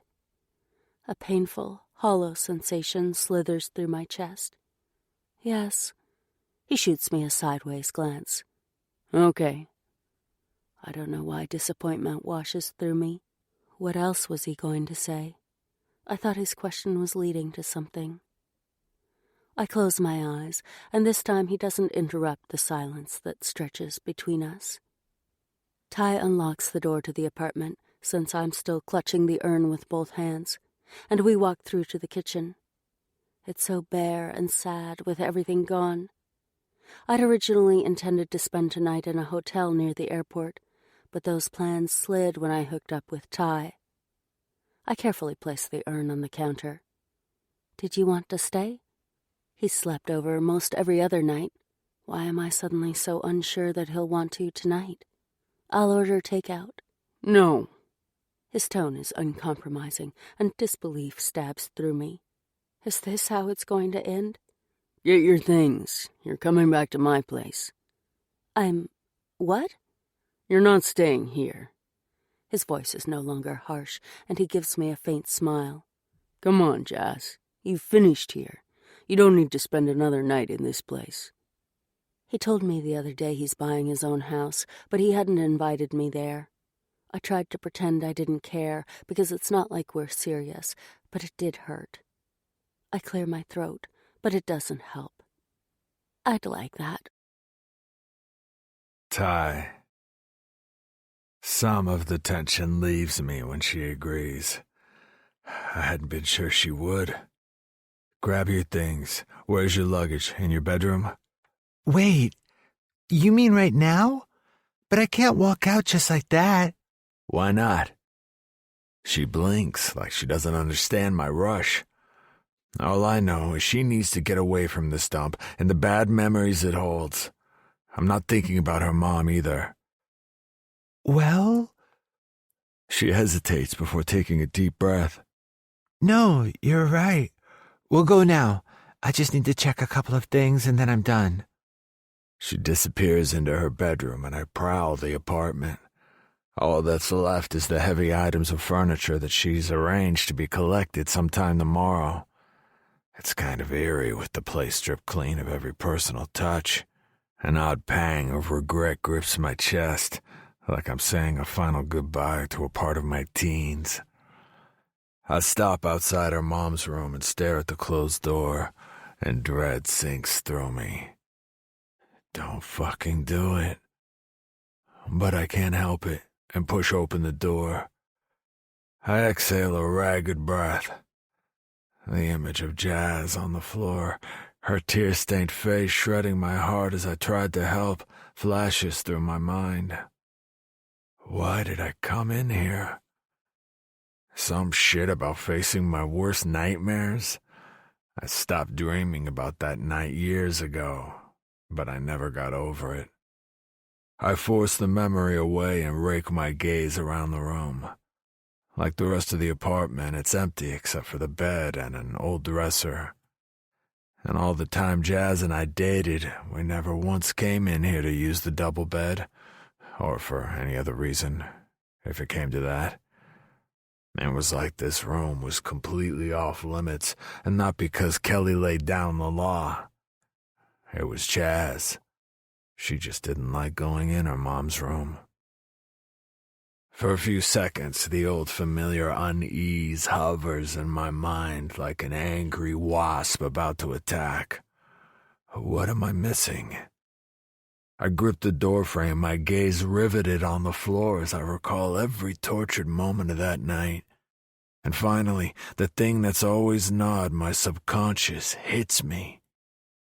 She was here in Kelly's room that night when everything fell apart. Why was she in her mom's room? It wasn't important. It didn't matter at the time. But the question's always been there, hidden in the back of my mind. Ty, what are you doing? Is it my imagination, or is there a hint of panic in her voice? Christ, what am I thinking?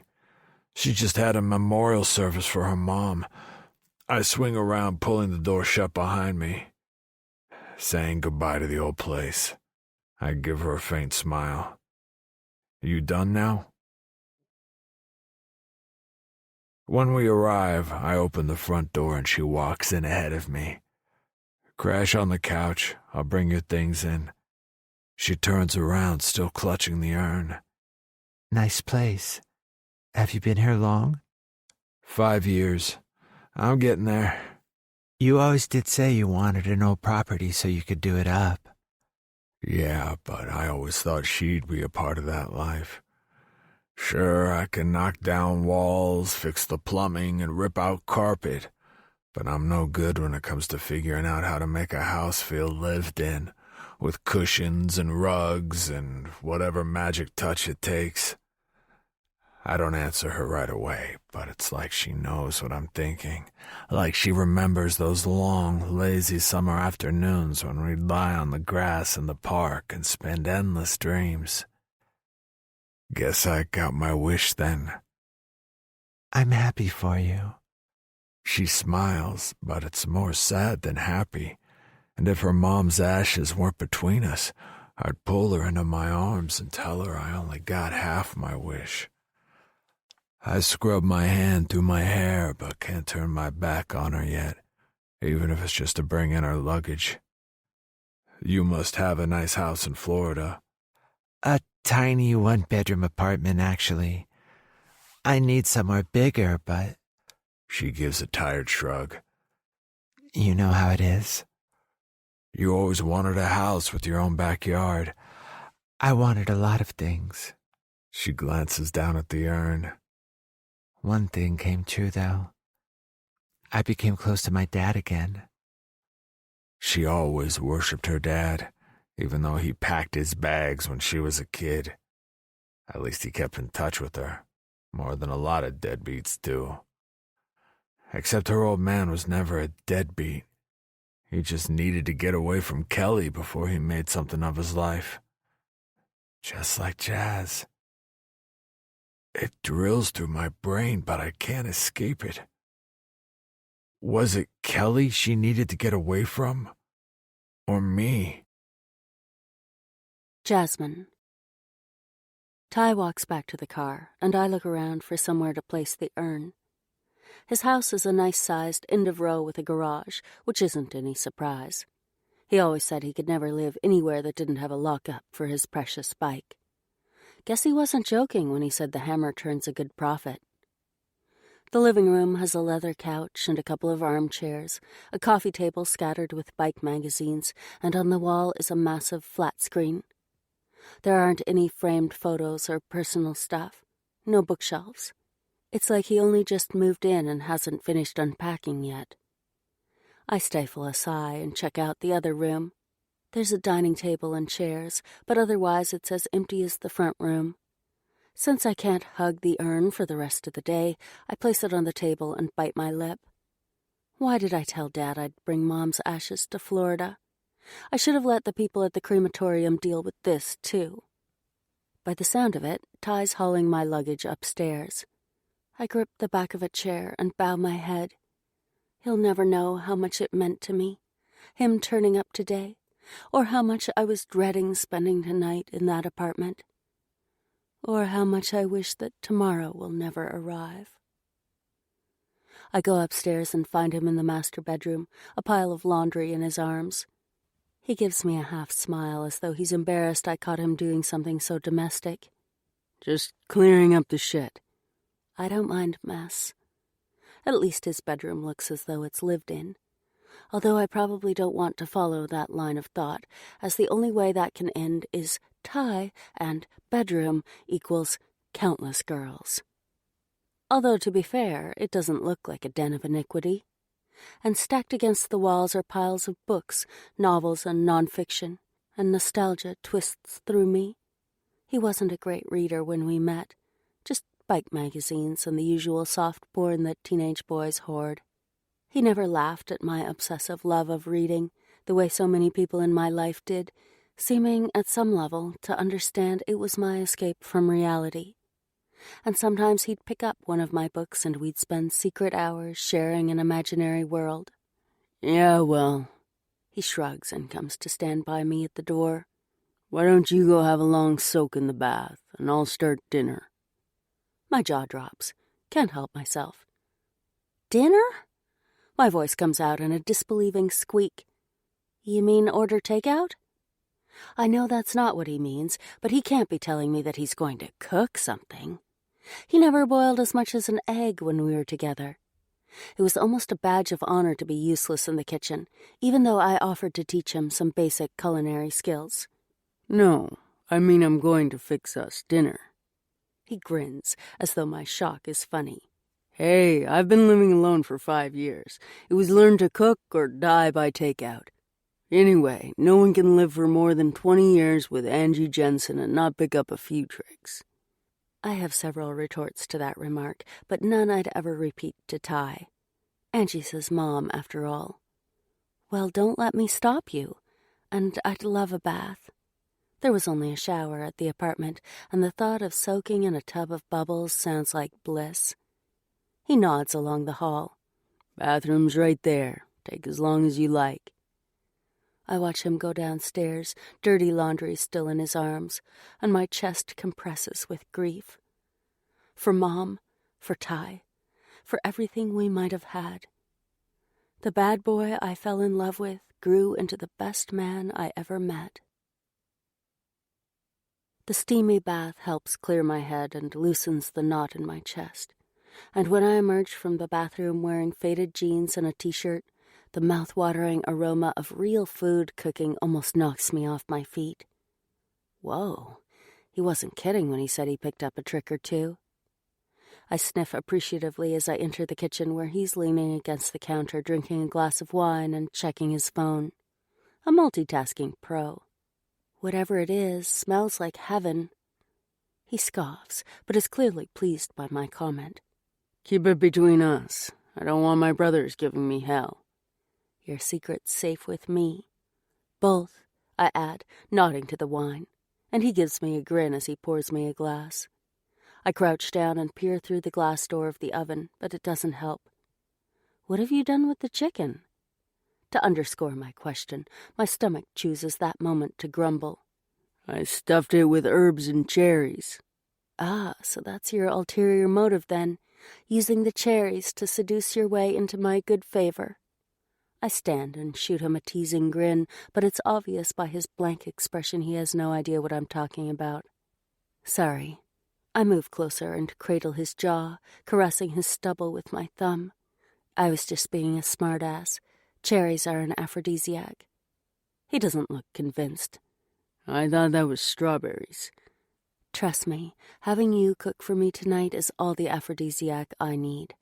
You're such a sweet talker. He wraps his arms around me, still holding his wine and phone. Does this mean I'm getting some tonight?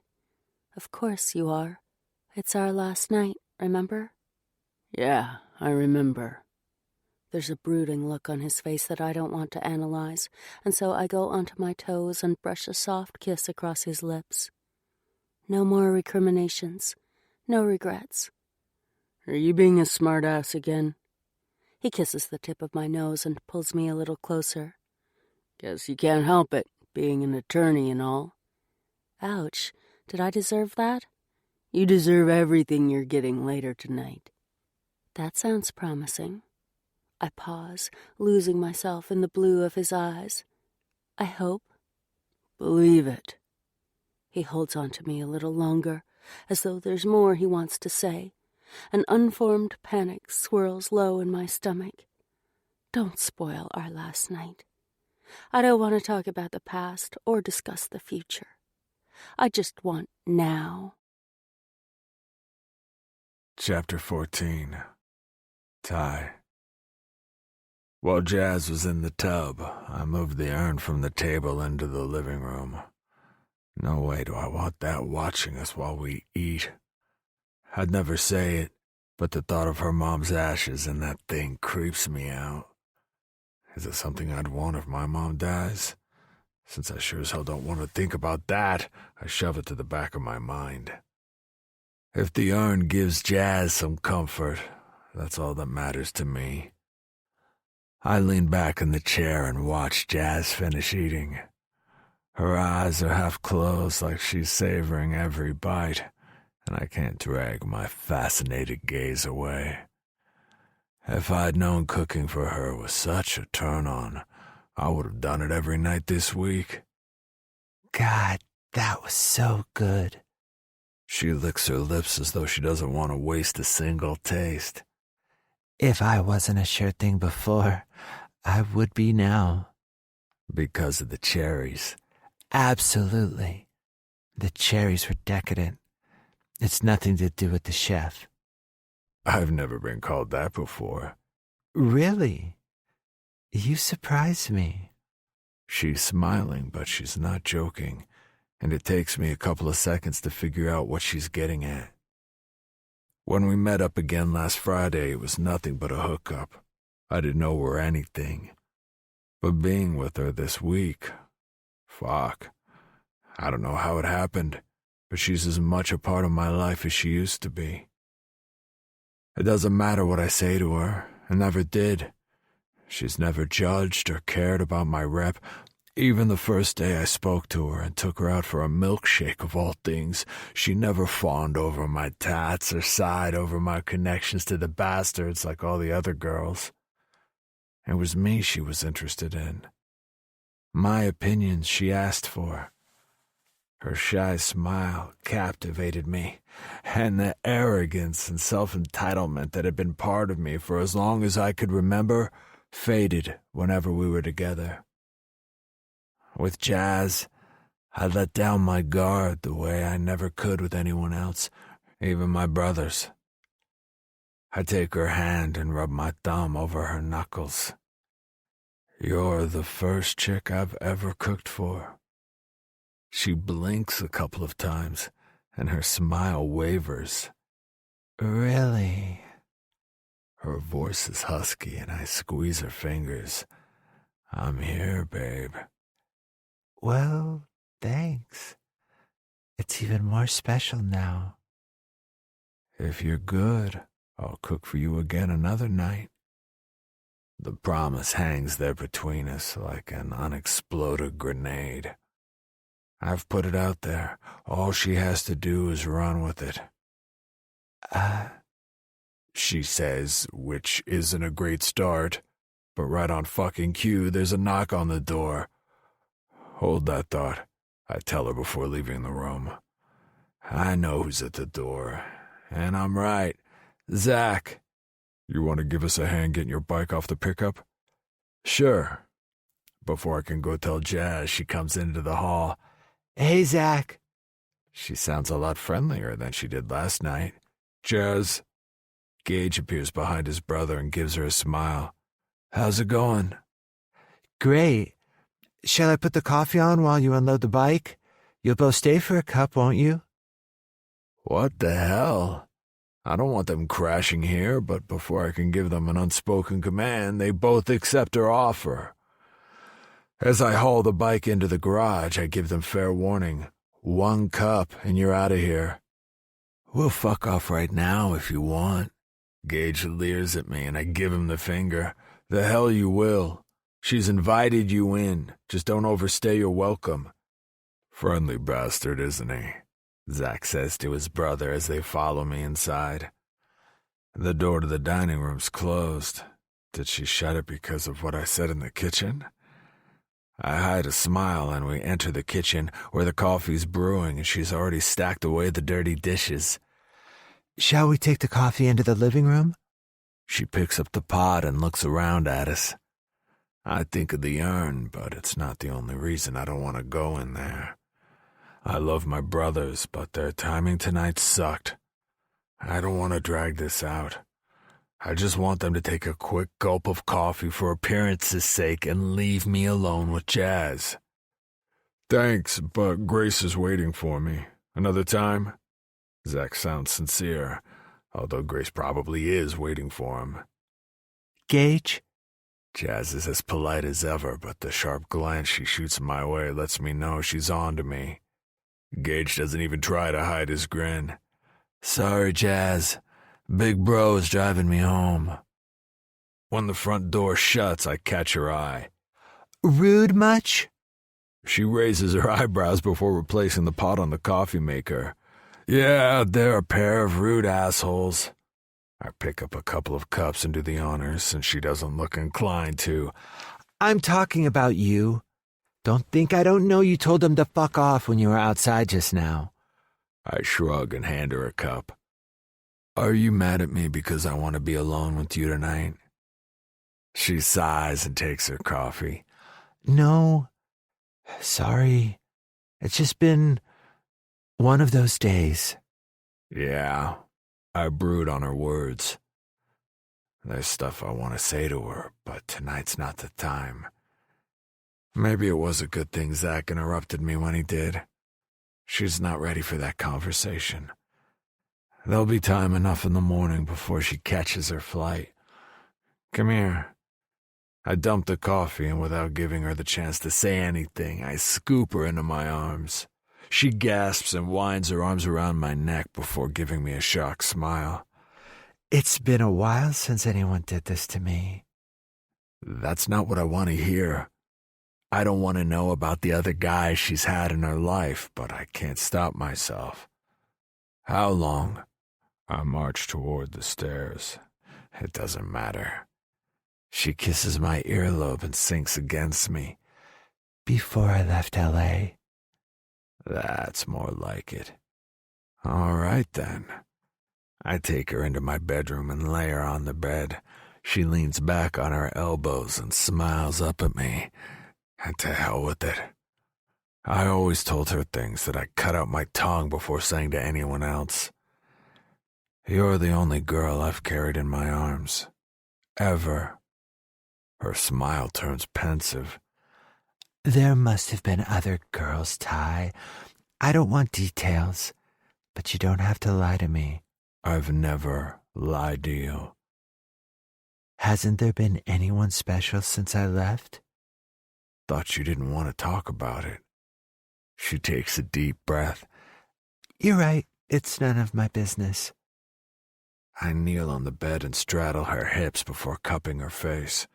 Do you give up this easy in the courtroom? Ha!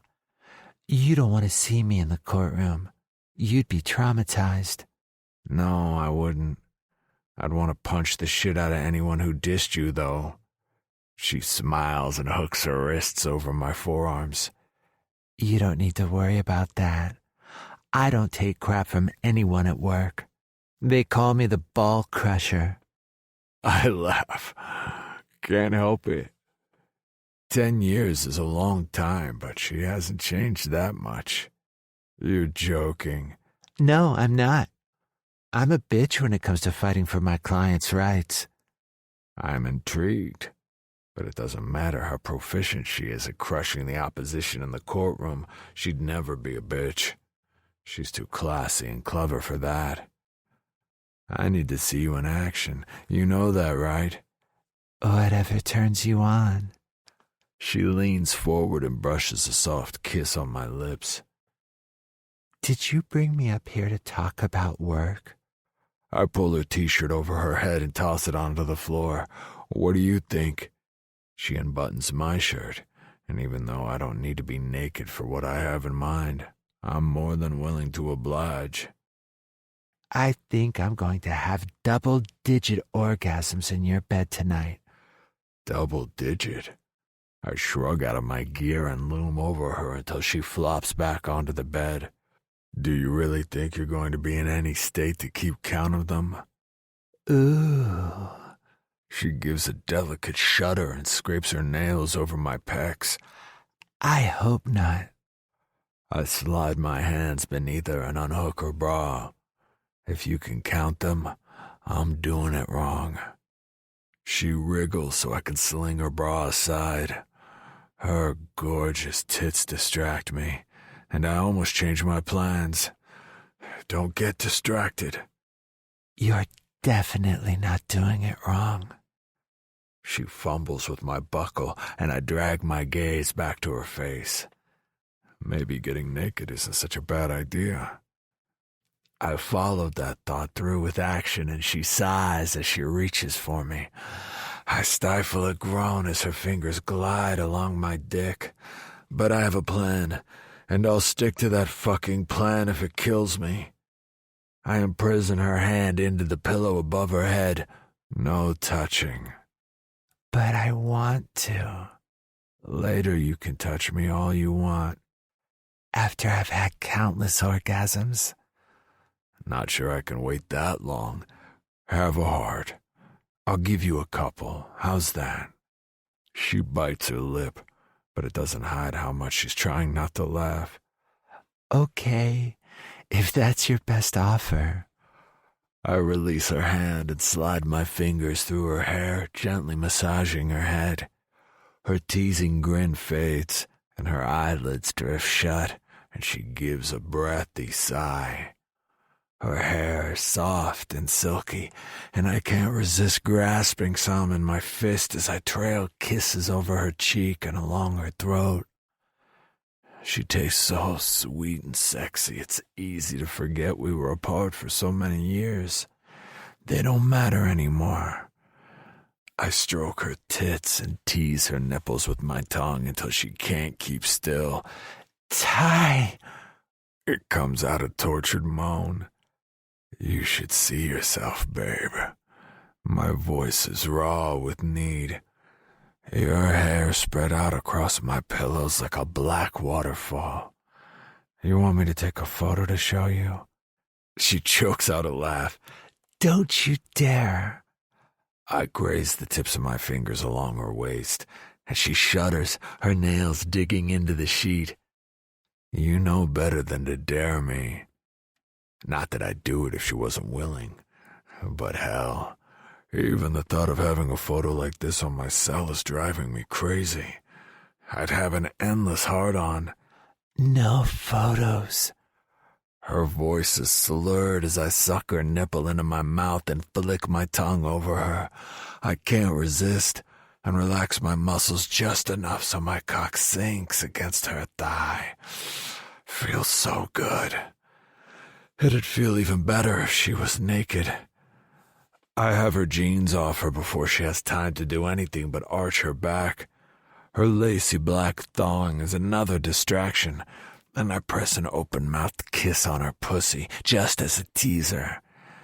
For me or for her? Don't stop! She groans and flaps her hands in front of my face, careful not to touch me. I promise I'll only come twice. Don't make promises you can't keep. I raise my head and give her an evil grin. You've so much to live up to tonight. She stirs restlessly, her fingers stroking her thighs, and I can't resist dropping a lingering kiss on her soft skin right above the band of her thong. God, Ty, just take the damn thing off. No. I stop her from tugging it off. Leave it on. I like the way it disappears up your ass. What? She shakes with silent laughter. You're not even looking at my ass. It's too easy to roll her over onto her stomach. I admire her naked back and perfectly curved ass. I am now. Jasmine. I pillow my face on my folded arms and give a provocative wiggle. Well, I hope you're enjoying it. He traces his finger along the band of my thong. It's a barely there touch, but shivers race over me, magnifying every teasing stroke. I must be a masochist.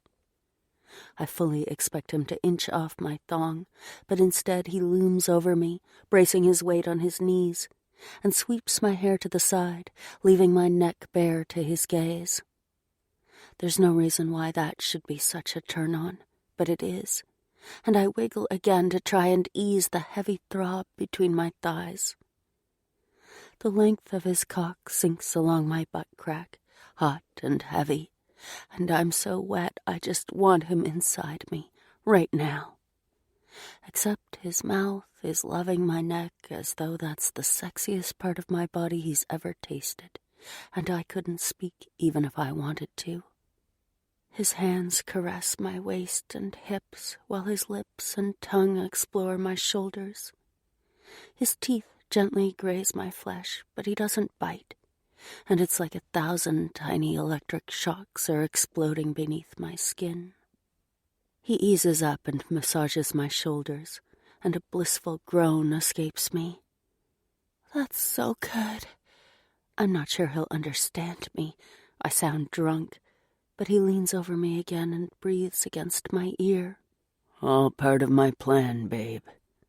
I'll come if you keep this up. Please don't stop. That's the idea. I like it.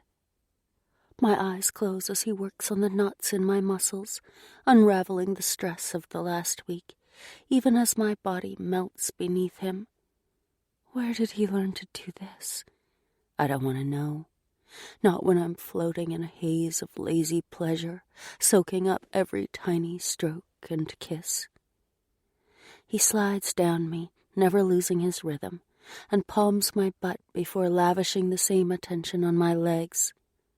I'm boneless, yet my entire body tingles, and I want him so much, but I don't ever want to move again. He hooks a finger into my thong and tugs it off before rolling me onto my back. My arms flop onto the bed, and I watch, riveted, as he knees my thighs farther apart. Fists on the bed beside my hips, he catches my gaze. Guess you enjoyed that, huh? Always.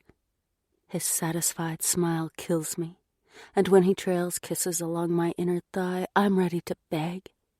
Ty. For an answer, he kisses me, and his tongue swirls inside, so unexpectedly my hips thrust in desperate need. His unshaven jaw brushes against me, and I can't help it.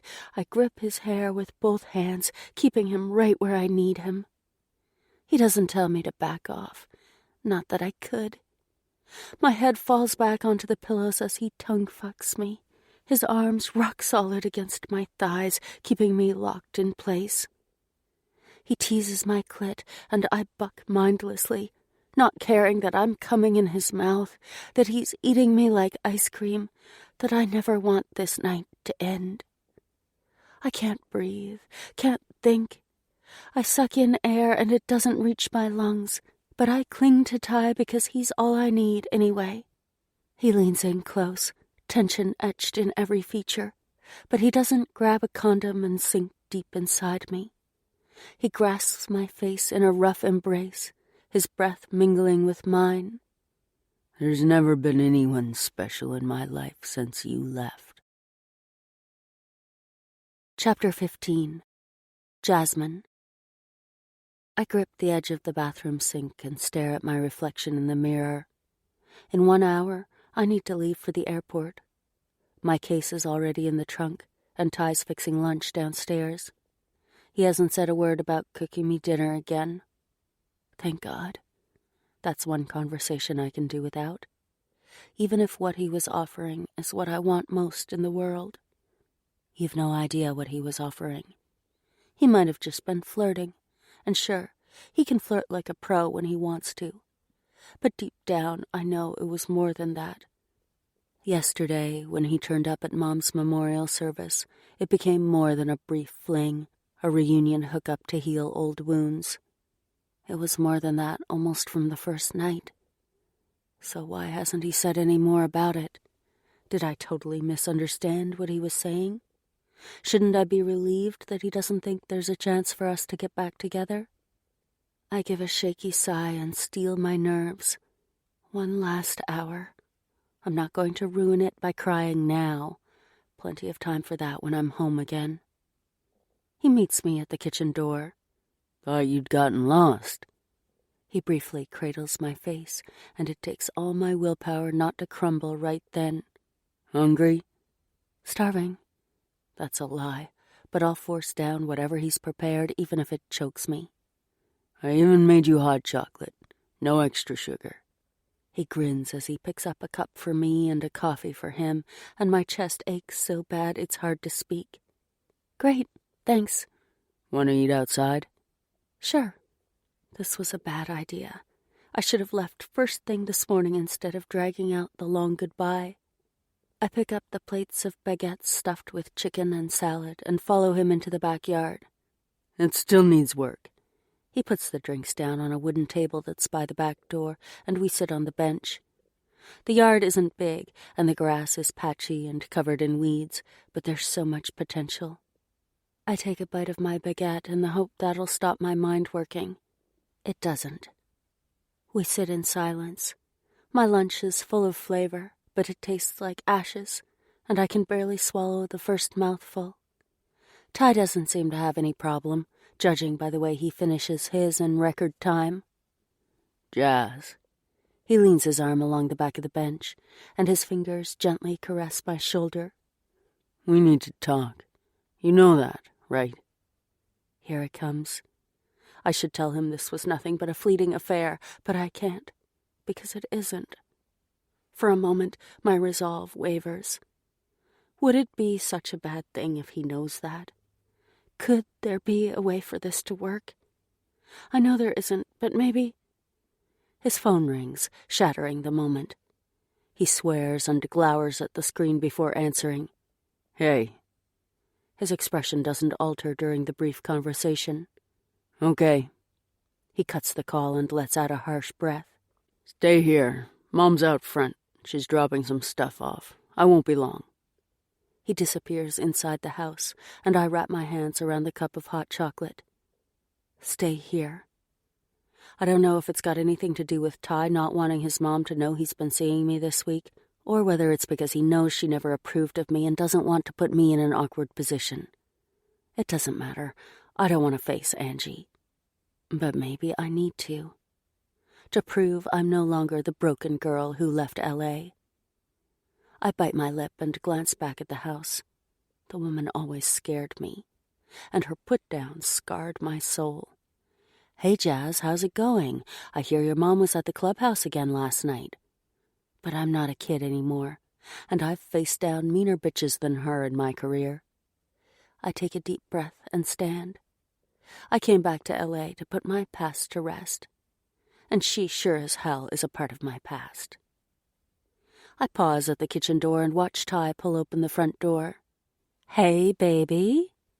Angie does her usual flamboyant hug and kiss, but Ty doesn't move out of her way, so she can't stroll into the house. I won't keep you long. I see you have company. Yeah. Ty picks up the box at Angie's feet and dumps it in the hall. I'll drop by the house later.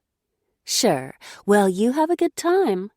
She smiles up at him, and even though I can't see his face, I know he's smiling back. They have such a great relationship.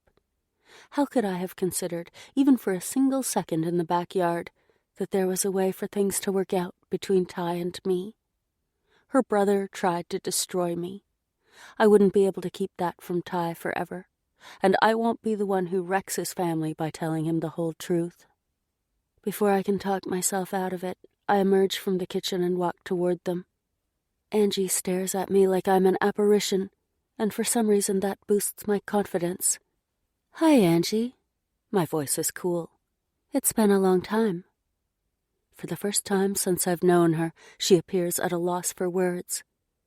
Ty sighs heavily and comes to stand by my side, and my heart squeezes with bittersweet pain. He always stood by my side. But in the end, it's not enough. Jazz! She recovers quickly and steps inside the hall. I was sorry to hear about your mom. We both know she doesn't mean a word. She despised my mom and never tried to hide her feelings from me. But now I can play her game too. Thank you. At least my lie sounds more sincere. How long are you here for? She has the gall to smile at me. It's all for show, so Ty thinks she's okay with me being here. She loves having the men's approval, and they all think she's so perfect. I'll never forget the time when I was 12 years old and she broke a stripper's nose for stepping out of line. That's the real Angie, but Ty will never see it. I'm flying home today. Have a safe trip. Ty takes my hand, and Angie doesn't miss a thing, although I doubt he noticed the way her lips thinned for a second before she recovered herself. Jazz is an attorney now, Ty says, apropos to nothing, but there's a challenging undertone in his voice. Maybe he did notice his mom's disapproval after all. An attorney? There's no mistaking Angie's surprise at that disclosure. Well, you sure did well for yourself after you left here, didn't you? Nausea rolls through my stomach, and I instinctively tighten my grip on Ty's fingers. She makes it sound as though it was a carefully considered decision to go live with my dad, instead of the knee-jerk reaction of a traumatized girl. If it wasn't for you and your brother, I never would have left here. I was wrong. I should have stayed in the yard and never confronted Angie Jensen. It won't change anything. She sweeps her gaze over me, the faintest hint of a smirk on her lips, and it's obvious all she sees is the same shy girl from 10 years ago. It shouldn't matter.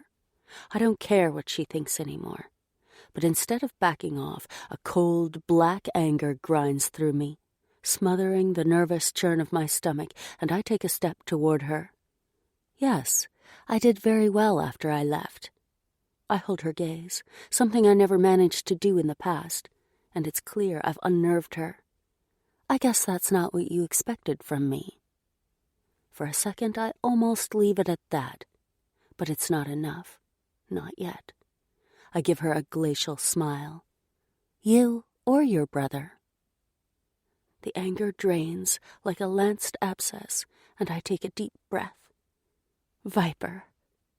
And finally, I let go of the last fragments of power he's held over me for the past decade. You'd better go. Ty's voice is low, but there's no mistaking the intent behind it. Angie slings me a glare of pure venom before turning her charm back on for her son. See you later, baby. She kisses his cheek and stalks out of the house without a backward glance. Ty tugs me close. Give her time. She'll come around. I squeeze my eyes shut, my cheek pressed against his shoulder as he cradles the back of my head. It doesn't matter. My voice is hoarse, and it doesn't help when he rubs his jaw over the top of my head. I'll never see her again. His sigh ripples through me, and God, it hurts. Please don't go there. Ty. Talk about fucked up timing. I'm not sure what just went down between the two of them, but one thing hasn't changed. Angie still doesn't give my girl the respect she deserves. I swallow my anger and focus on Jazz. She's all that matters, after all. If she's out of line, I'll talk to her. She sucks in a ragged breath and pulls back. It's okay. There's a resigned note in her voice that I hate. I finally stood up to her. I can live with that. What the fuck is she talking about? But since I don't want to discuss my mother's shortcomings with her, I shove it to the back of my mind. I know you've got to fly back today, but this isn't the end, Jazz. You do what you need to do, and then you come right back here where you belong. I don't belong here anymore. I haven't for a long time. You're not walking out on me again. It doesn't sound great like that, but I don't know how else to say it. I'm not walking out on you. Her voice is soft, and her eyes are so fucking sad I want to smash something. We had our week, like we agreed, and we're parting as friends, aren't we? Friends?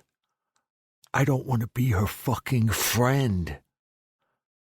Are you going to stand there and tell me there's nothing more between us? Because I won't believe you. She takes my hands, and for some reason I don't like it. No, there's so much between us, but it doesn't make any difference. Your life is here and mine's in Florida. The unformed rage pumping through my blood eases, and I squeeze her fingers. So that's the only reason? Because of your career? Hell, that's not an obstacle. She's smart. She won't have any problem passing whatever exam she needs to in order to practice law here. No, it's nothing to do with my work. Her dad, then. Florida's not the other side of the world. You'll still see your dad. It won't be like when you were a kid. She closes her eyes for a moment. She must see I'm right. It is about family. The emphasis doesn't sit right with me, but I can't figure out why. I don't want to lose what I found. I wouldn't want anyone to. I used to think he let me down when he left Mom, but he had to do it. It was the only way he could breathe freely. There's a hard knot right in the middle of my chest. The words choke me, but somehow I push them out. Are you saying you can't breathe when you're with me? Of course not. We're still holding hands, but it's like she's moving farther away from me with every word. What the hell's going on inside her head? It's not you, Ty. It's me. I need to be away from here. And I don't want to come back for good. Ever. It's not you. It's me. Could she throw any more of a fucking cliche at me? Right. I have the crazy urge to drag her into my arms and never let her go. How could she want to leave after the week we shared? But my pride is all I have left, and I untangle my fingers from hers and fold my arms. Don't say it. I can't stop myself. We've had our reunion fuck, and now it's time to move on. It was more than that, and you know it. Do I? I rake my gaze over her, trying to see her as just some random chick who doesn't mean anything. But I can't do it. So, tell me what it meant to you. She folds her arms, a mirror image, but instead of looking tough, she presses all my protective buttons. Damn it. Where do I start? She gives me a brittle smile. We needed this week. We needed to sort out our issues like a couple of adults, and I think we did. There's no need to spoil it by acting like a... She hesitates for a second, then tilts her chin at me as though she's angling for a fight. A Viking bastard. I didn't expect that, and have no idea what she even means by it. Yeah? I am a Viking bastard, always have been, always will. What's your point? That is my point. The bastards are as much your family as your mom and dad and sister. Yes, I always knew it. I used to think it didn't matter that I'd never be first in your life, but guess what? It does matter.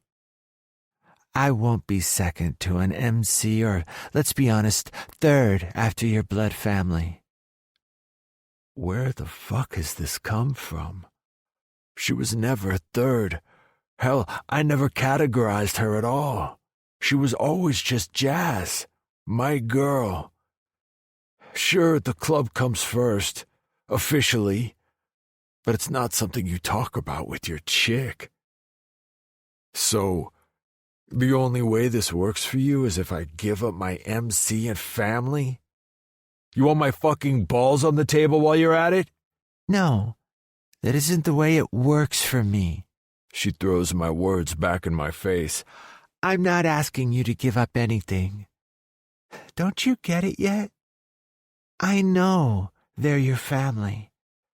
Just like Dad and Marina are my family. No one should have to sacrifice the people they love just to be with someone else. Jesus Christ, Jazz. We're not in a fucking courtroom. Stop with the melodrama. She presses her lips together, and the silence is even worse than her crazy accusations. Not that I'm sure what she's accusing me of, but she's sure got something on her mind. She picks up her purse, but still doesn't say anything. And then she looks at me. I don't want us to end like this, Ty. Not again. Her voice trails away, and I grind my teeth. What does she want from me? It doesn't have to end at all. We could keep in contact. I'd like that. Keep in contact? I glare at her, my answer plain, and she takes a deep breath and turns away. She opens the door, and my chest hurts like a bitch, but I push the words out anyway. Don't go. She hesitates. I'm sorry, she whispers, and I think she's come to her senses, that we can work this whole crazy mess out. But then she walks away, and the whole fucking world crashes around me. Chapter 16. Ty. It's been over 2 weeks since she left. 2 weeks since I saw her face or heard her voice, and she's still haunting me like she's right by my side. Getting drunk hasn't helped, and neither have the couple of fights I deliberately started. All that did was leave me with a split lip and bruised ribs. I haven't even gotten laid. The thought of taking another chick leaves me cold, and I don't care if my brothers think that's fucked the hell up. If it wasn't Dad's birthday today, there's no way I'd be standing outside my folks' house.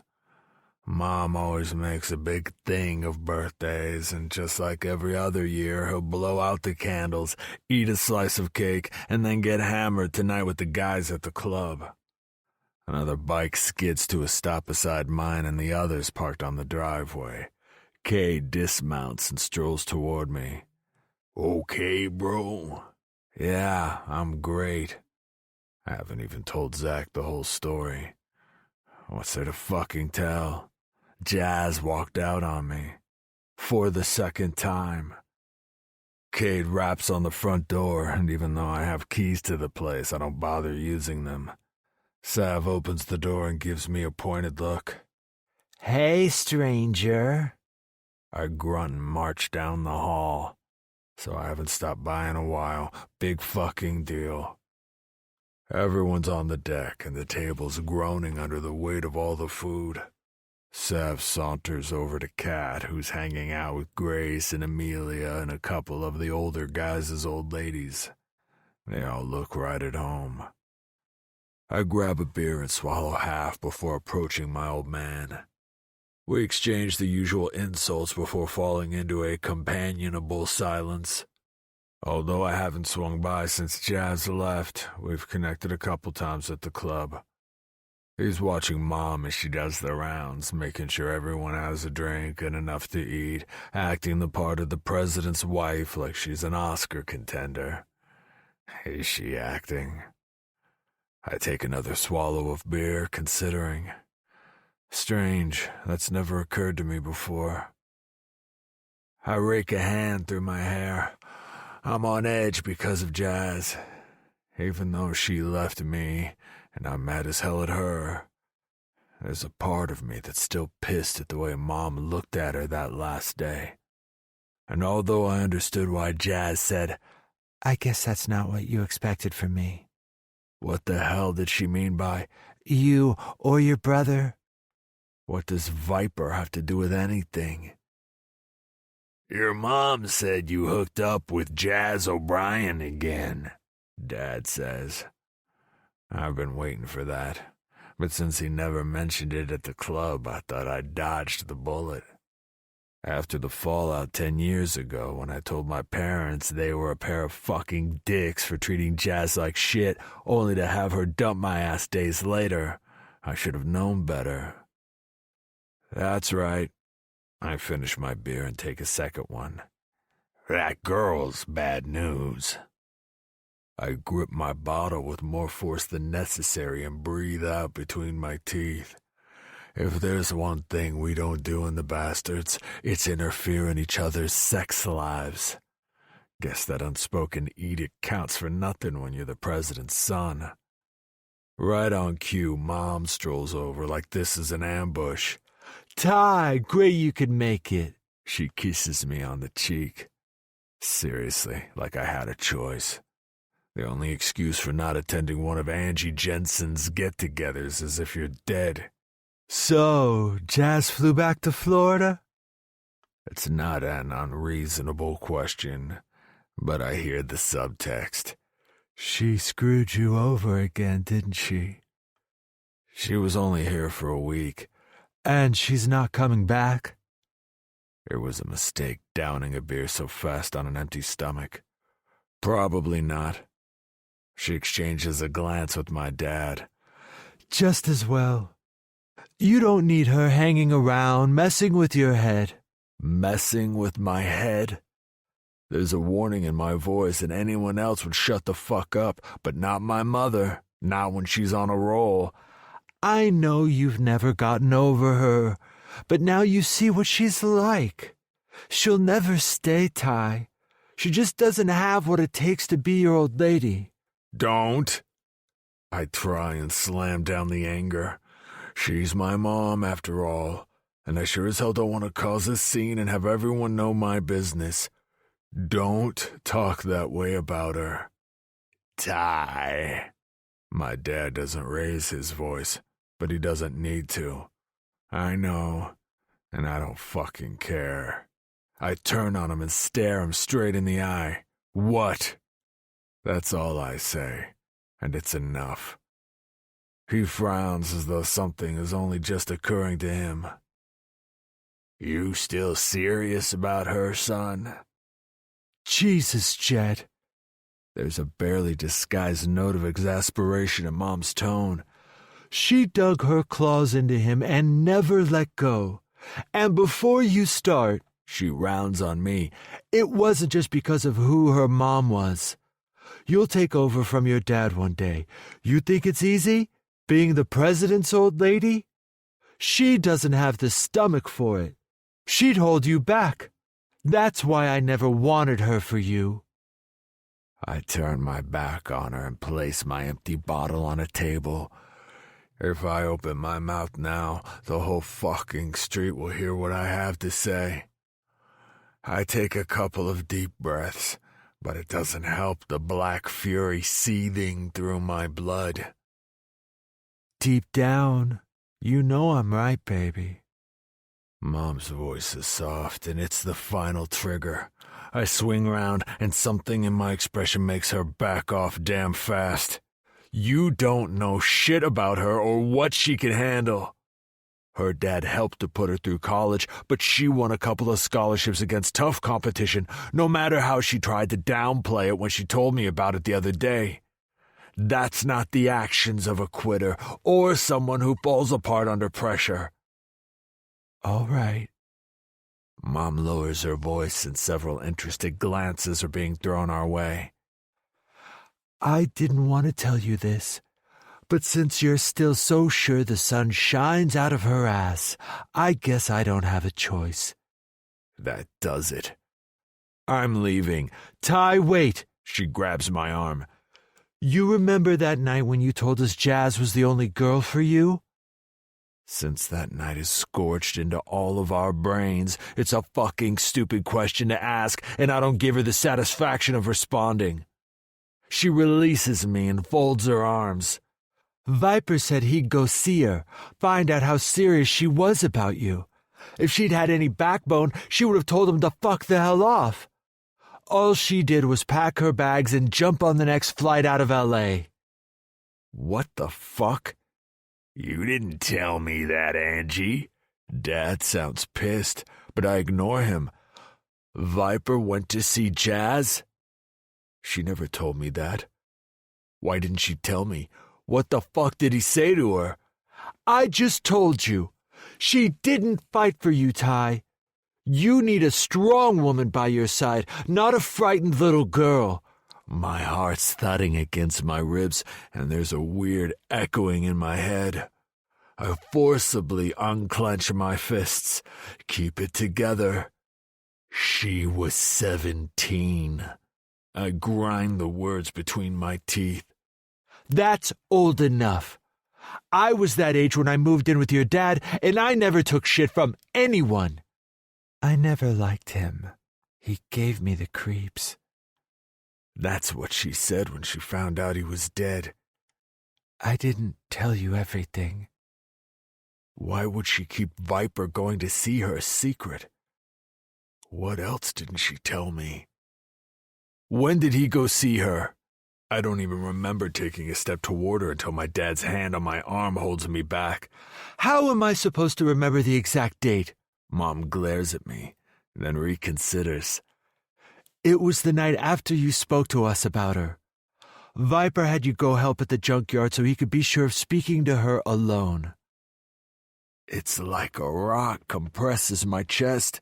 and the buzz of conversation around me fades. All I can hear is Jazz on the phone, crying hysterically. The night I dumped work and jumped red lights so I could be with her. Too fucking late. For 10 years, I kept my word to her and never told anyone about our baby. The reasons she wanted it kept quiet have long passed. I can't keep my mouth shut anyway. That night, I shoved Jet's arm off me. That's the night Jazz lost our kid. Fuck, Dad mutters. She was pregnant? Mom sucks in a sharp breath. Why didn't you tell us the night before? God knows you said enough. She was pregnant.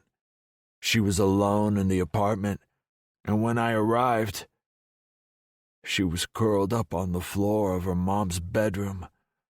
Details I never thought twice about before thunder through my mind now. The messy bed, her tangled hair, her rumpled clothes. I catch sight of the snake on my arm. During our week together, she kissed every inch of ink on my body, except for that one tat. My gut churns. No. Jet grips my shoulder. That's why she left. Poor kid. I couldn't stay here after what happened. I thought she was talking about the baby, but it never sat right with me. Did she need therapy for something else that happened? I back up and hit the wall. What the fuck am I thinking? I'm sorry that happened. Mom doesn't try and touch me again, though. But it had nothing to do with Viper going to see her. They just talked, Ty. Well, he talked. She didn't say anything. You can't blame... Noise rushes back in, blasting through my head, a soundless roar of horror and denial. I don't want to think it.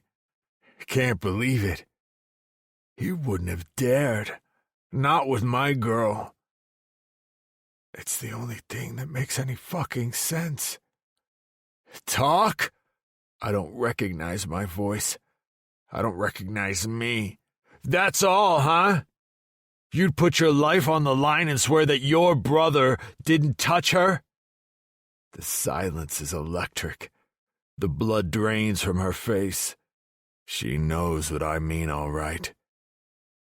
He wouldn't, she whispers, but it's hollow. Means nothing. Because I knew that son of a bitch too, and there was a cold, hard core that ran through him. A great asset since he was the bastard's enforcer. Evil aura. Jazz's strange comment jars my brain, taking on a life of its own and crippling me from the inside out. If Viper decided on something, he was capable of doing anything. I swipe my hand across my mouth and grip my jaw. Jet's talking. Fuck knows what he's saying. I'm suffocating. If I don't get out of here, I'm going to lay him out. Without a word, I stumble through the house and somehow make it to my bike. I double over, hands on my thighs, and the Viper tattoo is all I could see. There was no reason why Jazz was in her mom's room that night. Not unless she'd been dragged in there. She barely spoke to me after that night, never let me touch her, and I put it all down to grief without ever asking her why. My guts heave, and I vomit until all I could taste is blood and bile and bitter, useless guilt. When I was a kid, I idolized my uncle. After Jazz left, he stuck by my side, put up with my black moods, and like a gullible jerk, I thought it was because we were on the same side. If he weren't already dead, I'd kill that fucking piece of shit rapist. Chapter 17. Jasmine. Are you sure you're okay?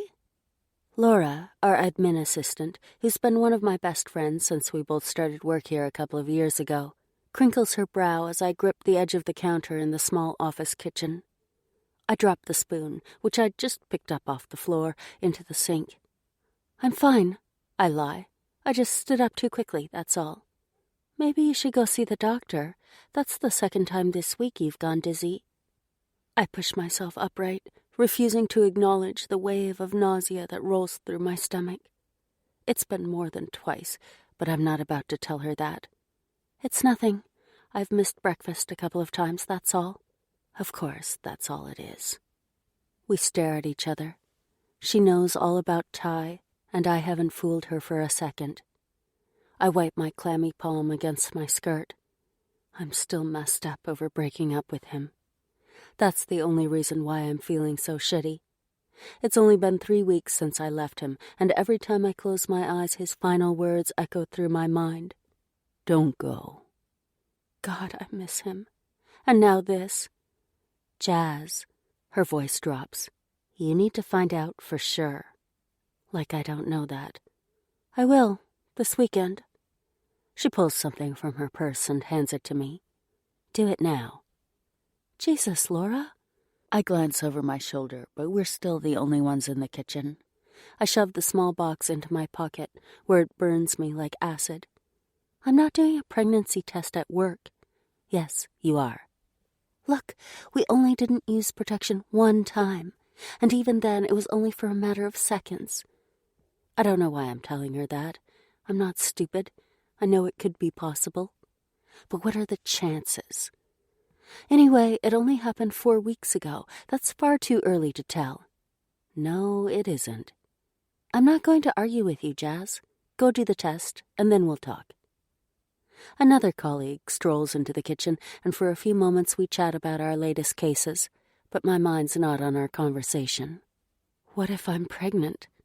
It's been my constant thought for the last few days, even though I can easily rationalize all my so-called symptoms. So what if I'm permanently exhausted and have the infuriating urge to cry every night? And sure, so my period's a little late, but it's always been erratic. It's because I was dumb enough to fall in love with Ty again. It's got nothing to do with the production of pregnancy hormones. I managed to escape and lock myself in the bathroom. It's hard not to remember back to over 10 years ago, when I was in this exact same position. Except then, Ty was right by my side, and we read the result together. I let out a ragged breath and opened the box. All I have to do is pee on the stick, and the result will change my life, one way or the other, forever. 3 minutes. I grip the stick and try not to think about anything, but that's a non-starter. I haven't heard from Ty since I left L.A. Did I really expect to? I guess I could have texted him first, but what would I say? "I'm sorry I can't live in your world." Maybe I'd fit in with the younger members of the Bastards and their old ladies, but there's so much more to it than that. So much I could never tell him, and that's no way to share our lives together. 2 pink lines.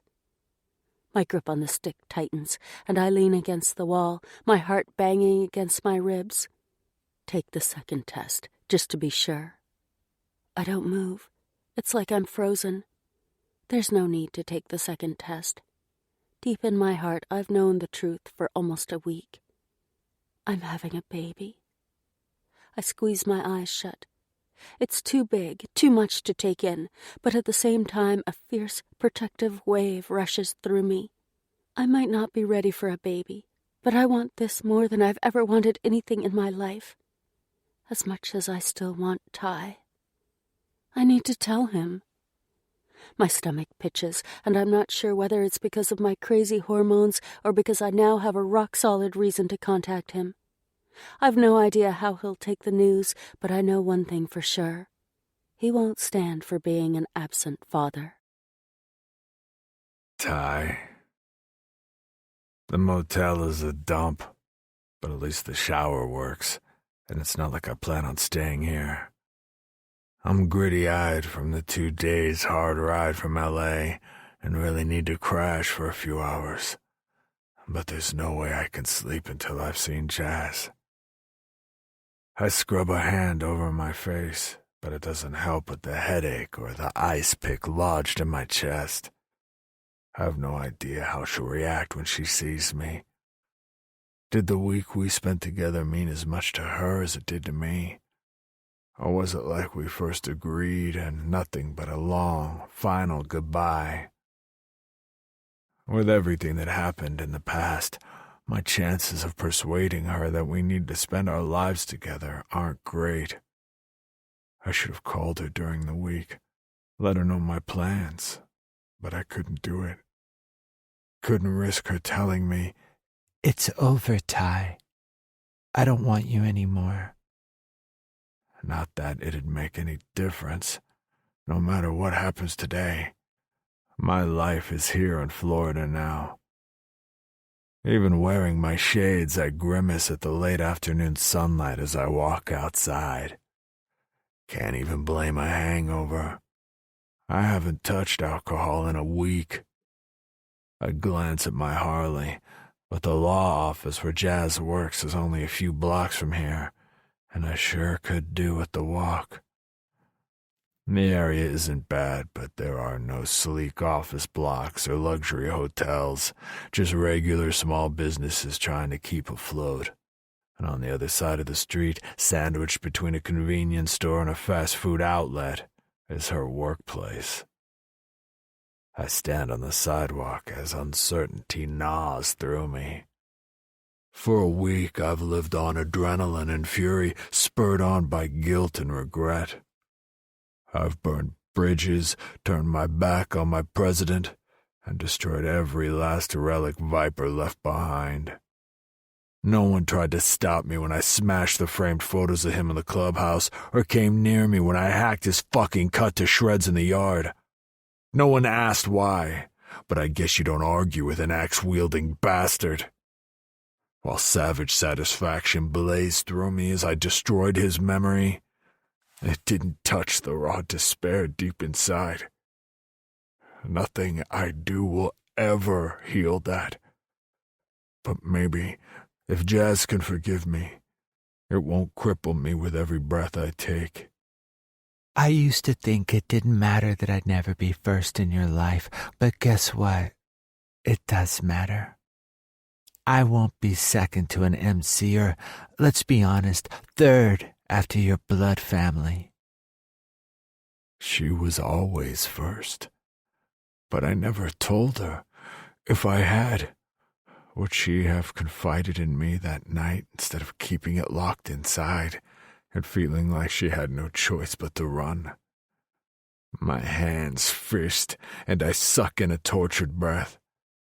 I'll never know. I cross the street and come to a halt outside the wire-meshed glass door.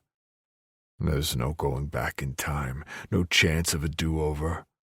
All I can do right now is show her that when it comes to the world, she's my number one. For a second, I'm frozen at what I'm about to do. It goes against everything I've been brought up with. It's something I never dreamed I'd even contemplate. But it's the only way to make her see me the way she needs to. I roll back my shoulders and, with slow deliberation, peel my vest off my back. It's like I've scraped off half my skin and I'm vulnerable, floating loose, unconnected to the bedrock of my existence. It's fucking terrifying.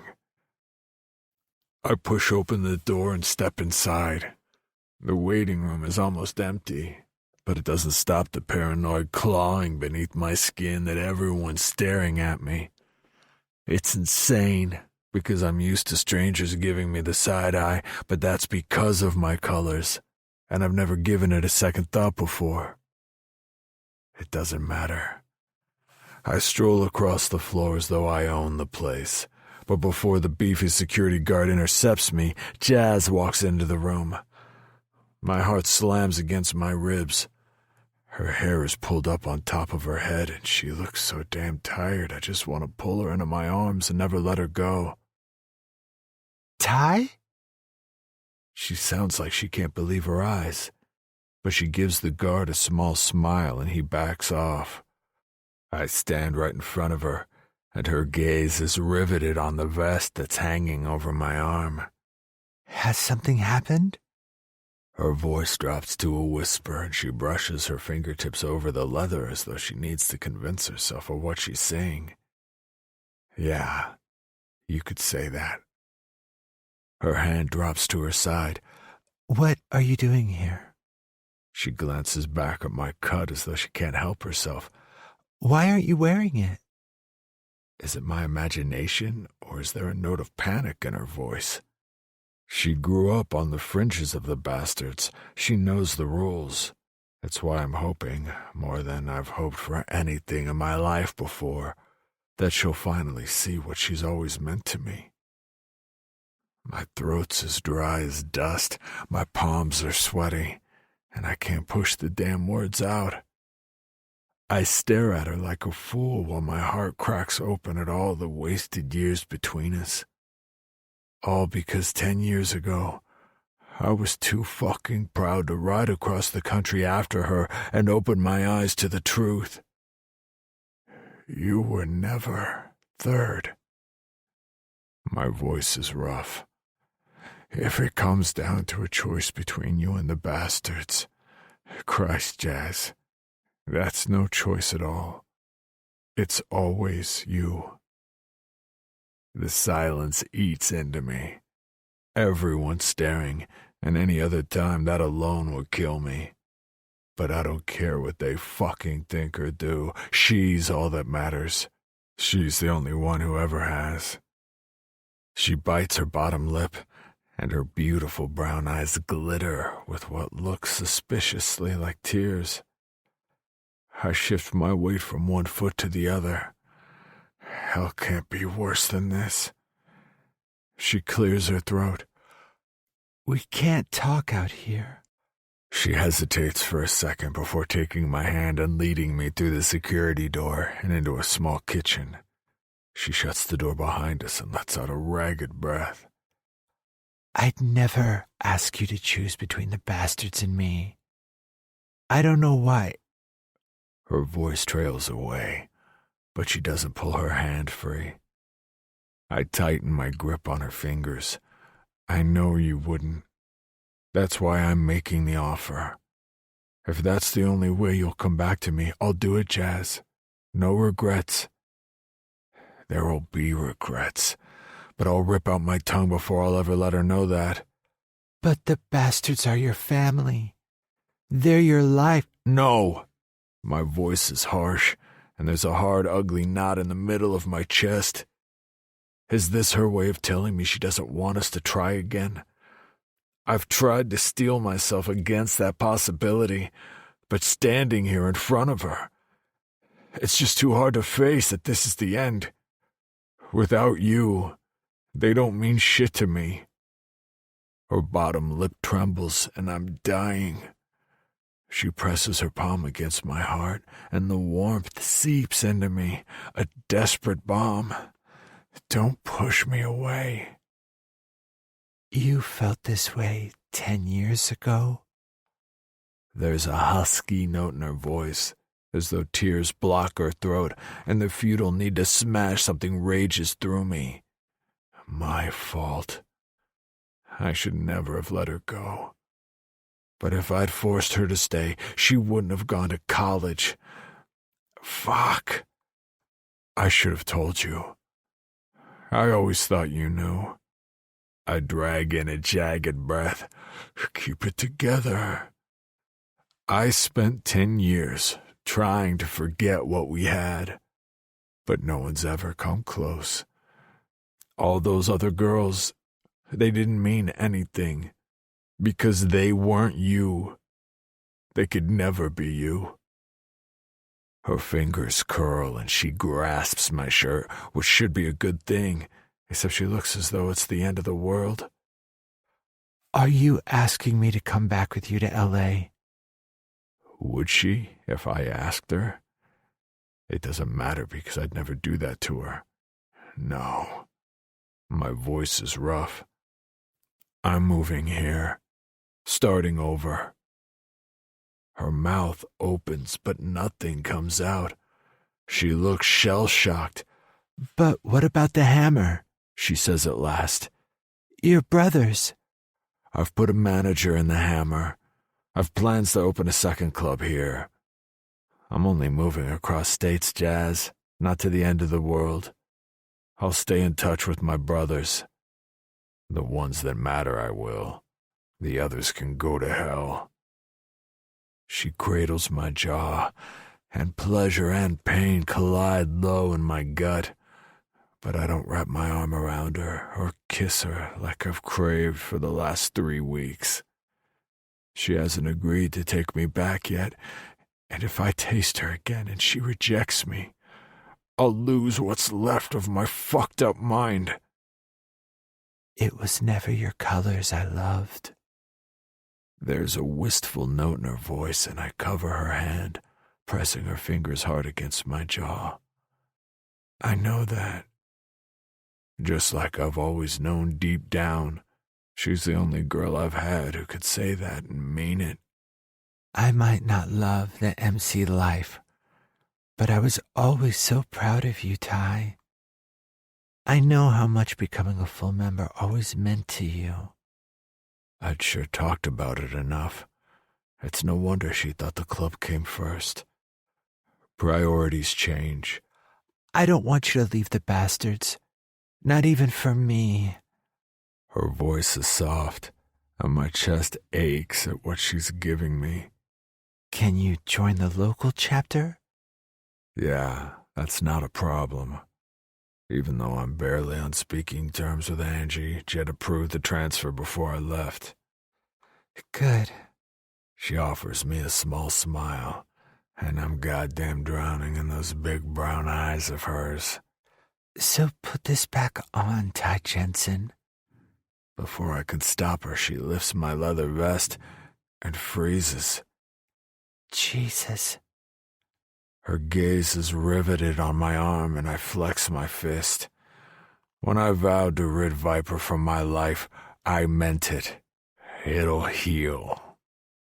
It comes out like a growl, because part of me doesn't want my skin to heal. Part of me wants it to scar ugly and raw. A small price to pay for what Jazz went through. Jasmine. The viper that used to wrap around Ty's wrist and arm is gone. I stare, stupefied, at the ink-free skin that slashes through the maze of tattoos. It was obviously removed by laser and is still healing. But why? There's only one reason why he'd do something like this. I've no idea how he found out, but that hardly matters. Nausea grips my stomach and I swallow, fighting it back. What do I say? After all this time, what can I say? Jazz. He slides a finger beneath my chin, breaking my paralysis. We're close enough to kiss, and only now do I see the exhaustion etched on every feature. It's like he's aged another 10 years in the few weeks we were apart, and I can't stop myself. I cradle his jaw, and for one heartbreaking moment he grits his teeth as though my touch burns him. I'm sorry, he says, like the words are acid in his throat, and his cut falls to the floor beside us. if I hadn't been such an asshole and let you think the club came first. He drags in a serrated breath that flays my heart. You've nothing to be sorry for. The words haven't been said between us. Maybe there's no need to drag it all out into the open. He knows. Isn't that enough? But it isn't. I ran away because I couldn't face him with the truth before. I won't do that again.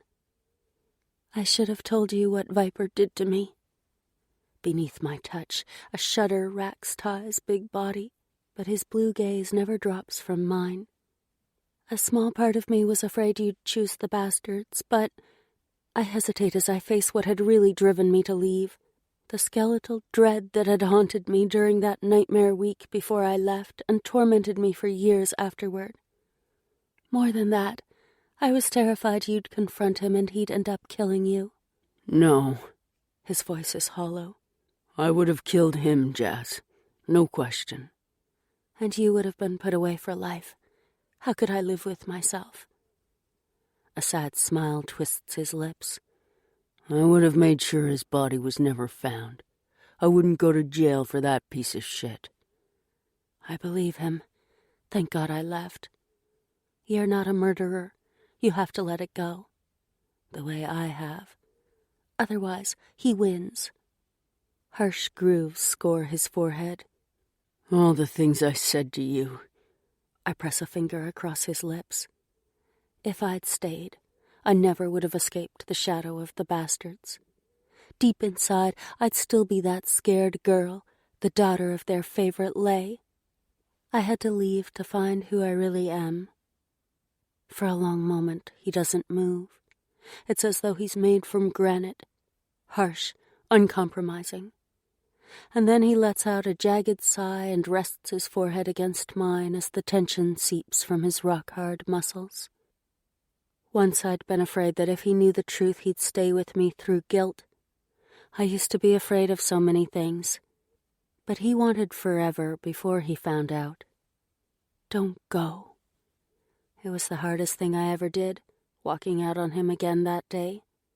Now he's here, offering me everything, putting me first, and I'll never let him go. I don't know how long we stand there, holding each other as long overdue healing slowly washes through us.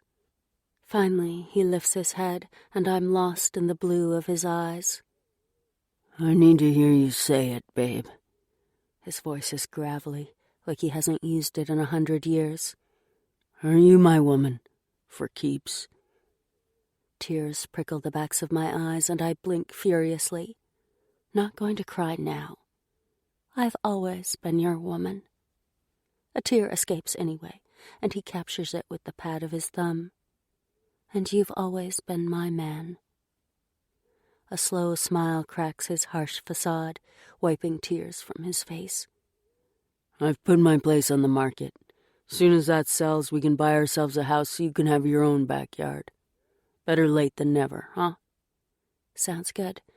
It'll be pretty crowded in my small apartment otherwise. I don't take up much room. He grins at me, and I wrap my arms around him. There'll never be a more perfect moment to tell him than this. That's debatable, but I wasn't thinking about you. I kiss the tip of his nose. Unlike the last time, there's no fear of the future mixed in with my joy. We're having a baby. His cocky grin fades, and something akin to awe flickers over his face. You're sure? Yes, I only found out this afternoon. I plan to call you tonight. His eyes close. Have I ever told you how much I love you? Not lately. I sniffle back tears. Stupid hormones. But it's more than that, and I know it. I never stopped loving you. He gives a hoarse laugh and gently presses his palm over my abdomen. I'll make every lost day up to you, babe. That's a promise. I slide my fingers through his hair. You've already made up for them. His sigh echoes through my heart. Nah, I haven't. But I will. He leans in close, his scruff grazing my cheek, and his familiar scent of leather and cologne wraps around me like a velvet caress. I'm cooking dinner tonight, with cherries. Epilogue. 6 months later. Ty. You look beautiful. I love your dress, Jazz says to Grace, and I watch her as Amelia joins them. It's the first time we've been back to L.A. since I moved to Florida. And truth is, I don't miss it. But Jazz wouldn't hear of us not being here for Zach and Grace's wedding. Sure, I've kept in contact with my brothers, and a couple of months ago Zach and Gage and their old ladies rode across the country to visit for a weekend. Jazz and I had just moved, and, like we'd always planned, it's an old house that needs to be completely gutted. The guys helped me get a good start on renovating the bathroom and kitchen while the girls made sure Jazz took it easy by talking weddings and babies. It was the only way to keep her from picking up a sledgehammer, and there's no way she's doing any hard labor, period. Never mind when she's pregnant. Gage gives me the nod and stands beside me, clutching a champagne glass like it's a live scorpion. I'd kill for a beer. I grin. Zach might not have gotten married in a cathedral, but I wasn't far off, and the reception's being held in the ballroom of one of the most exclusive hotels in the city. Not my scene at all, but it's fucking crazy what a man will do for the woman he loves. Such as flying instead of riding. But there's no way in hell Jazz is getting on the Harley until after the baby's born. Zach's never gonna live this down. Gage laughs. You got that right. Anytime he gives me shit, I'm throwing this wedding in his face. Ty. My good mood freezes, and I swing about to face my mom. We've spoken a few times over the last 6 months, mainly because Jazz insisted, but I haven't forgiven her.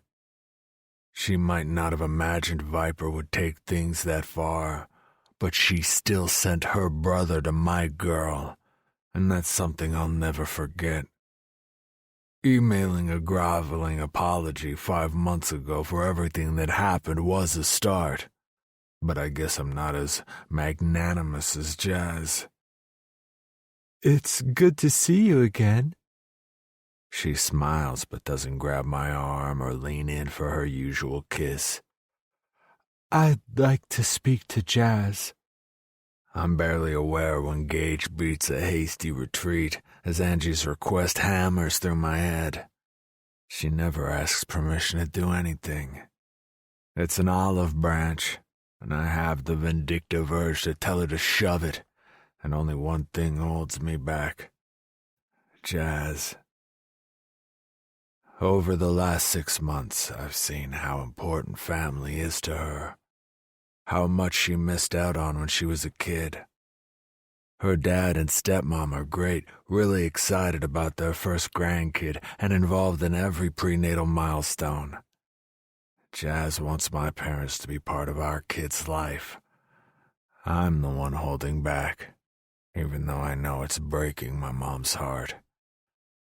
I exhale a measured breath. Okay.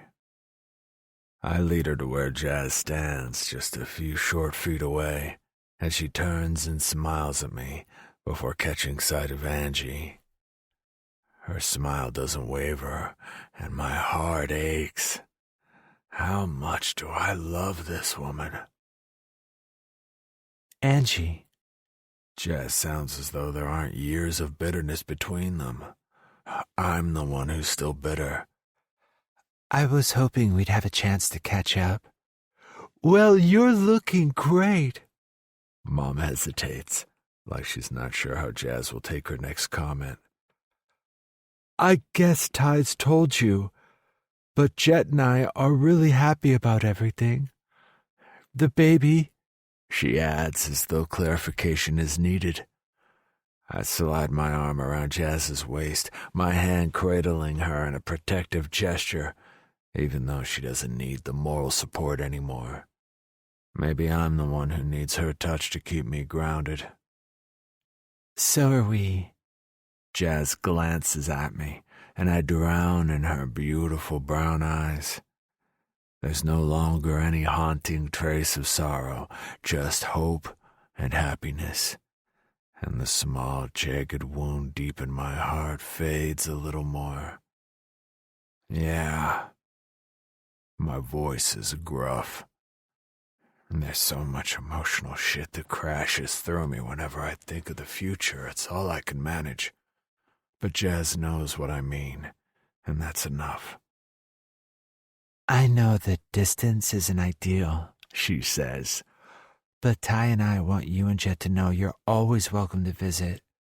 We want you involved in our child's life. Mom clears her throat, something I've never heard her do before. We'd love that. She takes a deep breath. Thanks, Jazz. Don't thank me. I never knew my grandparents, and I don't want that for my child. My mom nods, and some of the tension seeps from her. Okay.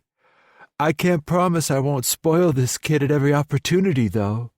Oh, I'm counting on it. A shiver inches along my arms as my old lady and Mom chat as though everything's fine. Right at that moment, Junior kicks my palm as though trying to join in the conversation. You have to let it go.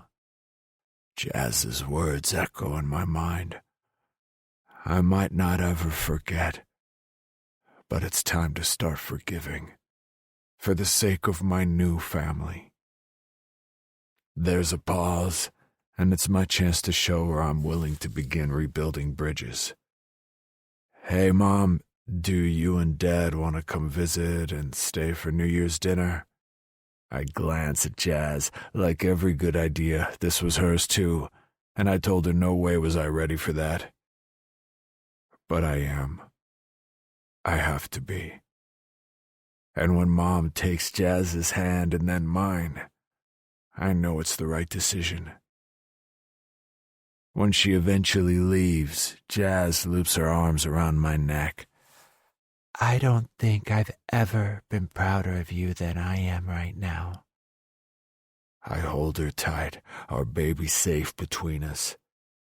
Just never forget, you'll always come first.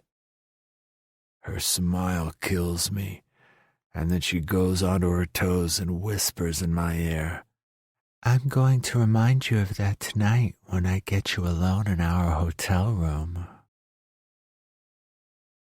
This concludes Burned by Christina Phillips. Narrated by Avi Page and Wayne Mitchell.